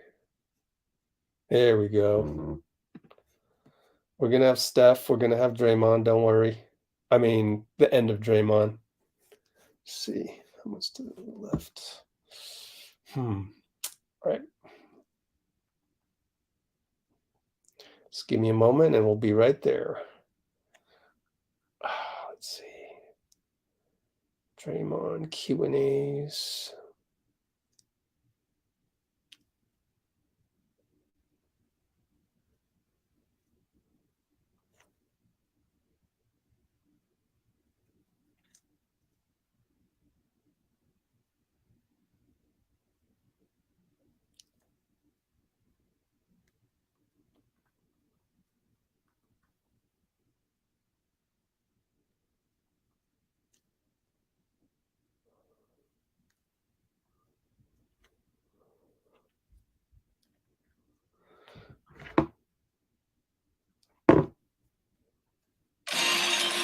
Yikes.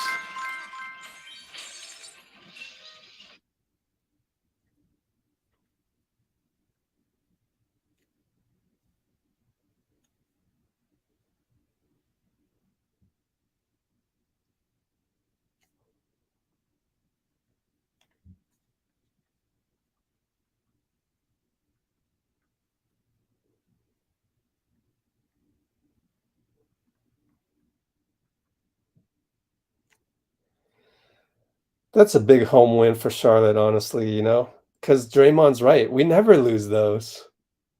And for Charlotte to pull that one out, tip your hat. Kelly Oubre had a good game. Dennis Smith, good game. PJ Washington, good game. Remember, we used to make fun of him because he got drafted ahead of Eric Paschall.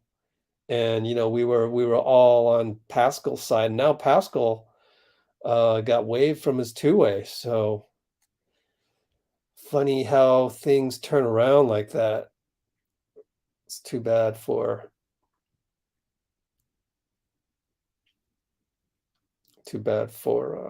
EP.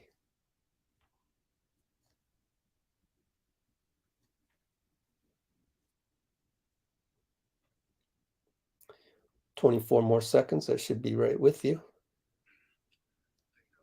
Pin.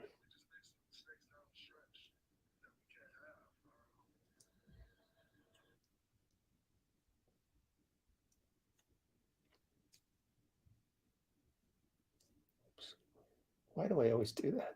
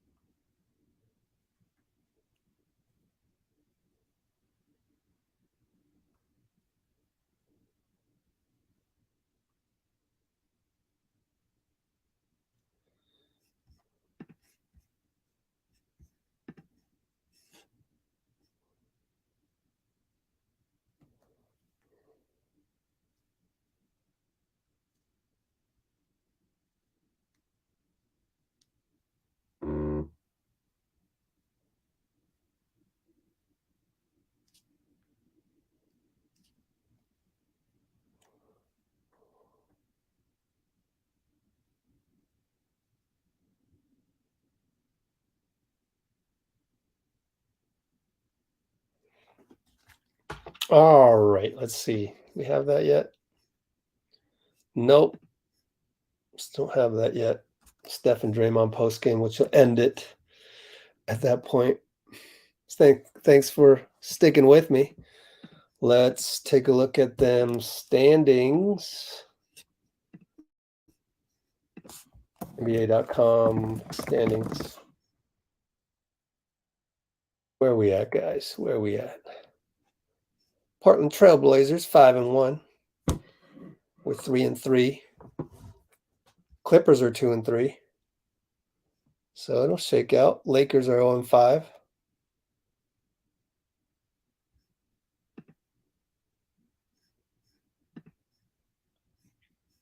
Even the Spurs are 4-2. Wow.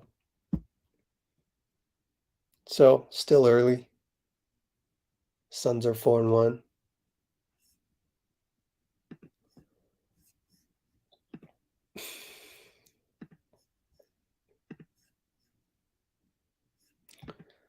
Let's see, 822 on Draymond. So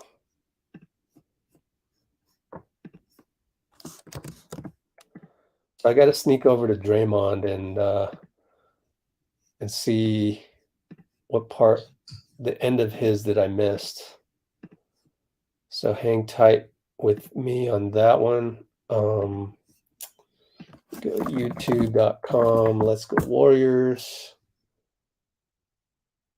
Let's see, 509. So we got, what was the end? What did Draymond say at the end?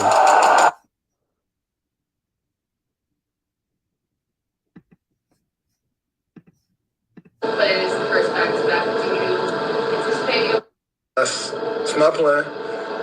Quite frankly, I've said it before, I'm not going to really fight with our group. Try to listen to them as they know what's best, but my plan is to play. Okay, so my plan is to play. Yeah, I remember that now. Let's see if I can cue that up over here. 507. But it is the first back-to-back. Do you anticipate you'll play? Yeah, I do anticipate, quite frankly. I've said it before, fight, listen to them as they know what's best, but my plan is to play. Okay. So then I can cut that out. And there's still 3 minutes of Draymond left over on that. Perfect. Then that'll lead us right into Steph. So hang tight. Hang tight. So that's 5:07. Okay. So let's watch the last 2 minutes of Draymond. Let's watch the last 2 minutes of Draymond.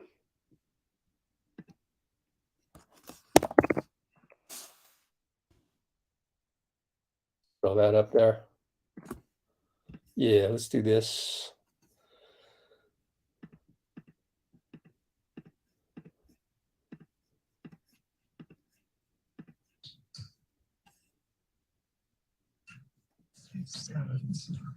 That's not tired out late. These were season highs and finished over, so I think that's did you? I felt pretty good. I think we just made some mistakes down the stretch that we can't have. I wasn't quite paying attention to what the guys looked tired or not, so I can't really say if we were or weren't, but I know I felt pretty good. Are these mistakes that concern you at all, or are you considering big guys are?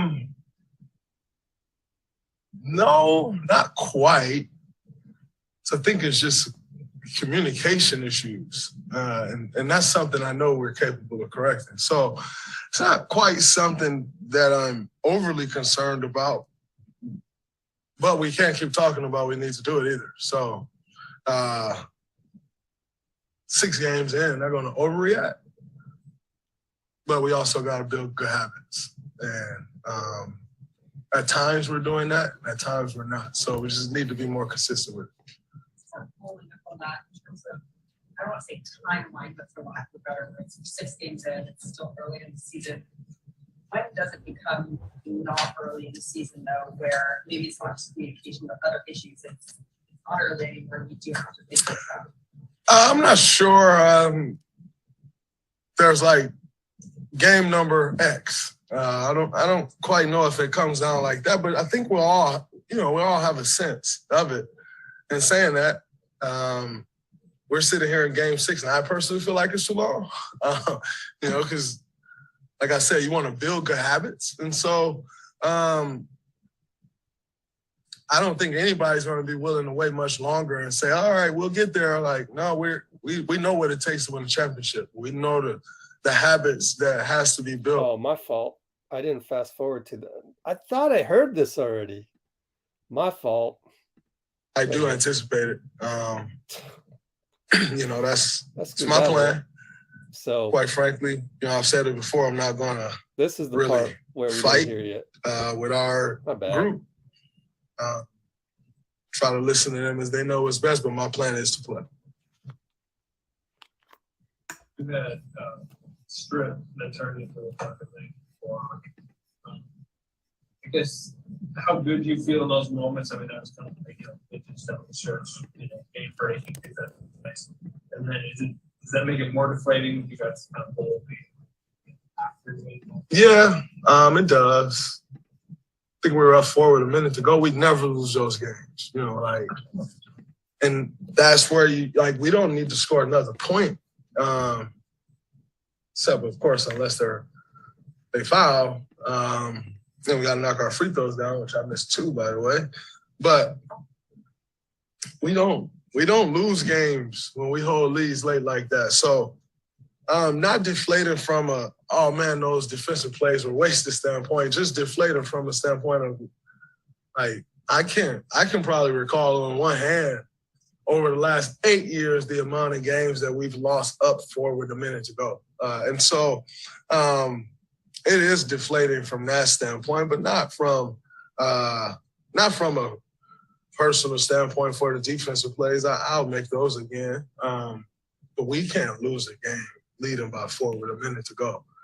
That's also a team without their 2 starting guards. And Dennis Smith was incredible. Got to give a lot of credit to Dennis Smith. A guy who just earned his way in training camp, or maybe not even training camp, some workouts or something over the summer. And he came in and he controlled the game for them. He was really good defensively, shot the ball well. So you got to give a lot of credit to him. and battling back. And the year that he's having is obviously early, but he's playing really well. So you got to give him a lot of credit. But in saying that,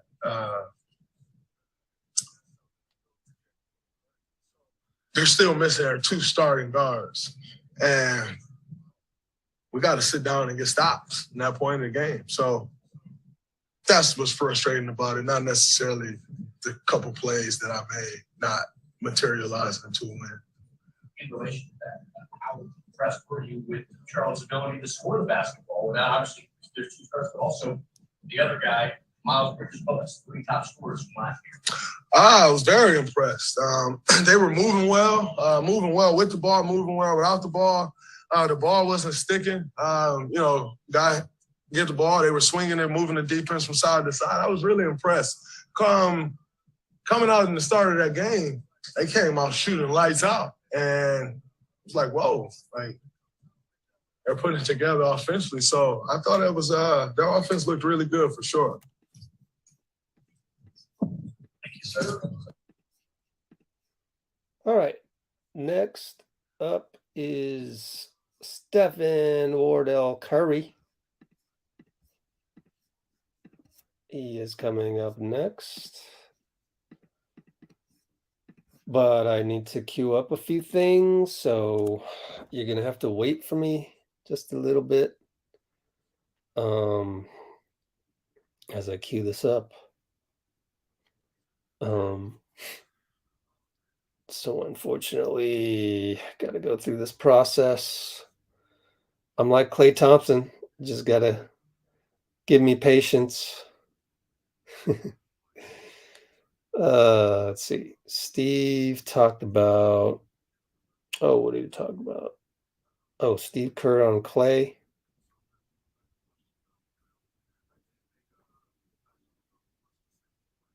And Looney on communication.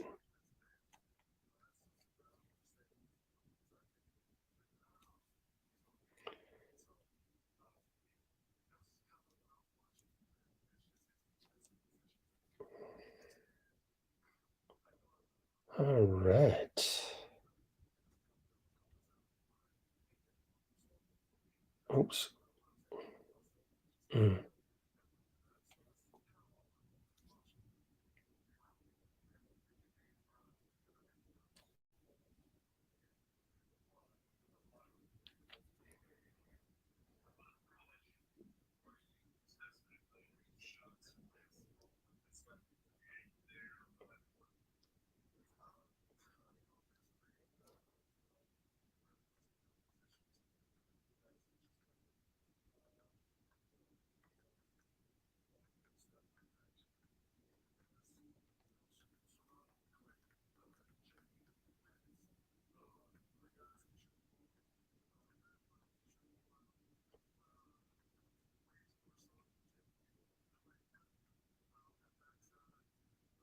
Okay.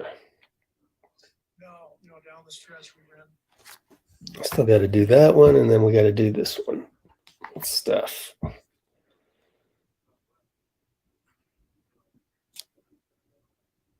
All right, let's run the Steph post game right here.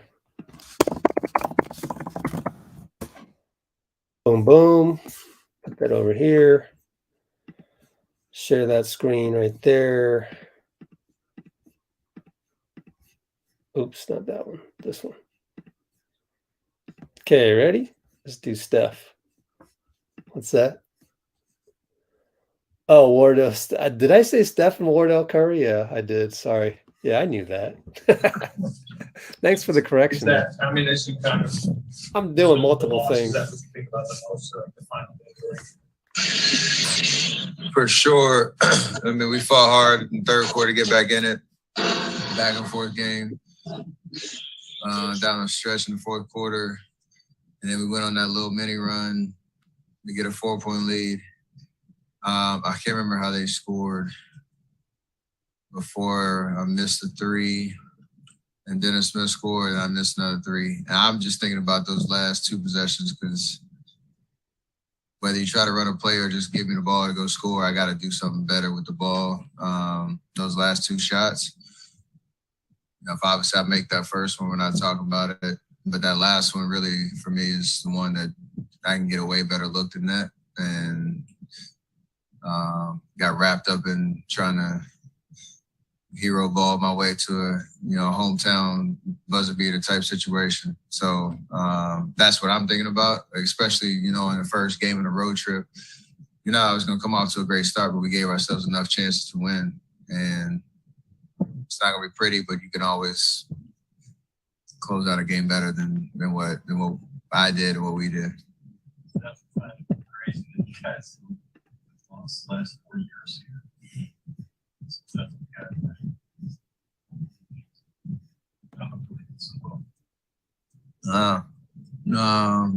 usually get a lot of juice from coming home in the crowd, and except the one game I missed. But yeah, it's like to have something to show for it. But they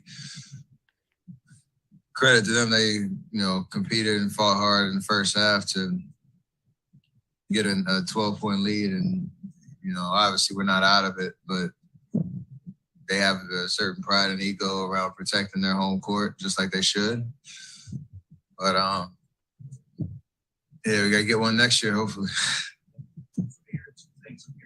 On one hand, you get extra juice from playing, but on the other hand, it sounds like you want to impress. How much more different is this type of game playing at home than another game?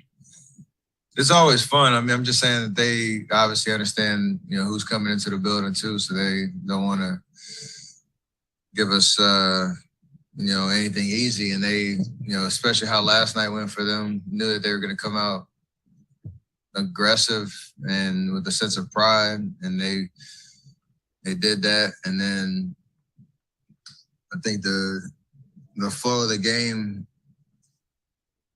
31 fouls to 14. That's the ball game right there. Huh? I think so, yeah.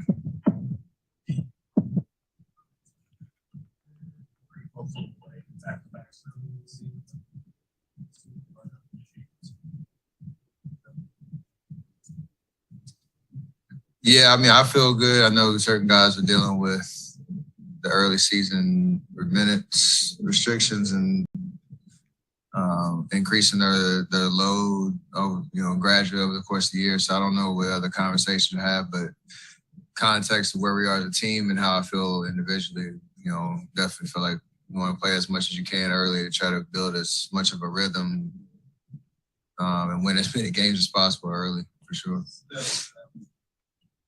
That last session, what particularly wish you did? Understood how Dennis was guarding me the whole game, and he's probably not gonna let me, just size up a three. There's so much room to go by and maybe draw a crowd, kick it, or get all the way to the basket. It's pretty simple play in that respect, knowing how he, is pressuring the ball. He's a really good athlete, good defender, pretty strong on the ball. And I read it all the way wrong.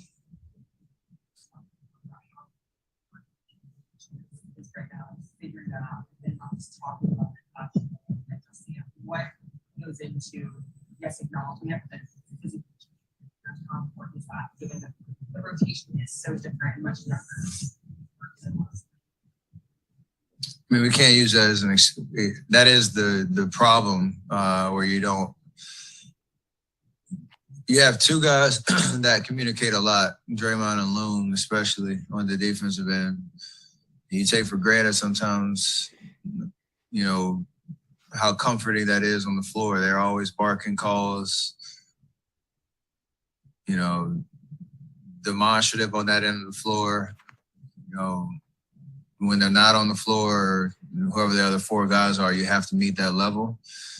And we haven't done that point blank. So, we had, I don't know how many possessions where, certain guards or wings trying to navigate easy switches, even if you feel like it might be a mismatch, it helps keep the defense or keep the action in front of us. And we were reacting pretty much the whole night, except that 10 minutes, middle of the third, beginning of the fourth. So that's where you lose the game. So what do you like about the Nets? He's been solid. I think he understands how we play. He makes simple decisions. He's staying aggressive. That's why he's here. He plays, great 5-on-5 basketball where he's just, making the simple and the right play, and you're pretty sure with the ball. And obviously he's making shots. So very impactful in his minutes. And, what they saw in terms of him bringing him in, he's proven, his minutes can kind of move the needle for us in a positive way.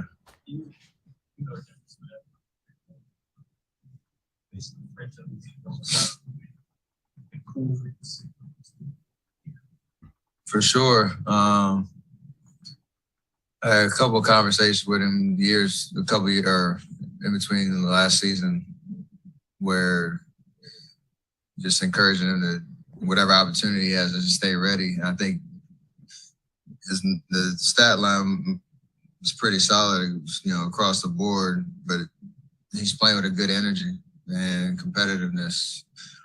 And, you understand how quickly things can change in the league either way, and you have to be ready for your moment. And early in this season, he's definitely,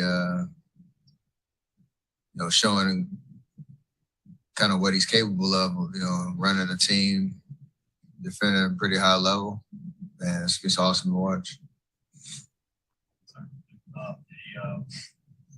Switch gears for a second. About 10 days, Kerr kicks off at Davidson. That takes over. Played for Matt was there, I think, when you were playing. And sort of listening to the personalities between Bob and Matt. And second, how tough do you think it is going to be for Bob to then stay away and retire? I feel like knowing, I don't know what Matt as a head coach would be like. That's always a different element when you're at the front of the bench, and how demonstrative he'll be. And I know he's got it in there. He doesn't have to be coach. He doesn't have to be Bob. He doesn't have to be anybody but himself. So hopefully he can come into his own in that respect. I think he has a lot of trust from the guys to know he's ready for this moment, and to pass the baton off to him, and excited to watch it happen. Got a great staff and an understanding of how to do it. So excited to see what that looks like. Saw Coach tonight. I think his title is Leader in Residence at Davidson College, which is a strong title for his influence across the board, not just with basketball program, but around the college and the campus as a whole. So he'll make his presence felt for sure, even in retirement. Thank you. Yes. What the heck was that? What was the title? Let's hear that again. So excited to see what that looks like. Saw Coach tonight. I think his title is Leader in Residence at Davidson College, which is a strong title for his influence across the board, not just with basketball program, but around the college and the campus as a whole. So he'll make his presence felt for sure, even in retirement. Thank you. Yes. That's pretty cool. Learn something new every day, right?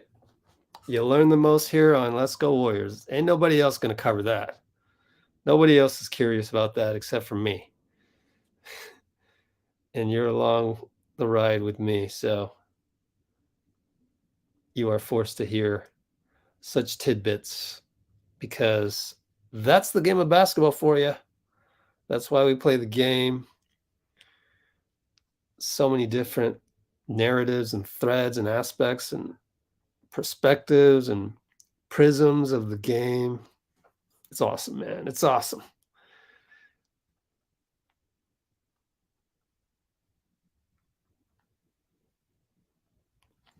Let's see. So he said, trying to hero ball my way.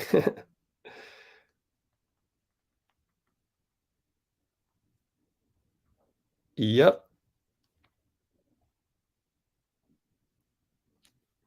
But Steve ran a decoy with Klay at the end, and I disagree with that. I say buy into the narrative. So that little maneuver did not work in Steve's favor, unfortunately. Now, I don't think Jordan Poole went to the podium because there's people saying, oh, Jordan Poole says his ankle's okay. I think he just happened to pass by in the locker room, and that is why you see some of that.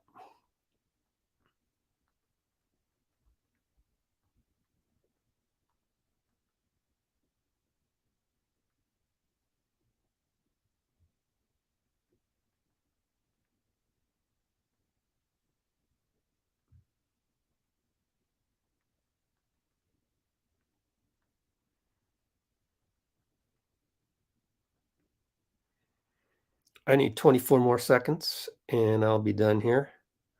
If I can just type.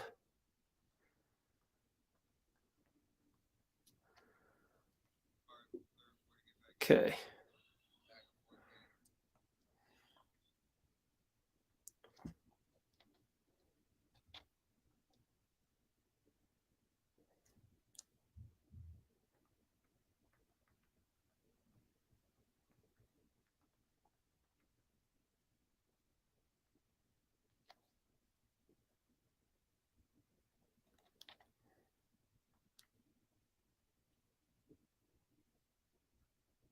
Okay. Ooh.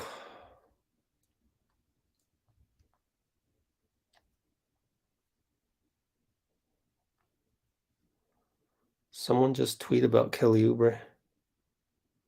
No, Kelly Olynyk. Bucks are 5-0. Oh boy.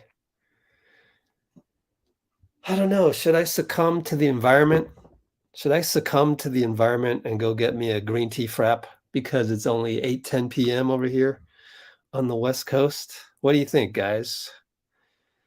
I think I might have to do that just because this is rare. It's rare to have such early games for me to be able to go do that. But then again, I'm just feeding myself.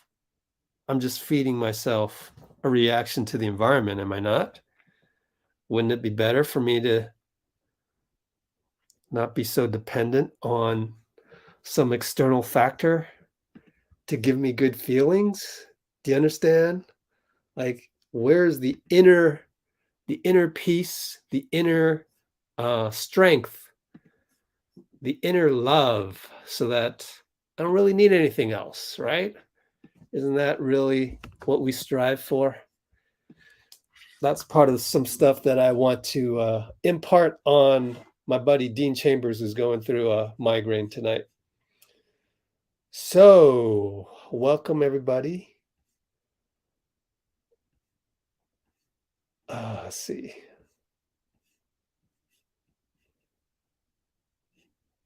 What's going on?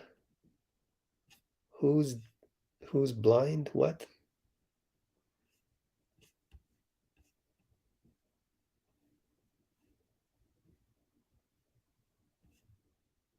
Well, I think Roland and Amy did a good job in the comments to keep everybody calm.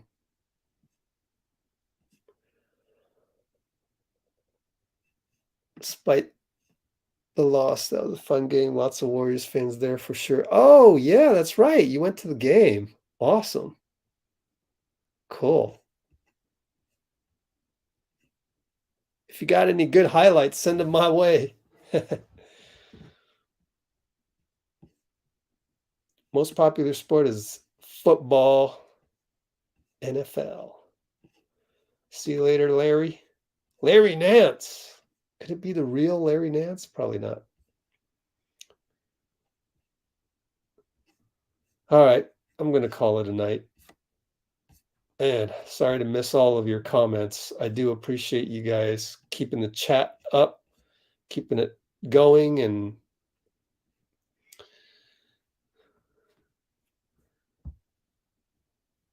Dean doing podcasts. He just means coming onto these live streams. We haven't uploaded these audio files up to Spotify or Apple.